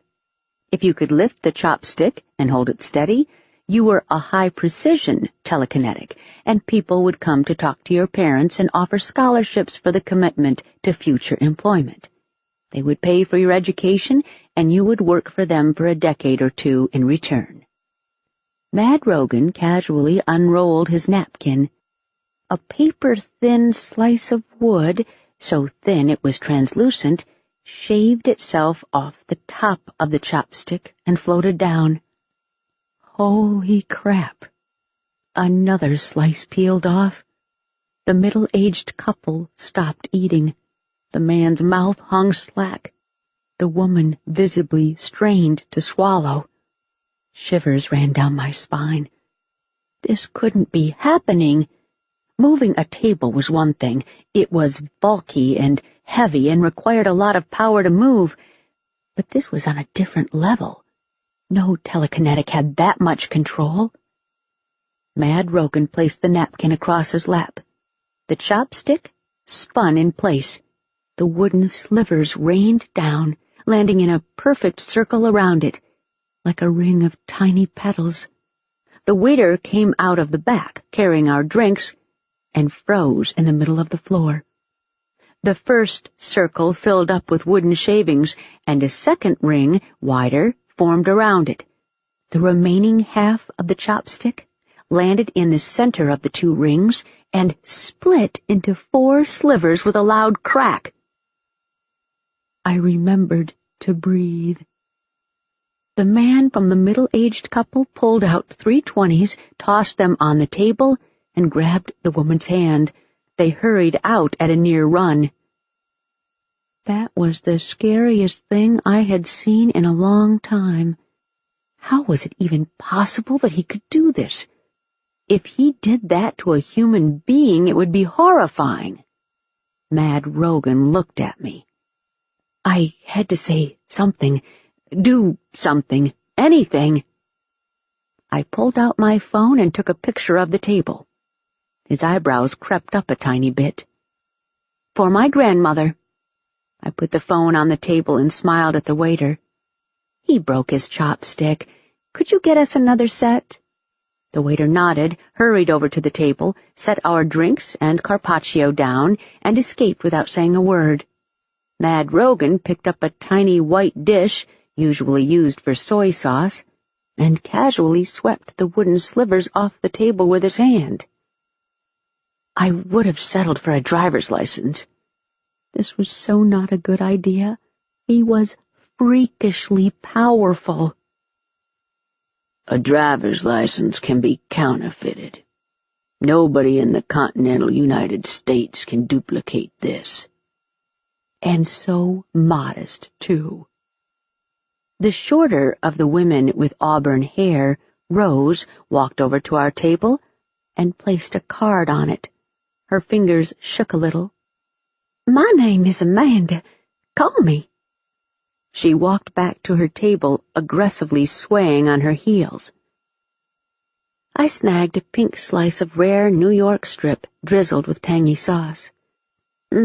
Delicious. That was ballsy. You've chased off 2 diners, caused the other 2 to lose their minds, and scared our waiter. Would you like to go in the back and terrorize the kitchen staff as well? You started it with the table. Was I supposed to sit down in your trap? His face was completely serious. Yes. It would have made you more agreeable, and let us both get out of here faster. Well, I didn't. I almost slapped myself. How was that for a clever comeback? Not. The waiter reappeared with chopsticks. May I take your order? Bulgogi, Mad Rogan said. I ordered a simple salmon roll, and we both tore identical pink packets of fake sugar and dumped them into our drinks. Here's what I know, Mad Rogan said. Your name is Nevada Baylor. You're the only licensed investigator in a small firm, which is currently a subsidiary of MII. MII runs security for several venues owned by House Pierce. House Pierce hired MII to bring their prodigal son home, and you drew the short straw. I stole another piece of meat and chewed. It was delicious, and it kept me from talking and saying anything I might regret later. I'm not interested in Adam Pierce, he declared. True. Could have fooled me. Now I'm insulted. You kidnapped and tortured me for someone you're not even interested in? The dragon refused to be amused. I'm interested in finding Gavin Waller, preferably alive. True, but I had figured it out already. Gavin has vanished off the face of the planet. His Twitter is inactive, his Instagram hasn't been updated, and there have been no sightings of him since that night. He's either hiding or dead. Mad Rogan nodded. Agreed. But Adam is loud and flashy, so you decided it would be easier to find Adam and make him tell you where Gavin is. I understand all that. Explain the kidnapping part. It's not relevant. I paused with the slice of carpaccio halfway to my mouth. You do understand that you grabbed me off the street like some serial killer. I thought you might seriously hurt me. It made me scared and upset. I was in fear for my life. This is extremely relevant to me. Mad Rogan sighed. Fine. I looked into Gustav's shop and found a series of large deposits from House Pierce. I nodded. I did as well. I came to discuss the deposits when I saw you inside. You're young, attractive, and blonde. Adam's type. You thought I was Adam's groupie? I'd be offended, but it was a waste of time. Yes. I thought you were delivering the cash to him. I tailed you to MII. Given their business ties, if the Pierces wanted to funnel money to Adam, using MII would have been a logical step. I saw you come out of the building and talk on the phone. Then I followed you to Mercer. My magic came on high alert. It wasn't a lie exactly, but it felt off to me. How? How what? How did you follow me to Mercer? I tailed you. Lie. My magic bounced up and down like a giddy toddler. Lie, lie, lie. Even if it didn't, I'd still know he was lying. I always checked to see if I was being followed. It was a habit. The traffic had been too heavy for him to tail me effectively anyway. He'd watched me enter MII and leave my car in the parking lot. He'd done something to my vehicle. Aren't you a sly devil? That's okay. Two could play that game. I was searching the gardens for you when I heard that idiot's motorcycle. He grimaced slightly. Adam Pierce wasn't his favorite person. If Adam got one of my cousins accused of murder, I wouldn't be a fan either. So, instead of talking to me, asking for my credentials, or doing any of those things a normal person would do, you decided to assault me and chain me in your basement? He shrugged. A slow, deliberate movement.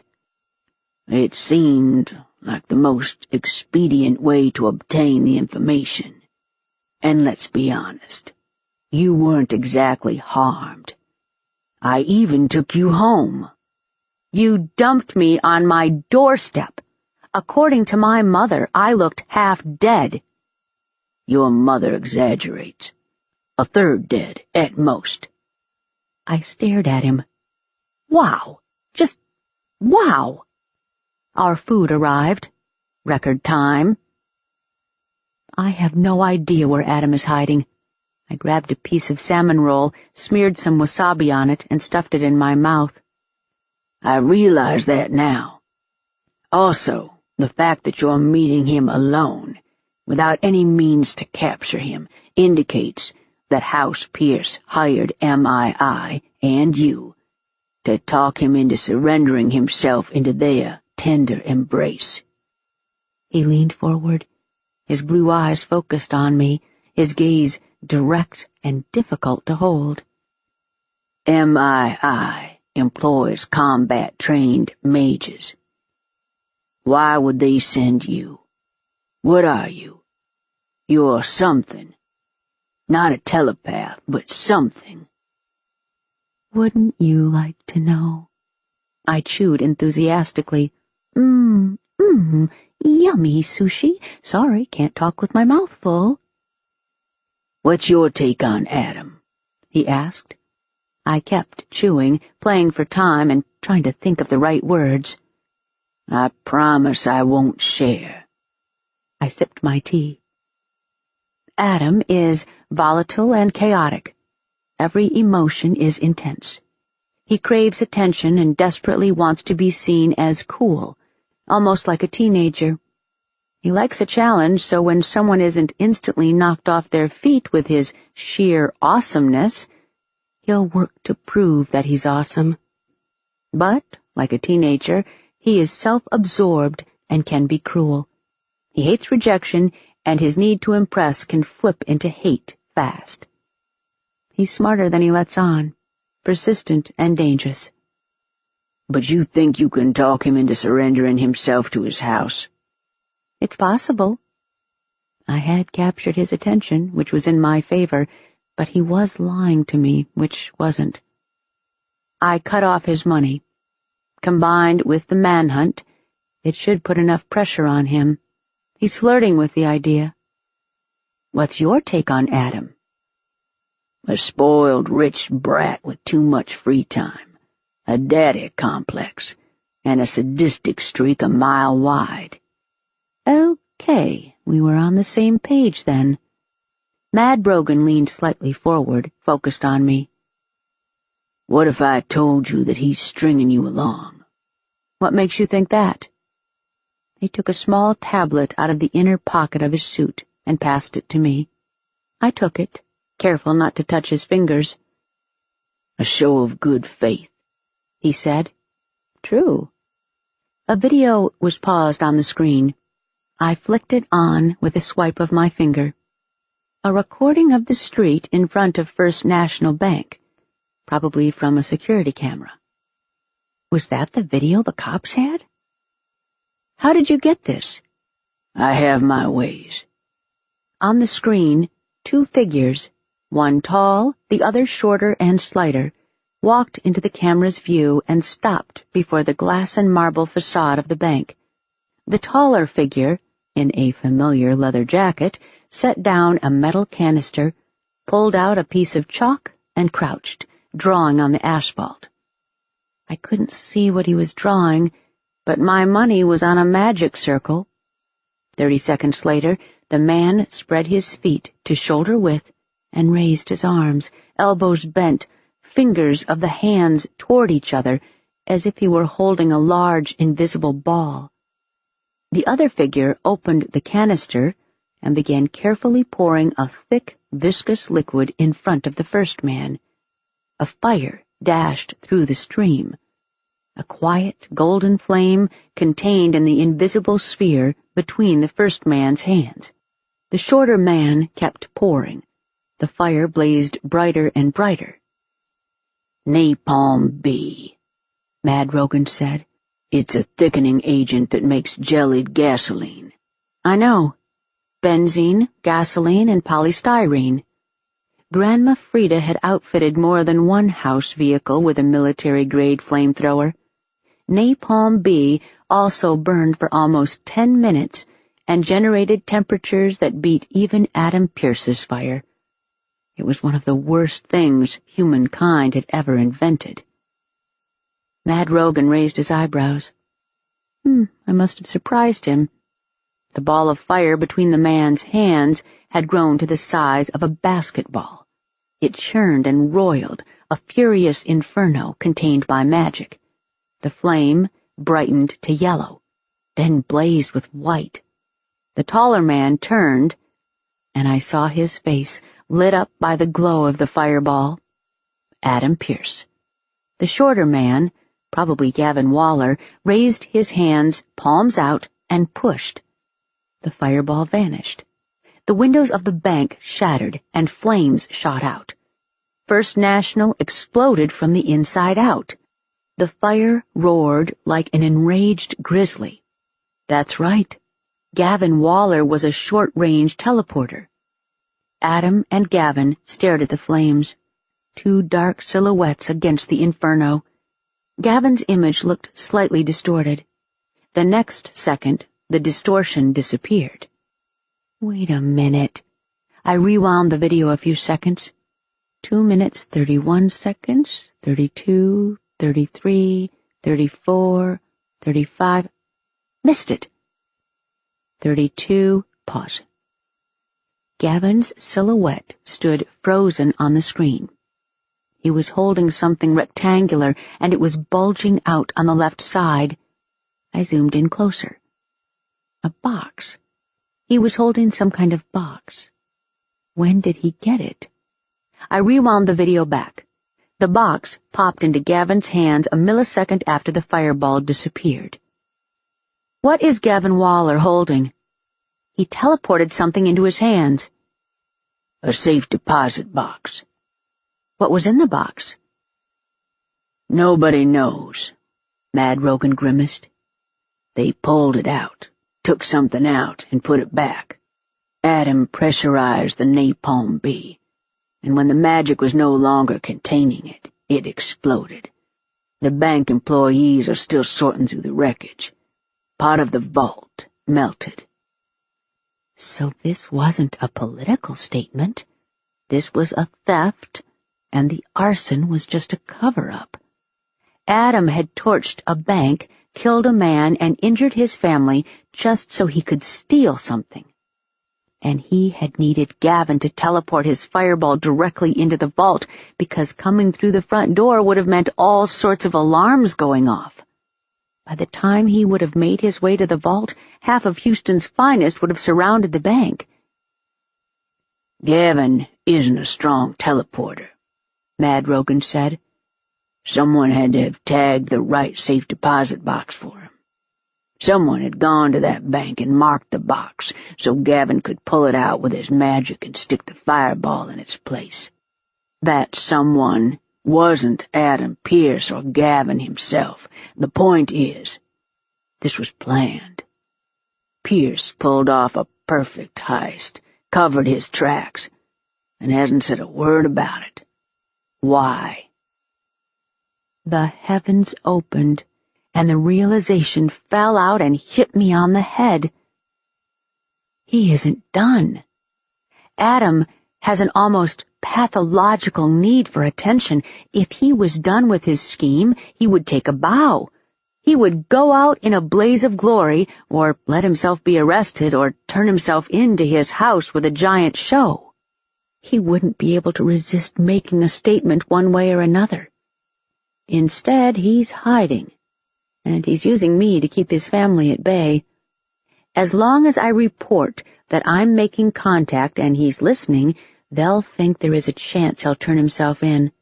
They won't try to capture him. They will concentrate on slowing down the manhunt. I'm making it easier for him to keep going on with his plan. You don't sound surprised, he noted. I knew he was leading me on. I just didn't know why. Now I do. I gave him a bright smile to rub it in. Thank you for solving the mystery for me.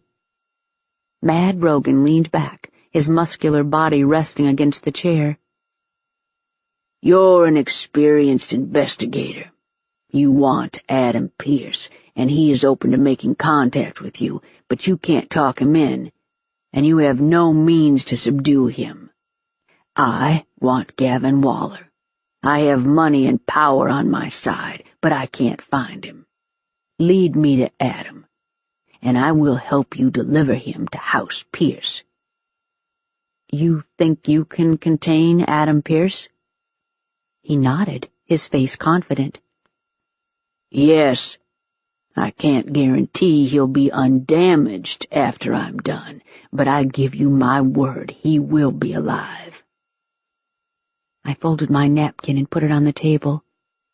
"Thank you for a lovely lunch." "The answer is no. I already have an employer." "You've been employed to find Pierce, not Waller." Mad Rogan flicked his fingers across the tablet. An electronic check appeared on its surface. "Type in a number." I could type in a number large enough to pay off my mortgage to MII. It was tempting. So tempting. But you don't jump into the cage with a wild bear because he's offering you some of his honey. Right now, Pierce and I were just talking. Once Mad Rogan got involved, it would escalate to an open confrontation, and the kind of power he and Pierce threw around meant I would get hurt. My life meant nothing at all to either of them. "No, thank you." His eyes narrowed. "You're still upset about the basement?" "Yes, but my personal dislike of you has nothing to do with my decision. This is a purely professional choice. You've broken the law by kidnapping me, and although you apologized, your apology wasn't sincere. It was a means to an end. You've rearranged the restaurant, someone else's property, to accommodate your personal needs. You lied to me during this conversation, and you tried to trap me into a spell after assuring me that I wouldn't be harmed." "I assured you that you wouldn't be kidnapped." "You are incredibly powerful, and you have a blatant disregard for laws and moral constraints. I'm guessing that you don't think anything you ever do is wrong. That makes you very dangerous, and a huge liability in my line of work. You will break laws and kill to get what you want, and if I manage to survive, I'll be left with the fallout. So the answer is no." "This isn't wise, Nevada. I take care of my employees." The sound of my name coming from him derailed me for half a second. Trading being in debt to MII for servitude to House Rogan? No, thank you. At least with MII there were rules. There was a legal, binding contract, and what they were doing to us was underhanded, but within the bounds of that contract. My value to them was tied to my ability as an investigator. My value to Rogan was tied to me somehow getting him together with Adam Pierce, and Rogan wasn't bound by any rules. I had no business getting in bed with him. In bed with Mad Rogan. My mind conjured him naked on dark sheets. I slammed the door on that thought so fast that my teeth shook. I pulled 2 20s out of my pocket and put them on the table. "I don't have any reason to trust a word you say." He leaned forward, his body tensed, his muscles flexing under his clothes, his face turned predatory. All of that civilized veneer tore, and here he was, a dragon in all of his terrible glory. "Do not walk away from me." His voice vibrated with power. "You're in over your head. Adam Pierce, House Pierce, and MII are out of your league. I'm offering to become your ally. Don't make me into an enemy, or you will regret it." And this is exactly why it's a no. I rose. "And the next time you choose to project into my dreams, do keep your clothes on." He smiled. It was a very male, self-aware smile, not just sexual, but carnal. The predatory look in his eyes turned ravaging. I felt the need to grab a napkin and hold it in front of me like a shield. "I can project, but I would have to be next to you to do it." Oh, crap. His voice turned smooth and sensual. A man had no right to sound like that. Tell me, what wasn't I wearing in your dreams? I rose, turned my back to him, and walked out. The sound of his laughter caressed my back, almost like a sexual touch. Keep walking, keep walking, keep walking. That was dumb. I just had to get that last word in. Would it have killed me to keep my mouth shut? My phone beeped. I answered it. "Drawbridge Security," a brisk female voice said into the phone. "We're showing a fire alarm at your residence." Grandma set the fire alarm off again. She'd test fuel or use some tool, and the alarm service called in a panic every couple of months. I had left them standing instructions to let the phone ring for at least a minute before calling the fire department. Sometimes Grandma took the time to put the fire out before answering. "Did you let the phone ring?" I was almost to the door. "We did. We're registering 2 separate alerts, the workshop and the front door." Front door. The hair on the back of my neck rose. "Call the fire department, now!" I sprinted out the door and across the parking lot. The van was already idling. I jerked the driver's door open and jumped inside. "Our house is on fire!" My mother snapped the rifle case shut, dropped into the passenger seat, and buckled. I stepped on the gas, and the van shot out of the parking lot. Mom dialed the house. "Anything?" I took the corner too fast. The van careened and fell back in place, the springs screeching. She put it on speaker. Ring, ring, ring. "Is it the workshop?" "The front door." We turned onto a side street. A slow-moving Prius blocked the lane. The line of cars in the opposite direction made it impossible to pass. Screw this. I turned the wheel to the right. The van jumped the curb with a thud. I tore down the sidewalk. Ring, ring. The Prius flew by.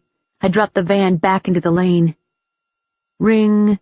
I made a sharp left. The warehouse loomed in front of us. It looked intact. I screeched to a halt before the front door. My mother swore. A huge chain blocked the door. Someone had cut holes in the walls and the door, strung an industrial-sized chain through it, and locked it with a padlock. What the hell? I stepped on the gas and drove around the warehouse to the workshop side. An identical chain blocked the back door. Damn it! I mashed the garage door opener attached to the visor. The massive door didn't move. Disabled. We had no tools that would cut the chain. Everything was inside the warehouse. "Smoke," Mother said. A puff of black smoke escaped from the vent near the roof. Grandma was inside. She could be burning to death. "Ram it! Go!" My mother braced herself. I reversed, speeding backward down the street. The garage door would be the weakest point.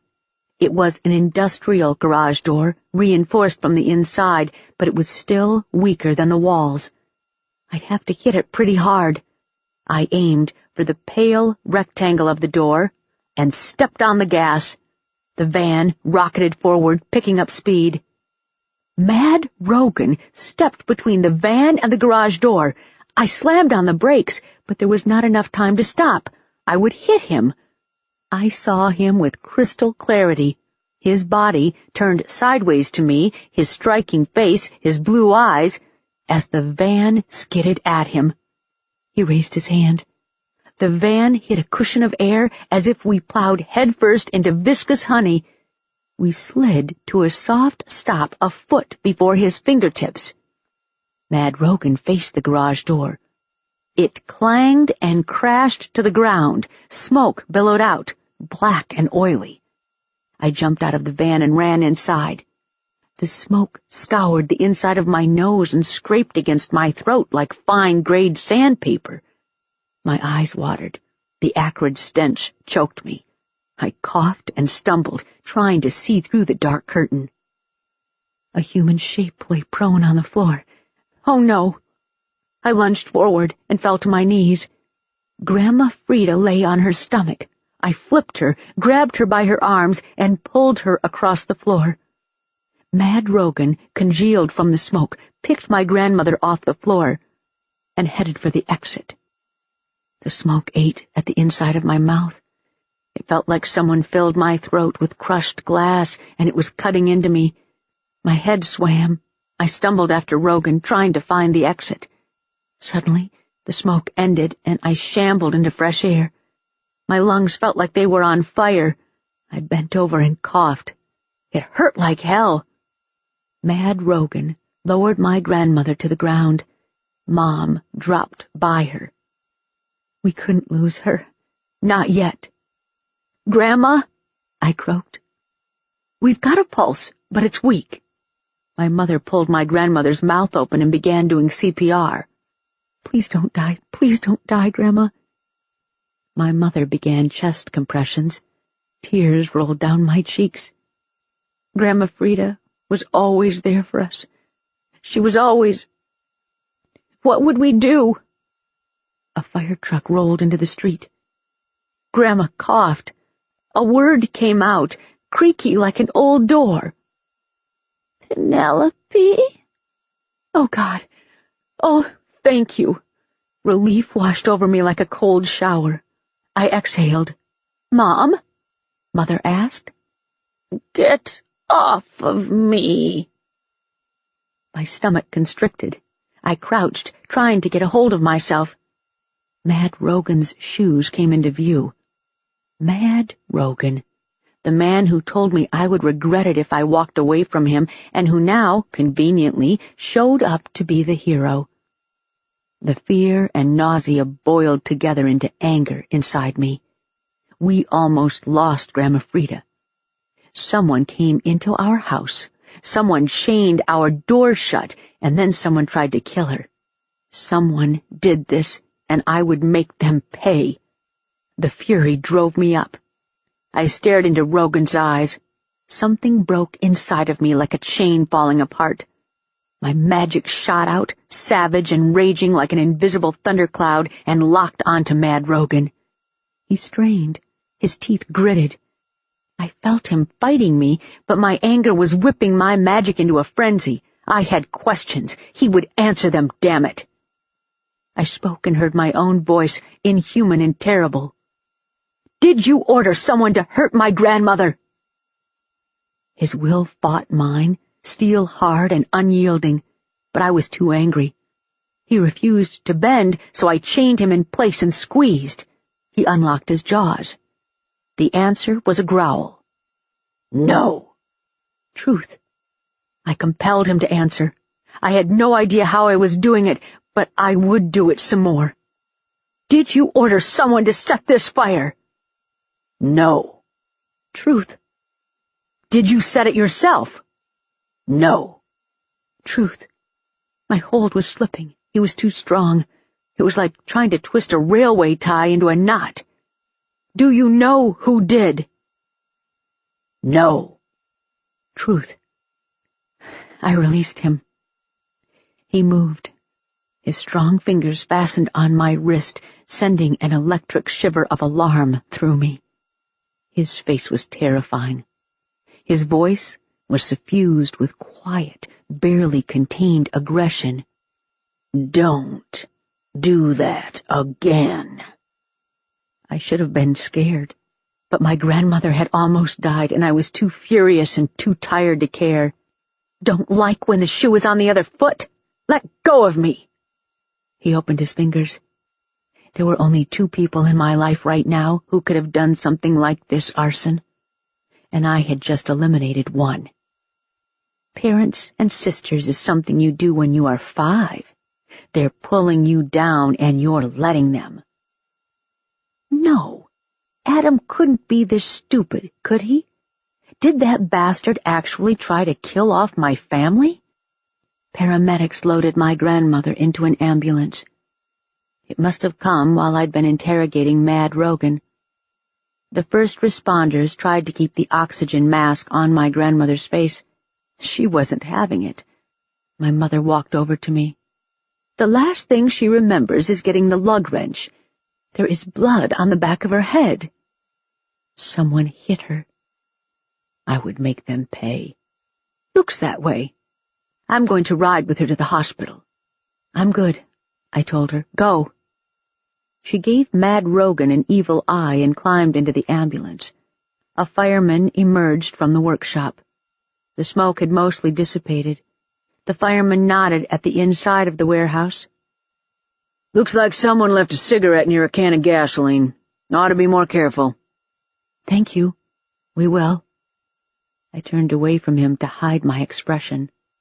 Unfortunately, that put me face to face with Mad Rogan. An unspoken question hung in the air as the fireman walked away. My grandmother doesn't smoke, I said quietly. All gasoline is stored in the metal cage. All munitions are stored in the other cage. Before I left for lunch, the warehouse had no chains on its doors. An SUV pulled up. 2 men in dark pants and dark polo shirts exited. One was in his 40s, dark-skinned, his short hair barely touched with gray. He was carrying a large, dark suitcase. The other man looked Latino and was about 10 years younger. They moved like soldiers. I'd been around enough of them to recognize the walk, the unhurried but efficient stride of people who had a definite objective and had to get to it. They halted a few feet away. These are mine, Mad Rogan said.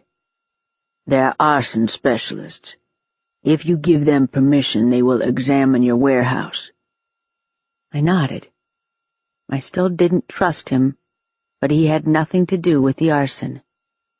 Go ahead, he said. The 2 guys went inside the warehouse. I was suddenly so tired.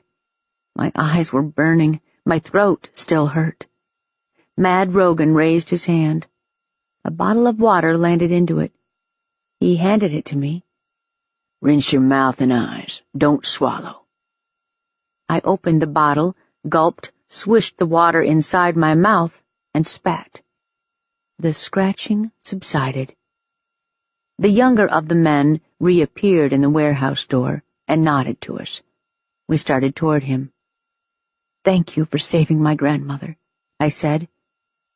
You're no good to me if you're burying a relative instead of looking for Pierce. I did it for a completely selfish reason, he said. Lie. We walked inside. The older of the men was kneeling by the melted gasoline container. Soot covered the concrete floor. The suitcase lay open in front of him.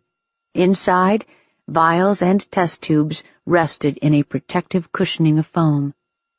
Mad Rogan took in the canvas-covered vehicles. His eyebrows rose. Is that a tank? Technically, that's a gun on tracks. Mobile field artillery. That's a tank in the corner. His name is Romeo. Mad Rogan shook his head in disbelief. We reached the older man. He held up a test tube so I could see it, then used a small wire tool to scrape some of the soot off the floor. He lowered the tool into the test tube and shook it. A small clump of soot fell into the glass. The man added a few drops of a clear solution in a plastic bottle. The soot turned blue, then slowly changed color to pale purple. They used a party buster, the older man said. It's a military-grade, slow-burning, smoke-producing compound. They mixed about 4 gallons of it with half a gallon of gasoline and lit it up. The woman who was loaded into the ambulance, where was she when you found her? On the floor, face down, I said. She's lucky, the younger man said. Floor was the safest place, plus the high ceiling helped. This stuff is designed to clear personnel from buildings without doing structural damage. You stay too long in it, you die. Whoever did this knew what he was doing, the older man said. Party buster is expensive and hard to get without a clearance. Most civilian arson inspectors don't test for it, and it dissipates quickly.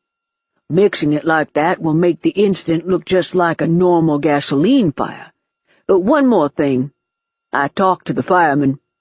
They say a cigarette was the point of origin. I've been doing this a while, and I'm telling you now, a lit cigarette may have been here, but it wasn't what started the fire. The container melted from the back and top down. Someone put a strong heat source against the back of it, like a blowtorch. Or Adam Pierce's hand? Thank you, I said. The two men rose and walked out. Mad Rogan looked at me, his expression neutral, waiting.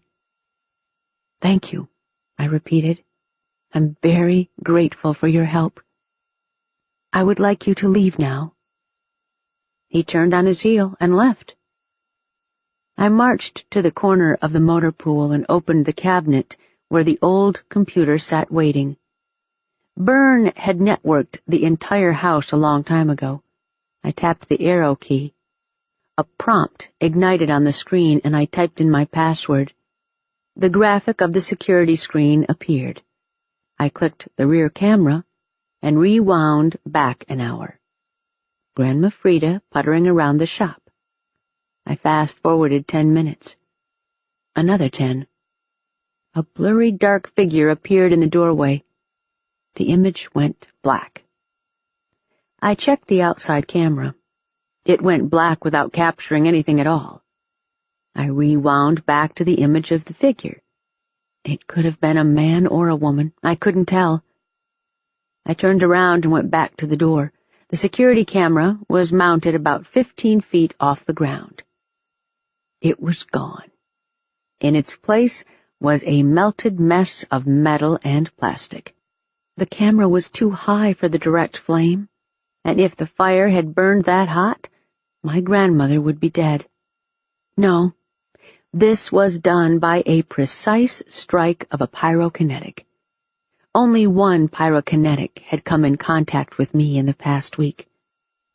Adam Pierce had attacked my family. I looked around the warehouse, at the burn stain on the floor, at the melted container, and I imagined my grandmother lying here on concrete, face down, dying slowly in her favorite place. Whatever willpower held me together broke. I leaned against the nearest vehicle and cried. Chapter 8. By the time Byrne picked up my mother and grandmother from the hospital, I had cleaned up the garage, made dinner, and spent hours marinating in the fact that my actions had almost gotten my grandmother killed. I replayed the conversation with Adam in my head half a dozen times. The melted camera was far from definitive evidence, but my gut said he did it. My instincts almost never steered me wrong. I tried calling back on Adam's number. It was no longer in service. He must have used a prepaid phone and then tossed it. If I hadn't taken this job. I folded that thought very carefully and used it as fuel for the angry fire I was stoking inside. Guilt did me no good right now, but anger gave me all of the determination I needed. I would find out if he did it, even if it meant I'd turn the city upside down. And if he did do it, there would be hell to pay. I might not have combat magic, but I would make it my mission in life to bring him down. Nobody hurt my family and got away with it. At 2:00, the kids barged into the house, a full 2 hours ahead of schedule. Catalina's friend and her mother happened to drive past our place on their way to a doctor's appointment and saw the fire trucks. The friend texted Catalina, who saw the text after class and immediately texted Mom. Mom told her that Grandma was in the hospital, but everything was fine. Catalina called Byrne, got her cousin and her sister out of school, and drove home like a bat out of hell, because that's how our family rolled. I served them late lunch and sketched the situation out. It took them 15 minutes to calm down, and another 15 minutes to be convinced that none of this should be shared on Facebook, Instagram, or Herald. We were about done with food when Grandma came through the door looking like she wanted to punch somebody. My mother followed, limping. Today must have done a number on her leg. "They wanted her to spend the night, but she won't do it," Mom said. "Grandma!" Arabella waved her arms. "Why aren't you in the hospital?" "I have things to do." Grandma squeezed through her teeth. "Like what?" Lena blocked her way. "Catalina, do not mess with me right now." Grandma's eyebrows came together. "I'm going to get a blowtorch and repair the walls. And then I'm going to install an observation post for your mother so she can shoot the next son of a bitch who tries to break in here." My mother pinned me down with her stare. "What did the firemen say?" "They said Grandma shouldn't have been smoking next to a gasoline container." Grandma Frida spun toward me. If looks could burn, we'd all be incinerated. Mad Rogan's arson guys said someone mixed a military-grade anti-personnel compound with some gasoline and applied a heat source to it. "Mad Rogan?" Byrne asked. At the table, Leon suddenly came to life and put his phone down. "Mad Rogan?" "Mad Rogan had nothing to do with the arson," I said. "How do you know?" Leon asked. "I know," I said. "I asked. I monitored his experts too, and they weren't lying." "Mad Rogan was here?" Leon pointed at the table. "Here? And nobody told me?" "1,000 pardons, Your Majesty," Arabella said. "Everybody was too busy trying to save Grandma." Leon ignored her. "Did he do anything while he was here?" "He cut down the garage door," I told him. Leon jumped off his seat like his butt had springs. "Sit," Mother said. He landed back in the chair. Apparently, my younger cousin was a secret Mad Rogan fan. "How sure are you that this was done by Adam Pierce?" Mother asked. "I'm pretty sure," I said. "I'll be 100% sure after I ask him face to face." My mother put a small box on the table. 10 orange pills rested inside. "So, find him and ask." "I'd like nothing better." I swiped the pill box off the table. Looked like I would be going to the bad part of town tonight. It was just past 3 o'clock. Plenty of time before it got dark. I might have to get backup. The kind you won't like. "Do whatever you have to do," my mother said. "Better you get Pierce than us," Grandma Frida said. "Because if Pierce shows up here again, we won't be playing around. After we're done, we'll put what's left of him into a plastic grocery bag and you can take it to his family," Mother promised. "And Nevada, if you're even thinking of beating yourself up over what happened, forget it." "You were doing your job," Grandma Frida said. "You didn't cause this to happen. They started it, whoever they are. They will regret it, because we will finish it." "Thank you." It didn't kill the guilt, but right now guilt wasn't as important as finding Adam and finding out if he was responsible. I headed out of the room. I'd need to get my Ruger. Behind me, Mom said, "Let's talk about safety. Nobody goes anywhere alone." I went to the cage, unlocked it, and took out my P90. The pills were for Bug. It was barely 3 in the afternoon, but I'd need backup to go see Bug, even in daylight. Bug lived in Jersey Village, or as it was better known, the Pit. I could call one of the freelancers, except that right now most of them ran from us like we were on fire. It would also cost me an arm and a leg. Going into the Pit was bad for your health. I split the pills, putting 7 into a plastic bag and 3 in the jar to take with me. I might need to go see Bug more than once. 3 would do for the first visit. There was one person who could give me all the backup I needed and then some. I scrolled through my phone to Mad Rogan's number. This was insanity. But the stakes had changed. Before, Adam was just talking. Now there was a chance he'd turned violent. If he had tried to burn my grandmother to death, nothing would stop him from incinerating me the moment I said something he didn't like. And if I did find Adam Pierce, I had no way in hell to contain him. I hesitated with my finger over the number. This was a bad idea. Mad Rogan was violent, ruthless, and brutal. All of the things I normally avoided in my job. I had a feeling he had no brakes, and that scared me. If he went off the rails and started slaughtering people, there was very little I could do about it. I didn't want to be responsible for any deaths, nor did I want to be left holding the bag when the dust from his rampage cleared and cops came asking questions. He had expensive lawyers. I didn't. The way my body came to attention when he was near scared me too. He turned me on by just looking at me. Having sex with him would be an experience I would never forget, and some insane part of me wanted that experience. I wanted to see him naked. I wanted to have all of that overwhelming masculine intensity focused on me. I'd never before had a reaction like that to a man. I couldn't trust Mad Rogan, not just because he was likely a sociopath, but also because he was a prime and head of an old house. To him, I was a peon.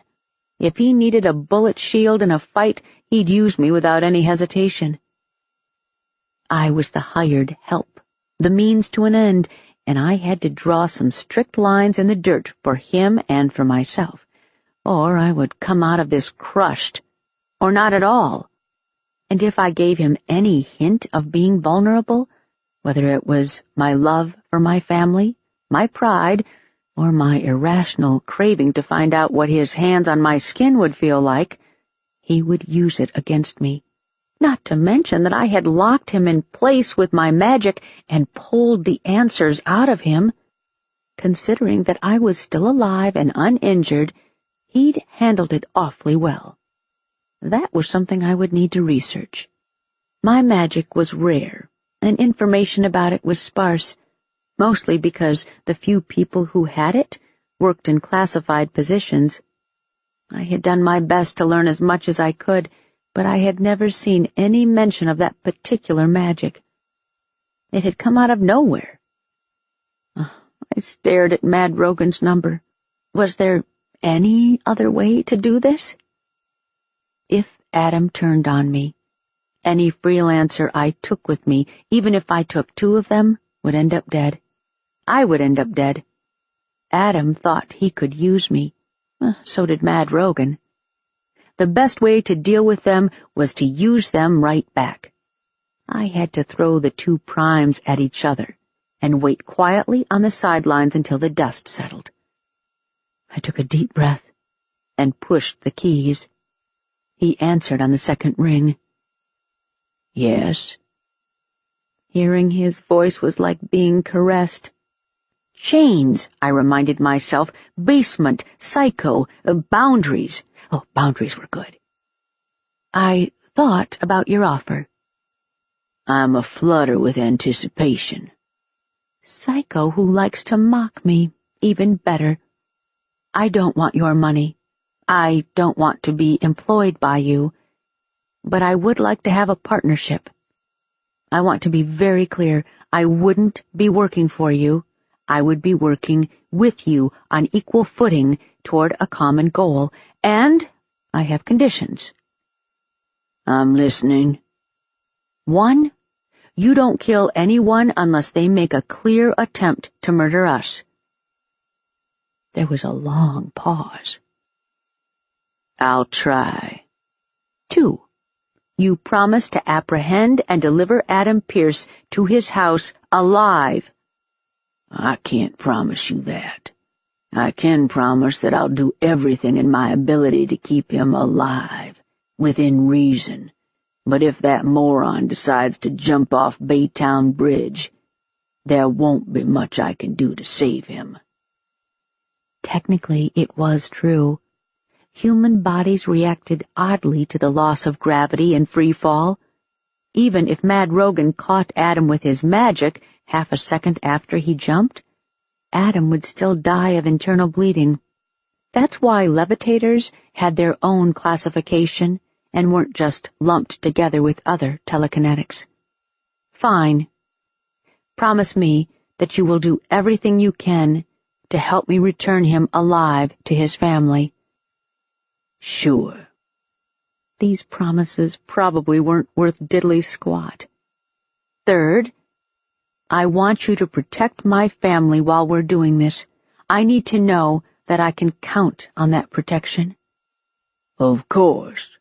That's the nature of our agreement.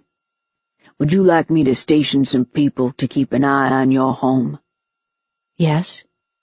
They have to come to the front door, and they have to introduce themselves to my family, or someone might accidentally shoot them." "Done." His voice was crisp. "My turn. This is a professional partnership, and I expect you to treat it as one. If you hear from Adam, if he calls you, if he comes to your house, the moment that meeting or conversation is over, I want to be informed of it. Not the next day, not when it's convenient, but immediately after. You'll disclose all information related to this matter, including the terms of your contract, the state of your relationship with Adam, and anything you know about Gavin Waller." "Fair enough." "You also won't depart on any expeditions without discussing it with me. I don't want to get a text, 'Hi, going after Pierce,' and then watch cops fish you out of Buffalo Bayou the next morning." "I'm touched." "Not really." "I would have to start the investigation from scratch. If you die, it will be very inconvenient." I rolled my eyes. "Do we have a deal?" he asked. "Yes. I'm going to Jersey Village to look for Adam Pierce. Would you like to come?" "I'll pick you up in 10 minutes. I hung up. So, this is what making a deal with the devil felt like. Too late for regrets now. I sighed and packed an extra clip. A Range Rover slid into the parking lot in exactly 10 minutes. It was a large vehicle, gunmetal gray, slick but solid. The passenger door swung open, and I saw Mad Rogan in the driver's seat. He'd traded the suit and shoes for faded jeans, a pale gray t-shirt, and heavy dark boots. The effect was staggering. The suit had toned him down, smoothing harshness with a veneer of wealth and civilization. Now he was all rough edge and rugged strength. He looked like he needed some jungle ruins to explore or some bad people to hit with a chair. Trouble was, he was the bad people. His magic lay coiled about him, a violent pet with vicious teeth. I would have to get in and sit next to him with only a few inches of distance between us. I would have to enter his space. I couldn't do it. I couldn't get into this car. "I have one more condition," I said. He simply looked at me. "Do not read my thoughts." He didn't need to know what was in my head. He just didn't. He smiled. "Not a problem." I took the passenger seat and put my backpack in the space in front of it. Okay. I was in. I just had to say the bare minimum and keep my thinking to myself. "I can't read thoughts," Mad Rogan said, "but I find that most of the time I don't need to." And that did not sound ominous, not at all. I buckled up. The Range Rover shot down the side road.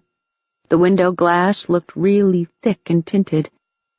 This wasn't the cheaper bullet-resistant version. This was the heavy-duty bulletproof glass with 6 centimeter safety glazing and a layer of polycarbonate on the inside to keep the window from shattering. You could fire an AK-47 at it at close range and the glass would crack, but remain completely smooth on the inside. This kind of glass also weighed a ton.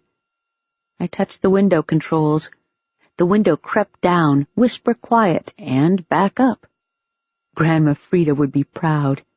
A normal window lifter wouldn't be able to raise the window back up. He'd had custom window lifters installed. The vehicle was likely armor-plated, too. What's the rating on the armor plates? Hard ammo. It's a VR-9 vehicle. Holy crap! The Range Rover wouldn't just stop a bullet from a handgun or an assault rifle, it would stop an armor-piercing round from a machine gun. That much armor meant a crapload of extra weight. But the car glided like a skater across the ice, which required reinforced suspension and custom dampers. This vehicle wasn't retrofitted with armor. It was built to be armored from the ground up. To top it off, it looked just like any other high-end Range Rover on the road. Most people didn't realize that armored cars weren't just about being the most bulletproof. It was also about discretion. No car was completely damage-proof, not even a tank, and the best strategy to keep your occupants safe was to not get shot at in the first place. That required the vehicle to be as close to the non-armored equivalent as possible so it would blend in with other cars on the road. There were always idiots who wanted flashy armored monstrosities that looked like something out of a post-apocalyptic movie. They wanted to make a statement. Unfortunately, their statement said, "Here I am, shoot me." People who actually required protection opted for quiet quality like this, the kind that came at a heart-stopping price and said volumes about their owners. Mad Rogan didn't give a crap about what the rest of us thought about him. He had no need to impress. He wanted the best, and he would pay premium price as long as he got it. Somehow that didn't make me feel any better. "What's in Jersey Village?" he asked. "Bug. He's a surveillance specialist. I have something he wants, and I'm going to have him find Adam Pierce for us. We have to do it now before Adam shows up at my house again, because my mother has threatened to deal with him and then send what's left of his body to his house in a plastic grocery bag." "Your mother seems confident," he said. "Do you know what a Light 50 is?" I asked. "It's a Barrett M82 sniper rifle." "My mother was looking at your head through the scope of one while we were eating lunch. We need to find Adam Pierce before my mother shoots him, or my grandmother runs over him with a tank, or before he incinerates our home and my family with it." "As we discussed, I have a team guarding your warehouse. If he shows up anywhere near it, we'll know. Now, your turn. I'll have the information now," Mad Rogan said. "All of it." I started at the moment MII called us, told him very briefly that MII hired us to find Adam Pierce, and ran through my investigation, skipping unimportant details, such as mortgaged businesses and dreams featuring him being half-naked. Volunteering was for suckers, and he wouldn't get any information out of me unless it was absolutely necessary. He grimaced. "Augustine finally caved in." "You know him?" "Yes. We went to college together. I'm not his favorite person." "Why?" "I've seen him without his magic." Mad Rogan shrugged his muscular shoulders. "Augustine always had an overdeveloped sense of loyalty to his house. He struggled with it. I told him back then that if he wasn't careful, he'd end up in an office dancing to his family's tune." Is that why you joined the military? To get away from your family? And why did I ask that? I joined because they told me I could kill without being sent to prison and be rewarded for it. True. Holy shit. I was trapped in a car with a homicidal maniac. Awesome. You have a strange look on your face, he said. I just realized I shouldn't be in the same vehicle with you.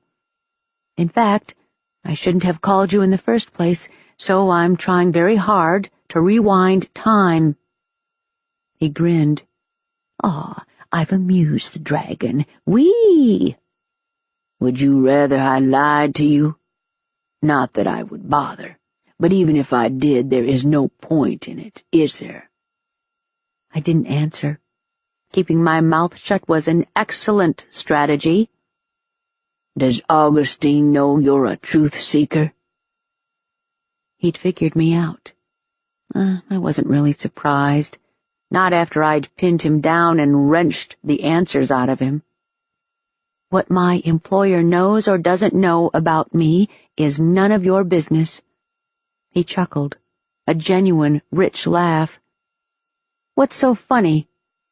Augustine prides himself on his powers of observation and being an excellent judge of character. He thinks he's Sherlock Holmes. He used to try to make brilliant deductions by noting what people wore and how they acted. He has a truth-seeker on staff, and he has no idea. He's likely been looking to employ one for ages. Mad Rogan chuckled again. The irony. It's delicious. I kept my mouth shut. Hopefully he wouldn't ask me anything else. Truth-seeking is the third rarest magic talent. Why not make a living from it? Shouldn't you be in some office with a two-way mirror, asking uncomfortable questions? That's not covered under our agreement. He glanced at me, his eyes dark. Would you rather talk about your dream? No. Considering that I was featured in it, I think I deserve to know the particulars. Were my clothes missing because we were in bed? Was I touching you? He glanced at me. His voice could have melted clothes off my body. Were you touching me? I shouldn't have gotten into his car. I should have taken a separate vehicle. Cat got your tongue, Nevada? No. We weren't in bed. I was pushing you off a cliff to your death. I pointed at the highway. Take the next exit and stay in the right lane, please. We'll need to make a right. He chuckled again and took the exit. The Range Rover rolled down a gentle stop at the end of the exit ramp, and we turned right onto deserted Senate Avenue. At some point it was a typical suburban street, 2 lanes on each side, divided by a flower bed and decorative trees. A field with grass mowed short stretched on the left. An equally shorn lawn lay on the right, a curving drive cutting through it to permit access to a 1-story brick building. A large sign rose on the right, set on a sturdy metal pole. You are leaving Houston metro area. A second sign in bright yellow yelled at us with big black letters. Flooding ahead. Turn around. Don't drown. Make a right here. I pointed at the driveway. Mad Rogan turned. The driveway brought us to a drive-through at the brick building, blocked by a solid metal bar. Another sign said private security area parking. $2 per hour, $12 per day maximum. Let me do the talking, I said. Be my guest. The drive-through window slid open, and a woman looked at me.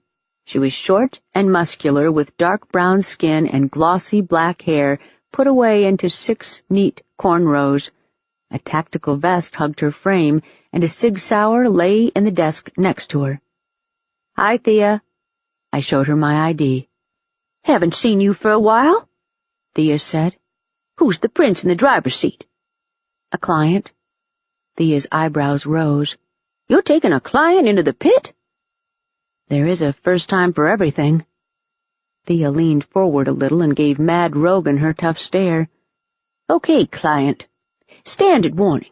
You have left the Metro Houston area. You are entering territory controlled by House Shaw. This is a limited security area.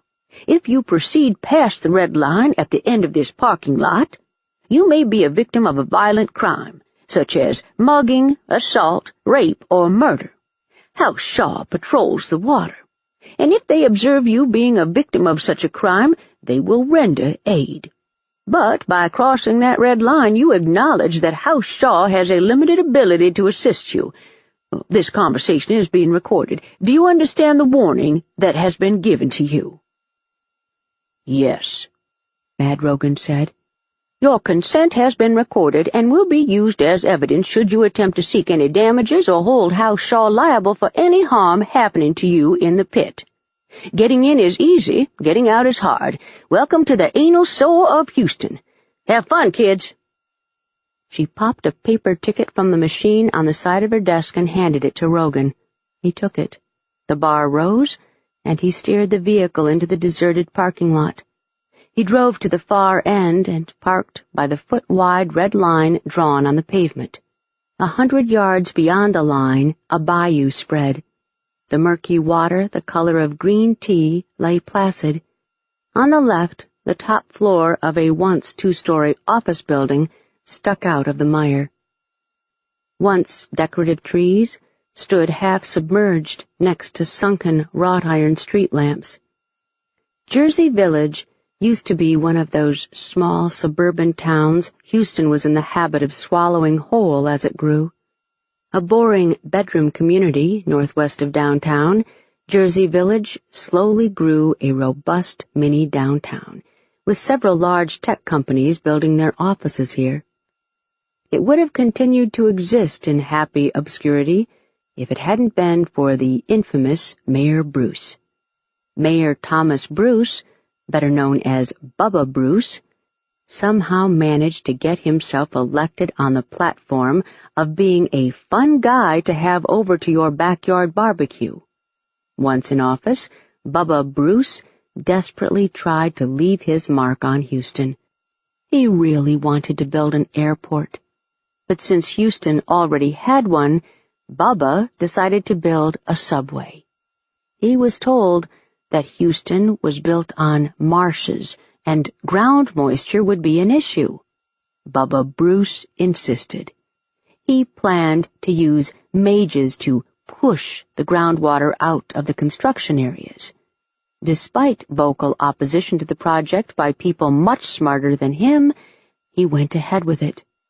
12 years ago, a cadre of mages broke the ground on the first metro station here in Jersey Village. They spent a month setting up their spells and finally activated their complicated magic. The water left the area.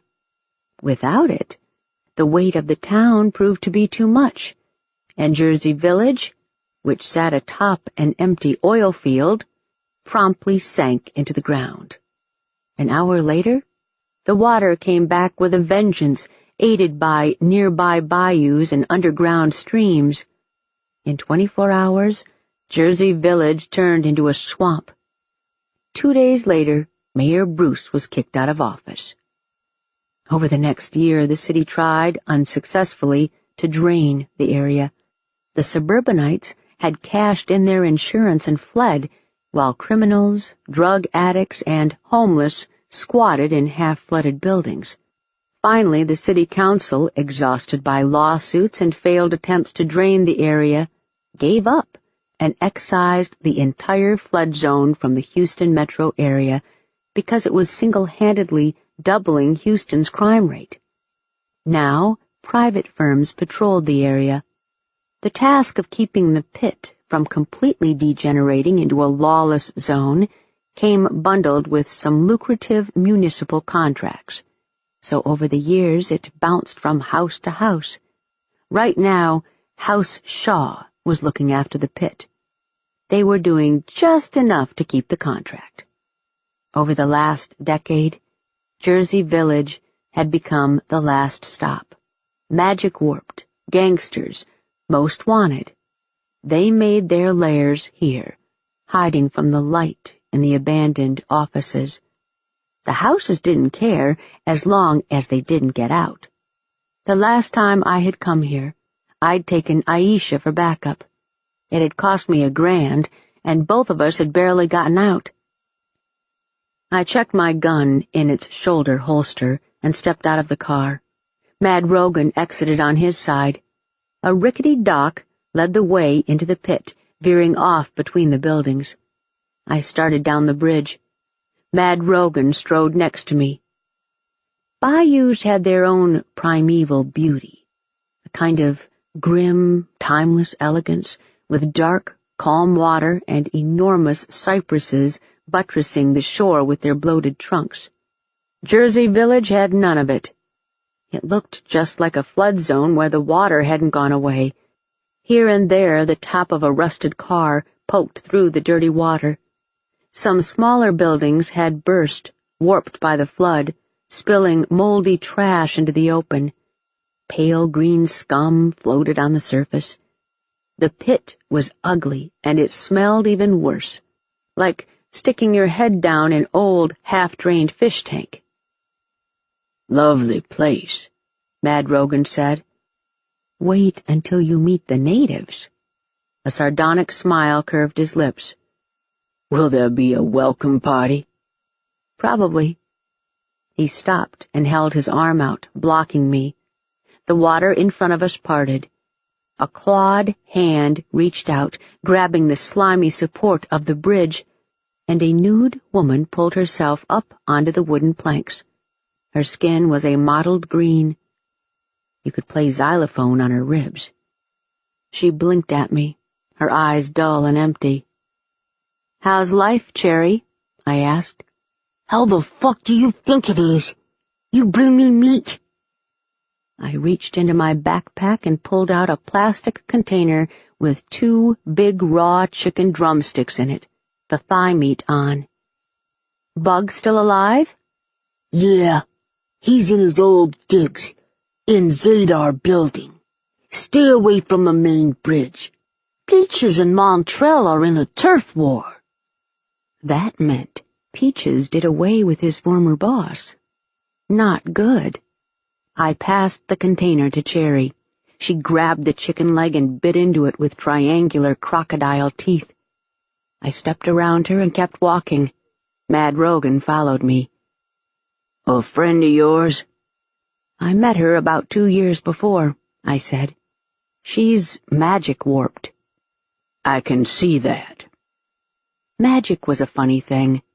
Almost a century and a half ago, when the serum that granted magic powers was first developed, some people took it and gained power, while others turned into monsters. Now, generations later, all of us still carried the potential to become twisted. Sometimes when people tried to augment their power, their magic reacted in terrible ways, and they became like Cherry, warped. What happened to her? He asked. I don't know.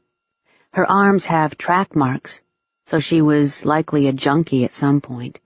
Probably sold herself to some institute or house for experimental augmentation, and it didn't go well. I bring her chicken to trade for information. It's a rare treat for her? He asked. Yes.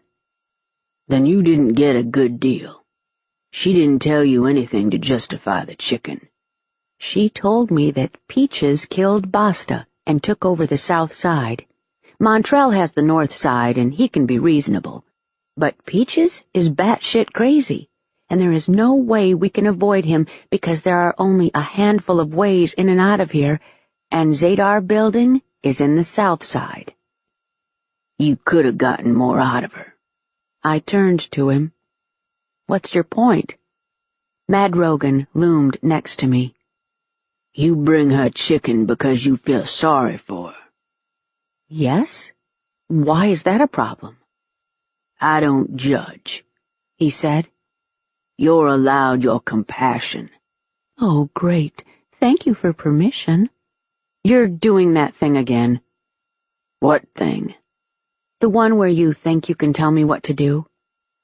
The bridge split and we turned right, away from the main route. Ahead, office buildings stuck out of the water like islands of concrete and brick. The roofs bristled with metal poles supporting tangles of wires. Above the second floor, a wide yellow line crossed each building with words stenciled in yellow. No power below this line. Mad Rogan's magic brushed against me, and I fought an urge to jump back. As I said, I don't judge, he said. If you had kicked her in the face instead of giving her chicken, I'd need to know. If you had hurled the chicken into the water and made her swim for it, I'd need to know that, too. The more information I have, the better I can anticipate your actions when it will matter. For example, if a starving man pulls a gun on you, and you get the upper hand, you will likely let him go because you will feel sorry for him. That's the kind of person you are. And what kind of person are you? His face was hard. The kind who shoots first. The bridge curved behind the office buildings. We walked past the first half-sunken giant of concrete. Ahead, the bridge ended abruptly. I stopped. Damn it! We'll have to take the main bridge?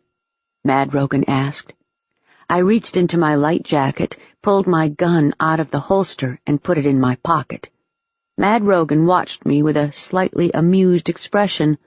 We turned left, picking our way across a rickety, narrow bridge until it spat us out into the open space between the office buildings. Here, the ground rose slightly. Over the years, the pit's inhabitants had dumped piles of gravel, concrete, and brick chunks onto it until a narrow, rectangular island had formed. Wooden bridges thrust from it, curving in all directions. Directly in front of me, men and women peered from the windows of an abandoned building. To the right, a group of people crowded around something. I stepped onto the island. The group parted, and a tall man strode out. He was skinny and pale, his arms and legs too long for his body. Limp, reddish hair framed his face, the tangled strands the exact color of a ripe peach. Peaches? Mad Rogan murmured next to me. Yes. Anything I need to know?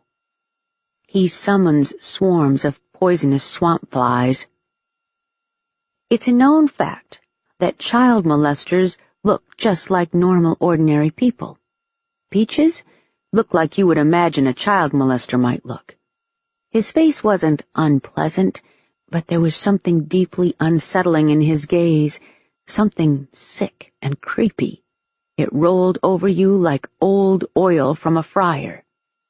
Peaches pointed over my shoulder at Mad Rogan. Hey, ye! What the fuck are ye doing in my house? On his left, a tall man jerked a Glock up. A woman in a black tank top and dirt-smeared jeans next to him raised a Chiapa rhino. The distinct barrel was a dead giveaway. Oh, just what we needed. We don't want any trouble, I said. We're just passing through. Trouble? I ain't fucking trouble, bitch. Peaches waved his arms, his face flushed. He was building himself up. If he'd been a wild turkey, he would have puffed out all his feathers. He'd work himself up to violence in a minute. Mad Rogan must have set off some alarm in Peach's brain that told him something was to be gained by humiliating him. Ye think ye can just come through here with your bitch? Mad Rogan didn't answer. Ye mute, punk! Ye mute! Spittle flew from Peach's lips. He closed the distance. My heart sped up. My knees trembled slightly from the rush of adrenaline. Peaches looked like he was about to ram Mad Rogan with his chest. Mad Rogan looked at him. It was a cold, emotionless stare. Peaches decided that 2 feet of space was close enough. You're in my place now. I'm in charge here. His hand barely missed me as he flailed around. I took a step back. Don't she fucking move! Shoot her if she moves! The man on the left clicked the safety off his Glock. Peaches leaned closer. I tell you what, if I was in a good mood, I'd fuck you up and send you back without your bitch, but I'm in a bad mood. I'm in a bad mood, punk. I'm gonna shoot your bitch right here, and then I'm gonna put you in a hole. You worth money, punk, because you look like you're worth money. I could shoot Peaches from where I stood. I'd shot through my pocket before. I would have to kill him, though, because if he lived, the flies he summoned would turn me into a cluster of boils. Aiming through a pocket was tricky. Mad Brogan smiled a big, wide, conciliatory grin and raised his hands. Hey, no need to get worked up. Look, no gun. I can see you're the man. You're in charge here. That's right. You're a businessman, right? Mad Rogan kept smiling, his expression pleasant and placating. Let's talk, like two businessmen. He invited Peaches to a bridge stretching back the way we came. Let's just calm down for a minute and talk, right, buddy? Talk money, punk! Peaches moved with Mad Rogan onto the bridge. Mad Rogan strolled next to him. I can see you own all of this, and you being in charge and all. Mad Rogan grabbed Peaches by the throat, kicked his feet out from under him, and hurled him into the water as if the tall man weighed nothing. Several things happened at the same time. I yanked my gun out and took a shooter stance. The barrels of the man's Glock and the woman's Chiappa fell off the guns as if sliced off by a razor blade, and Peaches splashed in the water. We all stopped moving, me with my Ruger pointed at the group, and the two shooters staring blankly at their disfigured firearms. The larger man opened his hand and let the Glock's remains fall to the ground. I fucking killed you! Peaches howled, rising to his feet, up to his hips in water. Dark green dots swirled around him. A swarm of fat flies shot out of his hands, curving around him like a shawl. Mad Rogan flicked his fingers. The wall of the nearest building broke off in one long 20-foot slab, slid off the building, and crushed Peaches. Oh, my God. Mad Rogan turned to face the crowd. Behind him, a large crack split the building's side, and bricks and mortar rained down onto the first chunk. Nobody screamed. The last brick fell onto the pile. It was so quiet you could hear a pin drop. Now we know, Mad Rogan said, his voice cold. I'm in charge. I'm in charge of you. I'm in charge of the guy next to you. I'm in charge of the ground you're standing on. When I'm gone, I don't care who is in charge. When I leave here, you can fight and kill each other over who is running things while I'm not here. But let's be clear. When I'm here, when you see me, I'm in charge. The woman lowered her disfigured gun to the floor. The rest of Peach's people stood motionless. Are there any questions? Mad Rogan asked. A short man in a tattered Dallas Cowboys jersey raised his hand slowly. The woman in the tank top grabbed his hand and pushed it down. Okay, then. You may go.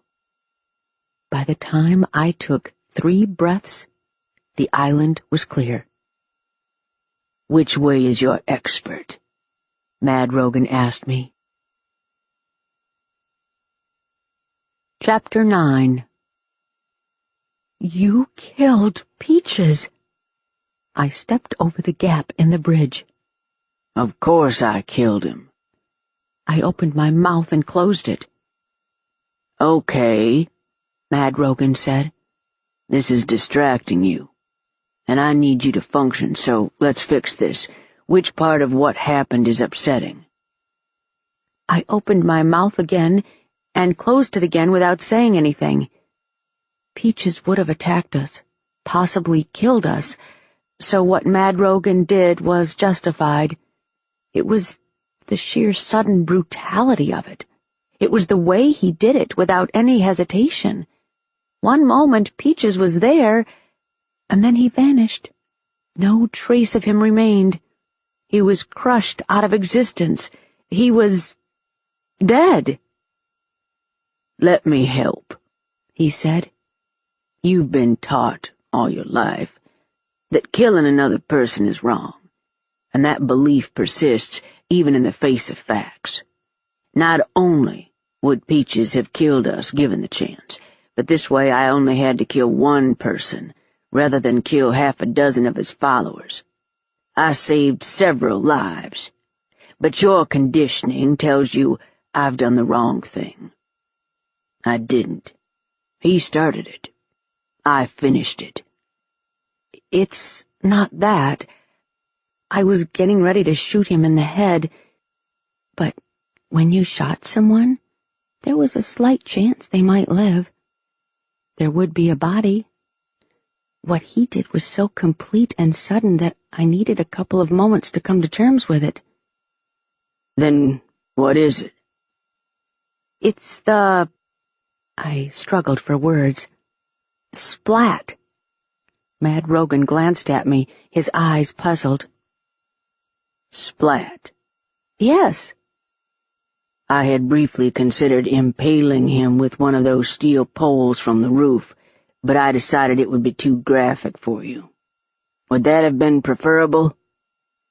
My mind conjured up Peaches with a steel pole sticking out of his stomach. "No." "I really would like to know," he said with genuine curiosity. "The next time I kill someone, I'd like to do it in a way that doesn't freak you out." "How about you don't kill anybody for a little bit?" "I can't make that promise." Small talk with the dragon. "How are you? Eaten any adventurers lately?" "Sure, just had one this morning. Look, I still got his femur stuck in my teeth. Is that upsetting to you?"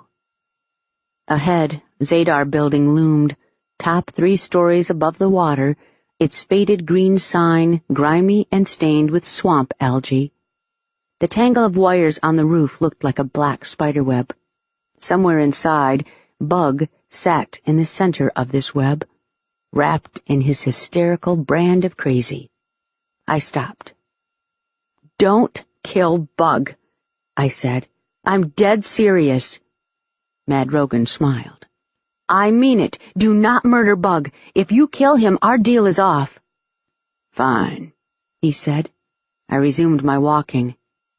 "Maybe you should make me a list of people I can kill and ways in which they're allowed to die," he said. "You are not funny." "I'm very funny. Just ask Peaches." We reached the building and climbed through a large second-story window. A damp, musty smell emanated from the commercial rug. Slugs crawled across the fallen cubicles. An old motivational poster hung on the wall. It showed a mountain climber hanging by his hands off a cliff. The caption said, "Break the boundaries." The glass was cracked. "Don't touch anything," I said. "He has the whole place booby-trapped." I followed a narrow path between the cubicles, stopped before a camera mounted in the corner, and held up the vial of orange pills. An intercom somewhere close crackled with static, and a scratchy male voice said, "Stay there. I'll send Napoleon." The static cut out. "Have you ever killed someone?" Mad Rogan asked me. "No. I saw a man die once." I shouldn't have said that. "How did it happen?" I glanced at him and stopped. He was focused on me, as if I was about to tell him the most intriguing thing in the world, and he was prepared to absorb every word. Even his magic hovered around him, anticipating. For a few moments, I had Mad Rogan's undivided attention, and it wasn't frightening. It was flattering. As long as I told him things, he would keep looking at me just like that, and that alone was enough incentive to compel most women to tell him anything he wanted. And if I did tell him things, he would likely use them against me in some way. He was still waiting. Oh, what the hell. My dad wanted me to get a taste for the different areas of PI work. So when I was 16, I interned with a repo agent. He worked with his 2 sons. Our first few runs were great. We'd find the vehicle, sneak up, and tow it off like spies on some secret operation in a movie. It was exciting. The guys told me how people try to scam the banks out of money, so we were doing a good thing. My lips had gone dry. It still bothered me after almost a decade. "What happened?" he said, his blue eyes welcoming. A man had no right to be this fiercely sexual without even trying. We were trying to repossess a truck from a small suburban home when a woman came out of the house. She was holding a toddler, and her eyes had this hollow look. She said, "Take it. I can't afford to put gas into it anyway." The expression on her face was terrible. I should have quit right there. I should have called my dad and asked him to come and get me, but I was trying to do the right thing. My dad got me this job, and I was going to do it even if it sucked. The guys just attached the tow, and then this man tore out of the house with a rifle and started shooting at us. No warning. We couldn't even get into our truck. We just hunkered down behind it. The woman was screaming, but he kept firing at our truck. Doug called the cops. They got there fast. The man shot at the police cruiser, and the cops gunned him down. I saw the bullets hit him in the chest, and then he collapsed. More kids ran out of the house, and everyone started crying and screaming. I remember cops led his wife away, and she kept trying to tell them that he was a good man and wouldn't do something like this. I found out later he lost his job 4 months before that, and his house had gone into foreclosure. My dad came and got me, and I never had to go back, for which I'd thanked my lucky stars every morning for a month. Your turn. First person you ever saw die. "I was 7, he said, his voice intimate and quiet. I was practicing spells, and my grandfather was watching me. He had dozed off in a chair the way he usually did. Suddenly he clutched his head, groaned, and fell down. I ran to him, but he wasn't breathing. He had a brain aneurysm. I ran downstairs and told my grandmother that grandfather died. She told me that laziness was the worst trait in a man, and making up lies to get out of practice wasn't much better. Then she told Gerard, her servant, to take me to the study and lock me in there. I sat on the floor for 2 hours, looking at my grandfather's corpse. Oh, God. A faint noise came from the hallway. A small dog trotted into view. He was squat, with huge triangular ears and a pushed-up muzzle that said that somewhere in his ancestry there was an adventurous French bulldog. The origin of the rest of his DNA was a mystery. He was solid black, his coat fuzzy and wiry, and he moved like he owned the place. "Hey, Napoleon," I said. Napoleon regarded me with solemn dark eyes from his cute gargoyle face. Then he turned around and padded into the hallway. "A dog guide," Mad Rogan said. "Yes. Be careful. Bug likes to string clear fishing line around. If you pull one, bad things will happen." "What kind of bad things?" he asked. "Exploding kind." We followed Napoleon through the maze of hallways up to the 3rd floor. A heavy steel door barred our way. I took the taser out of my backpack. No killing. "I'll be on my best behavior," Mad Rogan assured me.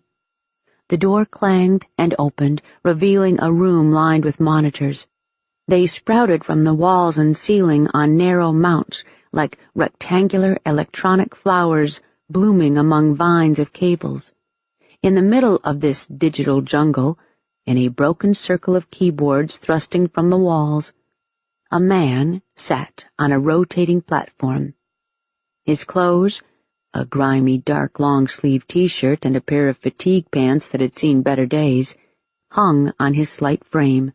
His disheveled dark hair, dragged rather than brushed from his broad high forehead, competed with his clothes to see which lasted without washing the longest.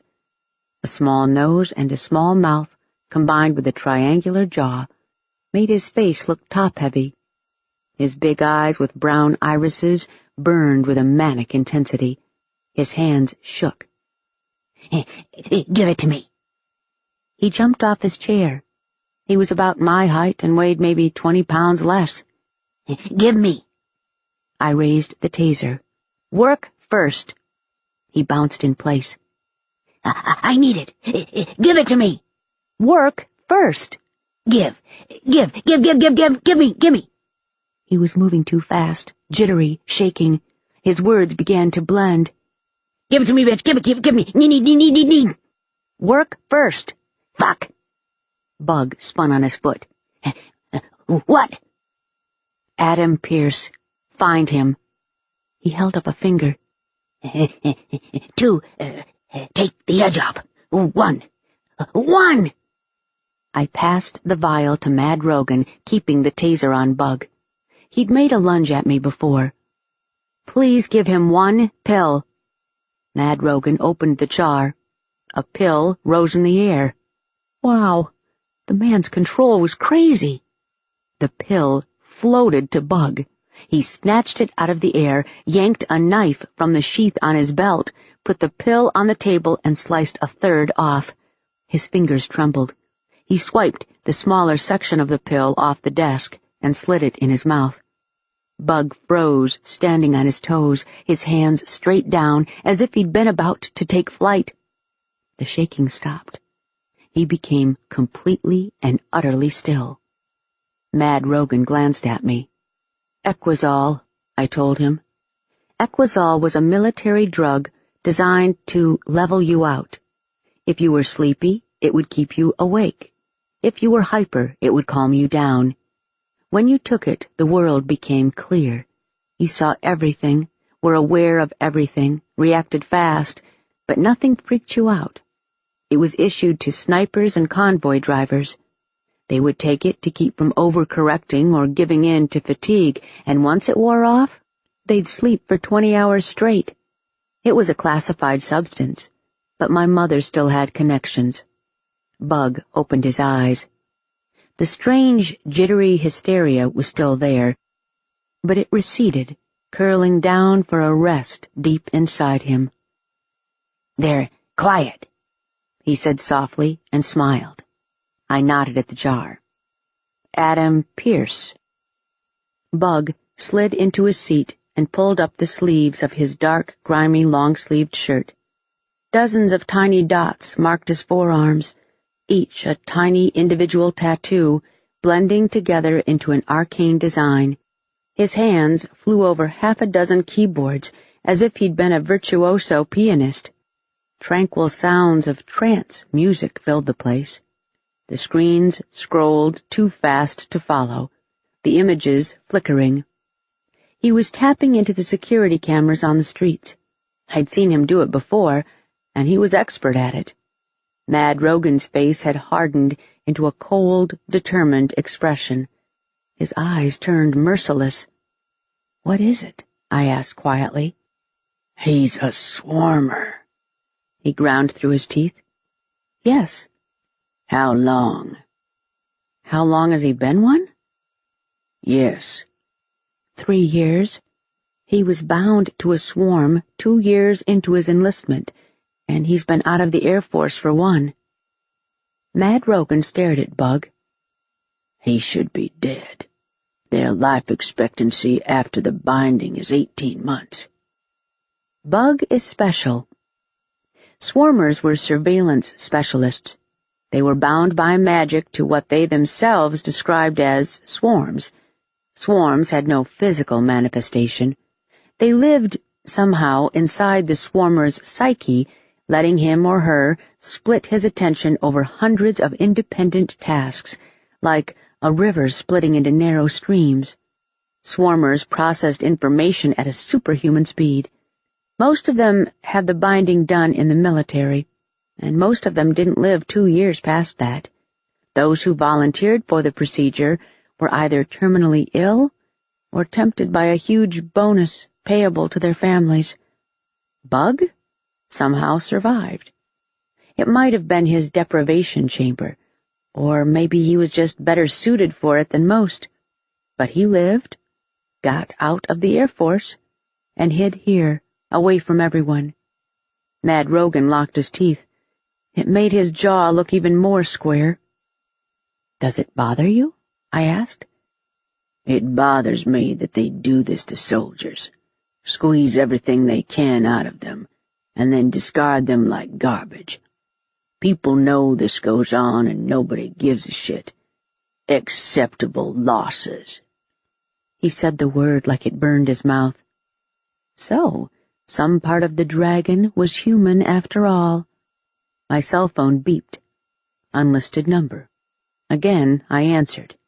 "Yes?" "Hello, Snow," Adam Pierce purred into my ear. I fought an urge to scream into the phone. "Hi, Adam." I put him on speaker. "Did you decide to turn yourself in?" Mad Rogan went from icy anger to predatory alertness in a blink. "Depends. Are we still in lust? I mean, in love? Funny how I keep making that mistake." "Depends," I said. "Do you want to meet so we can talk about it?" "Not right now," Adam said. "I'm busy tonight. Maybe later." "Found him!" Bug pressed a key on the keyboard. The screen flickered and showed the same image from different angles. Adam Pierce stood on the corner of a busy street, holding a phone to his ear. Faded jeans hugged his ass and long legs. He wore his trademark black leather jacket and black boots. A tall building 10 floors high rose in front of him, its dusky, smoke-colored glass crossed by stripes of bright yellow. To the left, another building, a tall, narrow tower, offered silvery windows to the rays of the evening sun. "Were you looking for me?" Adam asked. "So sweet." "You sure you don't want to meet?" "Yeah. Turn the TV on. I've got something to show you." The phone went dead.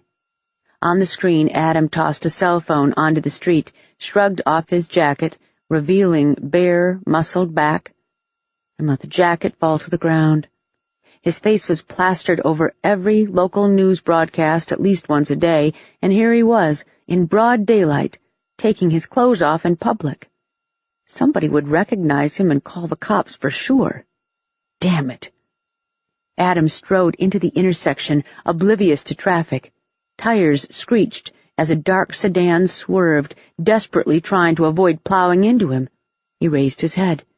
The air around him shimmered, rising. A stray paper receipt carried by the wind fluttered by and burst into white-hot flame before raining down in a powdery ash. A ring of fire ignited on the asphalt around him. The bright orange flames rushed outward, spreading in a complex pattern. An arcane circle blazed into life. He must have painted it on the asphalt with some kind of fuel. "What is it?" I asked. "I don't know," Rogan growled. "It's fire-attuned. I can tell you it's a high-level circle. He's about to offload a lot of power." Adam leaned back. The tightly defined muscles flexed and bulged under his skin. He spread his arms wide, his biceps trembling with the strain. His body froze, every muscle tight, every tendon ready. The panels of a green Jaguar parked on the street a few feet away began to melt. "Where is this?" Mad Rogan asked. "Corner of Sam Houston Drive and Bear Street." Bug said. About 10 minutes from us, off Sam Houston Parkway.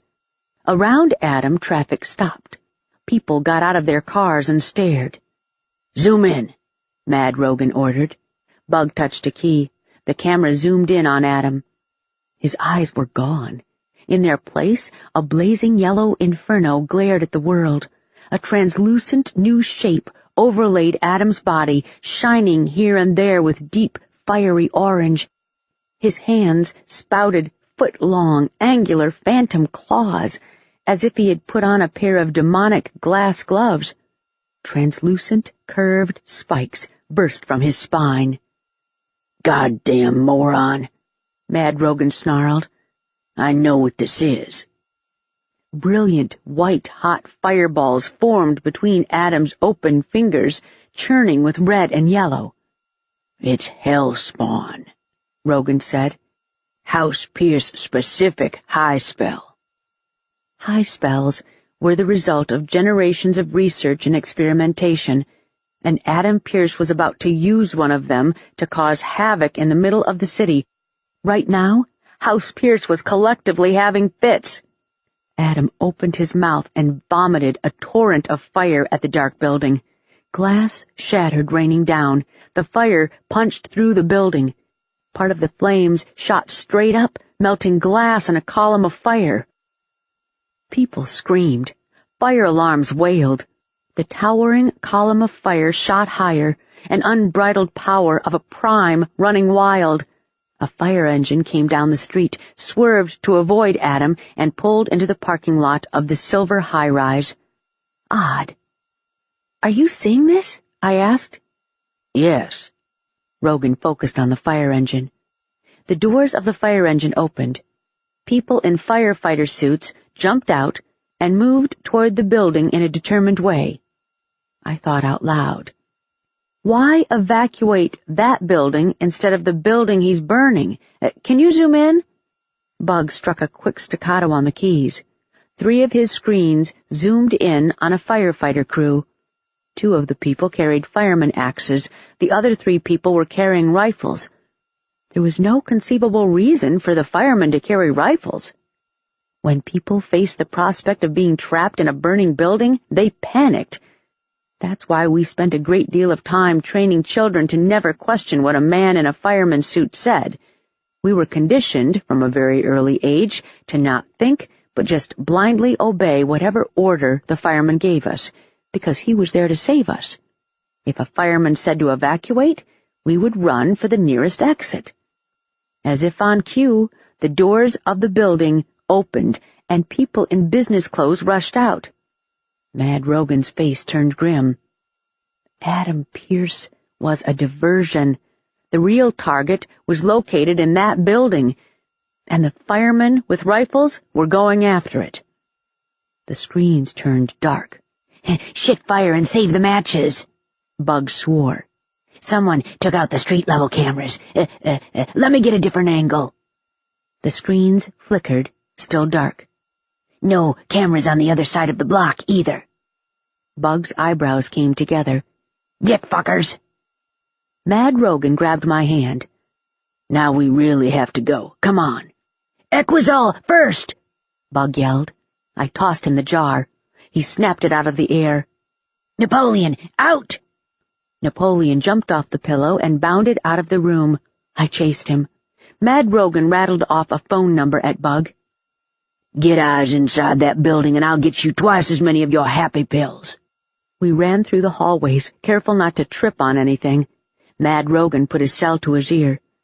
"I need the list of businesses in a high-rise on the corner of Sam Houston Drive and Bear Street. Blueprints, ownership. Send me everything." Think Adam's a diversion? I almost ran into a pile of chairs. If he is, he's a good one. We burst out onto the wooden bridge. Something flashed in an empty window in the building across from us, reflecting the sun. I grabbed Mad Rogan's arm and yanked him toward me. A shot rang out. "Where?" Mad Rogan growled. "Top floor, left corner." A chunk of concrete the size of a basketball shot out from the pile of rubble and rocketed into the dark window. A muffled scream echoed through the building, sounding a lot like, Ow! We ran down the bridge. Crown Tech, a calm male voice said from Mad Rogan's cell. Emerald Drilling, Palomo Industries, Powell Piping Technologies, Bickard, Stang & Associates, and Ryzen Information Services Corporation. Mad Rogan hung up. Does that tell you anything? I asked. No. Ahead, a pattern crossed the bridge, drawn in chalk and coal. It hadn't been there when we had come the other way. Mad Rogan frowned. The boards with the pattern broke. A flash of vile-smelling green mist shot into the air. He jumped over the gap. I followed. I think they're trying to kill me, he said. You came into the pit and punked them in their own territory. Of course they are trying to kill you. Get used to it. The bridge shuddered under our footsteps. We ran through the island and onto the bridge leading out. Ahead, sun reflected in a long, horizontal spark, right at the level of Rogan's throat. Wire! I see it. He pulled a knife out of his jeans and slashed at the wire. It snapped, the two ends coiling to the sides. We ran down the bridge into the parking lot and jumped into the Range Rover. Mad Rogan peeled out of the parking lot so fast that the car almost banked. I grabbed onto the door handle out of sheer self-preservation. If he is using Hellspawn, we might not be able to get him, Mad Rogan said. What? Hellspawn creates null space. In English? The amount of magic he's using is so high that the boundary of the circle he's in doesn't exist in our physical realm. How can it not exist? What is that? A tiny gray body shot in front of the Land Rover. Squirrel! Mad Rogan swerved to the side, trying to avoid the suicidal beast. The SUV hit a curb and jumped. For a terrifying second, we almost flew, weightless. My heart leaped into my throat. The heavy vehicle landed back on the pavement with a thud. The squirrel leapt into the grass on the other side. I remembered to breathe. Thank you for not killing the squirrel. You're welcome, although now I want to go back and strangle it. Mad Rogan took a ramp onto the interstate. Back to arcane circles. The boundary of the circle is where our physical reality meets the arcane realm. The place where we reach to get swarms for swarmers, for example. It's a small hole in our space. Nothing can penetrate the circle while the null space is active. You can stand on the street and lob grenades at Pierce and they'll just bounce off. We'll see about that. While the Land Rover hurtled down the interstate, an imaginary conversation between Adam and me played in my head. Hi, Adam. Did you set fire to my house? Did you try to kill my grandmother? They said I had to bring him in alive. They didn't say anything about what condition he had to be in. Maybe I could do it again, that thing I did with Mad Rogan, lock Adam in place and make him answer me. I bet I could. Just thinking about Grandma Frida made me shake.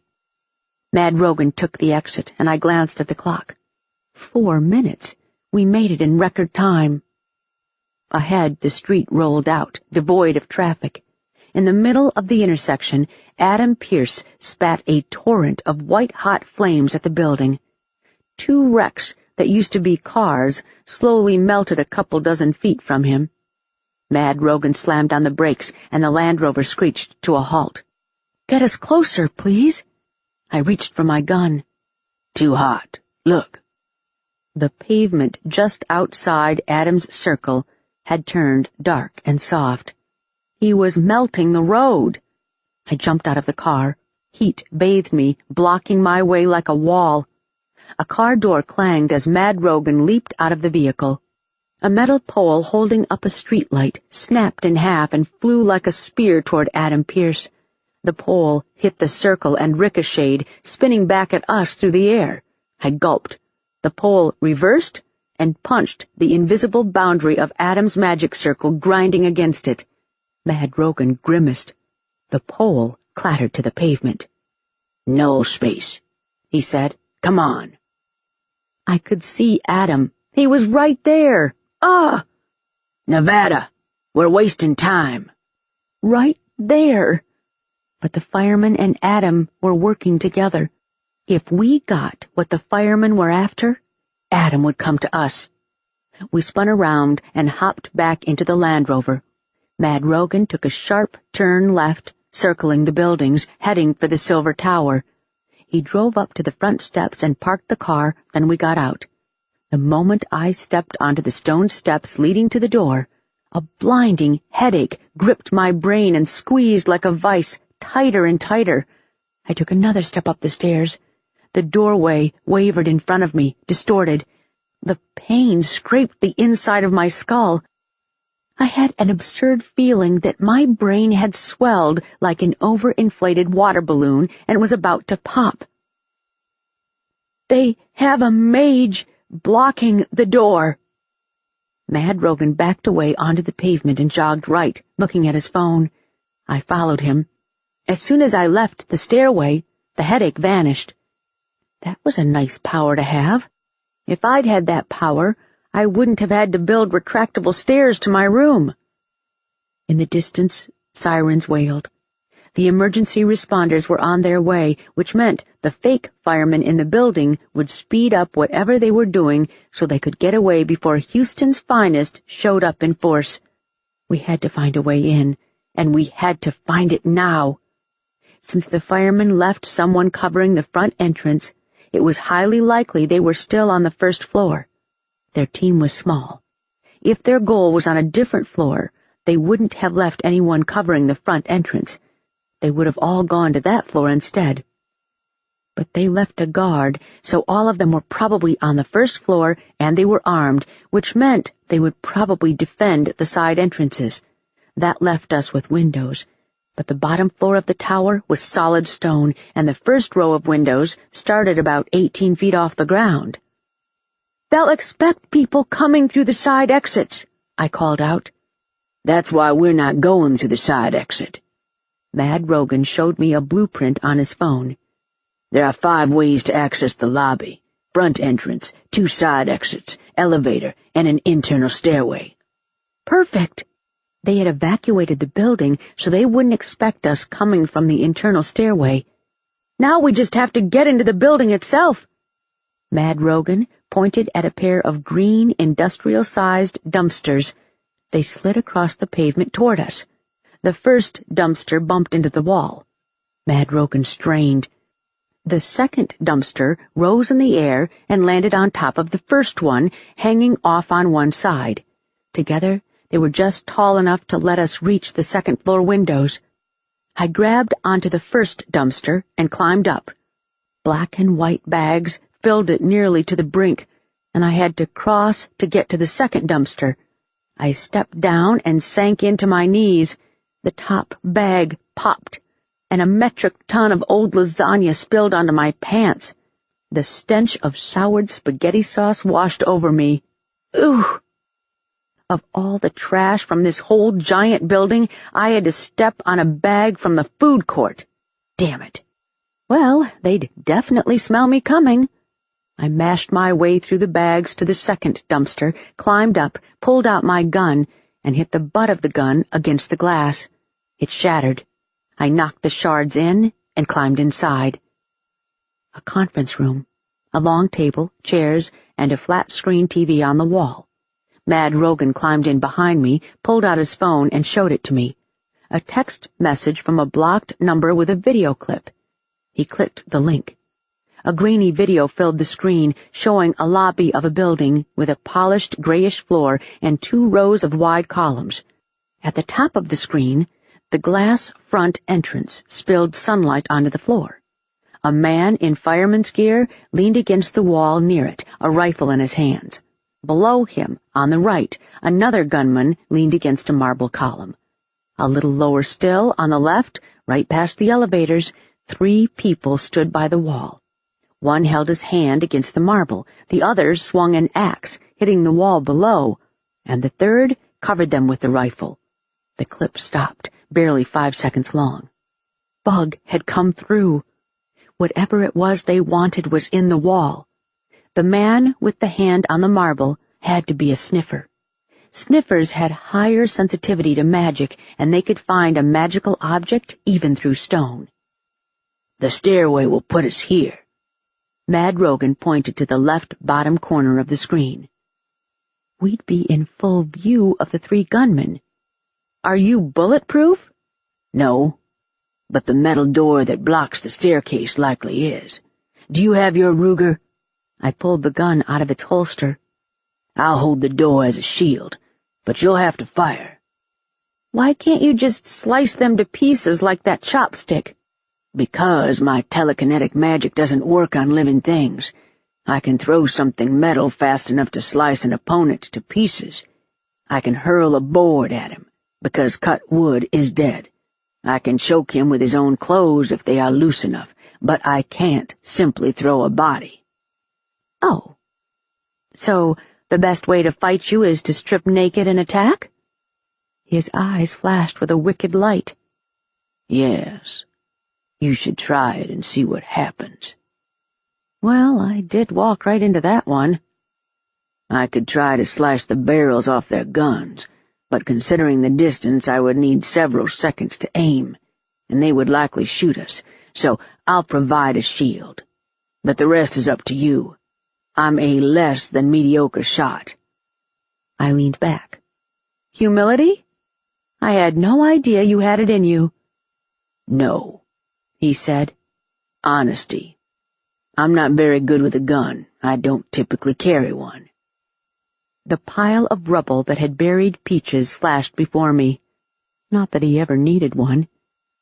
Good that I brought mine, then. Nevada, Mad Rogan said.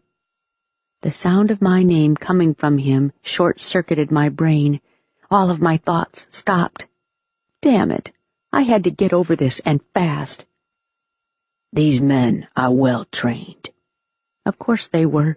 They'd positioned themselves so that every entrance was covered by at least 2 intersecting fields of fire. No matter where we entered, at least 2 of them could shoot us from different angles. If we walk in there, they'll shoot us. They won't hesitate. They'll do it on instinct. It's second nature to them, a reflex, like stopping before a red light. Mm-hmm. It's good that he was here to explain it to me. I would have never figured it out on my own. You have to shoot them back. Is it going to be a problem?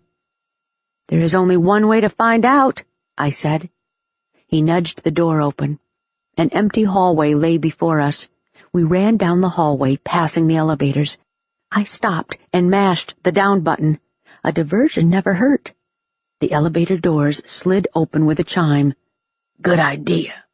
Mad Rogan stepped in, pushed the button for the lobby, and stepped out.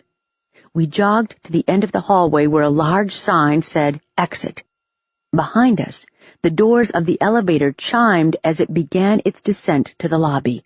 With luck, they would all be looking at the elevator instead of the stairs.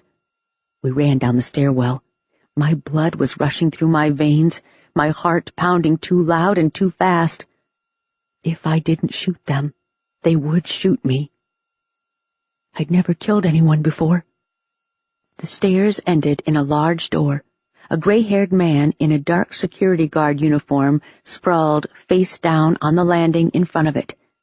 The back of his head was one huge, red, wet hole. No, they didn't hesitate to shoot, not at all. They killed this man, probably someone's father, someone's grandpa. This morning, he got up, ate his breakfast, and came to work, and now he lay here face down, alone and cold. He would never get up again. He would never speak, never hug anyone, never smile again. They killed him and left him here. I had to stop Adam Pierce, not only because I would lose everything if I didn't, not only because he tried to kill Grandma, but because right now he was outside spitting fire and not caring how many people he would hurt. The fastest way to stop Adam would be to get the thing he was after. I was doing the right thing. Mad Rogan stepped to the door, his feet shoulder-wide, his hands raised. I wasn't ready. Aim for the center of mass, he whispered. Center of mass, my foot. Ready? he whispered. No, I wasn't. I took the safety off the Ruger. The firearm felt so heavy in my hands, heavy and cold. Go! The door shot forward 6 inches above the floor and rotated, turning horizontal like the top of a table. 3 gunmen, one directly in front, one on the right by the elevator, the third on the left by a column. The gunman swung away from the elevator and toward us. I sighted the one by the elevator. It felt slow, so impossibly slow, and squeezed the trigger. The gun barked. The bullet ricocheted from the elevator doors with a metallic clang. I corrected a hair and fired the second shot. The gunman's head snapped back. I swung left and fired at the second man by the column. The first shot took him in the neck, the second in the lower part of the face, right in his mouth. The third gunman opened fire. The door spun vertical again, like a shield. Bullets hammered against it. Mad Rogan grabbed my hand and pulled me toward a column on our left. I ran with him, shielded by the door, and pressed my back to the cold marble. The hail of bullets followed us. The whole thing must have taken a second, maybe 2. I just killed 2 people. Don't think about it. Don't think about it. Mad Rogan gaped at me, a look of utter shock on his face. I'd laugh if I could. My mother's a former sniper, I squeezed out. I know how to shoot properly. The bullet stream changed direction. The gunman was walking toward us. The door spun around the column, hovering in front of us. Cover me. Mad Rogan winked at me. I leaned left and fired at the couple by the wall in short bursts. Boom, boom, boom! They ducked behind a column. The woman sniffer jerked a handgun up and returned fire.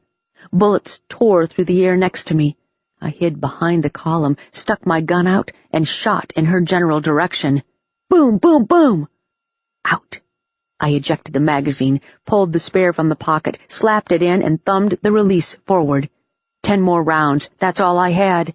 The next time I went anywhere with Mad Rogan, I'd bring one of those bandoliers action stars wore when they routed terrorists from jungles.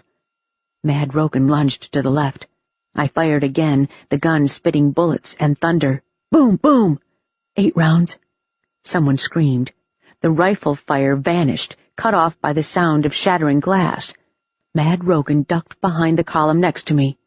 Where's the door? I asked. Outside. I leaned out from behind the column. The man pulled something out of the wall.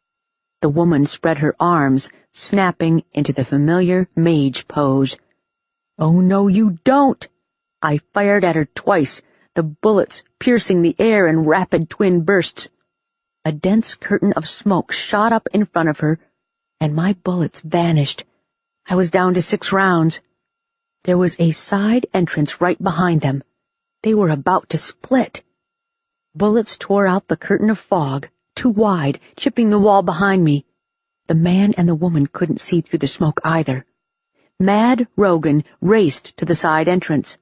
Ahead, the man shot out of the smoke, knife in one hand. Mad Rogan rammed straight into him. He blocked the man's right arm with his left forearm and jabbed the heel of his right hand into the man's nose.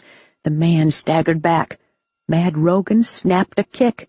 His foot smashed into the man's side, right against his liver. The fireman clutched at his side and fell to the floor. Okay, fighting him, naked or no, was a terrible idea. A bullet tore past me. I shied back. The woman leaped out of the smoke and crashed into me. The barrel of her gun yawned at me, dark and impossibly large. The world shrank to that barrel. I grabbed her wrist and hung on, throwing all my weight into it, trying to wrestle the gun from her. She jerked me toward her and swung her right hand. Pain slashed my forearm. I caught a glimpse of knife. I struck at her face with the gun, but she twisted out of the way and slashed my side. An icy burn lashed my ribs. She was stronger and better trained. For a fraction of a second, our stares connected, and I saw cold calculation in her eyes. She would kill me. Some instinctual switch flipped inside me. Magic burst into pain in my shoulder, rolled down into my fingertips, and exploded into frothy lightning on the woman's hand. The woman's eyes rolled back in her head. It hurt. It hurt so much. My chest shuddered. It felt like every nerve in my arm snapped loose, frayed with agony. The woman shook in my grip. The magic linked us, the pain binding us together into one. I unlocked my fingers, severing the connection. She crashed to the floor. Her feet drummed the ground. Foam slid from her mouth. She shuddered one last time and lay still. "You're full of surprises," Mad Rogan growled next to me. The pain receded, a dull echo of the burning agony. My right arm was red with blood. "Are you okay?" he asked me. The woman on the floor didn't move. It didn't look like she was breathing. Jesus! I dropped by her and felt for a pulse. Nothing. I didn't mean to. No, I guess I did. Mad Rogan reached over and gently raised my arm to look at the 2-inch-long cut. "Shallow. You'll live." My lips had gone numb. I made my mouth move. "Thank you, doctor." He held up a large piece of jewelry studded with small pale stones, each about the size of a pomegranate seed. It looked like 2 elongated oval loops, one on top of each other, as if a child had tried to draw a hamburger and had forgotten to draw the top half of the bun. A straight piece, studded with the same stones, ran vertically through the center of the 2 loops. In the center, the straight piece widened into a ring about as big as my index finger and thumb touching. If it was a brooch of some sort, it was the strangest design I had ever seen. "Is this what they were after?" Mad Rogan nodded. "What is it?" "I have no idea," he said. "Why didn't you ask him?" I looked past him to where the last firefighter slumped against the wall, clutching at his side. Okay, I could do that. It didn't require me to kill anyone. I walked over and crouched by the fireman. His breath was coming out in ragged gasps. "What did you do to him?" "I kicked him in the liver, and then broke 2 of his ribs. He'll live if paramedics get here in the next 10-15 minutes. I held up the piece of jewelry. "Is this what you came here for?" He stared at me. I focused, trying to recreate the lasso of magic that had clamped Mad Rogan and squeezed the answers out of him. Nothing happened. "Compel him to answer," Mad Rogan said. "I'm trying." Mad Rogan picked up the knife the woman had dropped. "We can always go to Plan B." "Give me a minute." "Nevada, you're wasting your time." His voice turned cold and precise. "Be useful for a change." "Useful? You asshole." "I'm tired of dragging around your dead weight." Nothing stirred inside me. "Do something. Don't just sit there." "Has anybody told you that you're a colossal asshole?" Mad Rogan grimaced. "Apparently anger isn't your trigger, and we don't have time to figure out what it is. Oh well." He jabbed the knife into the man's leg. The fireman screamed. I winced. "Is this what you came here for?" Mad Rogan barked. "Yes." "True. Is it magic?" I asked. "No." "Lie," I said. Mad Rogan yanked the knife out and jabbed it into the man's leg again. The man howled. "I'll keep cutting you until your leg turns into hamburger," Mad Rogan told him, his voice light. "Then I'll put a tourniquet on it and start on your other leg.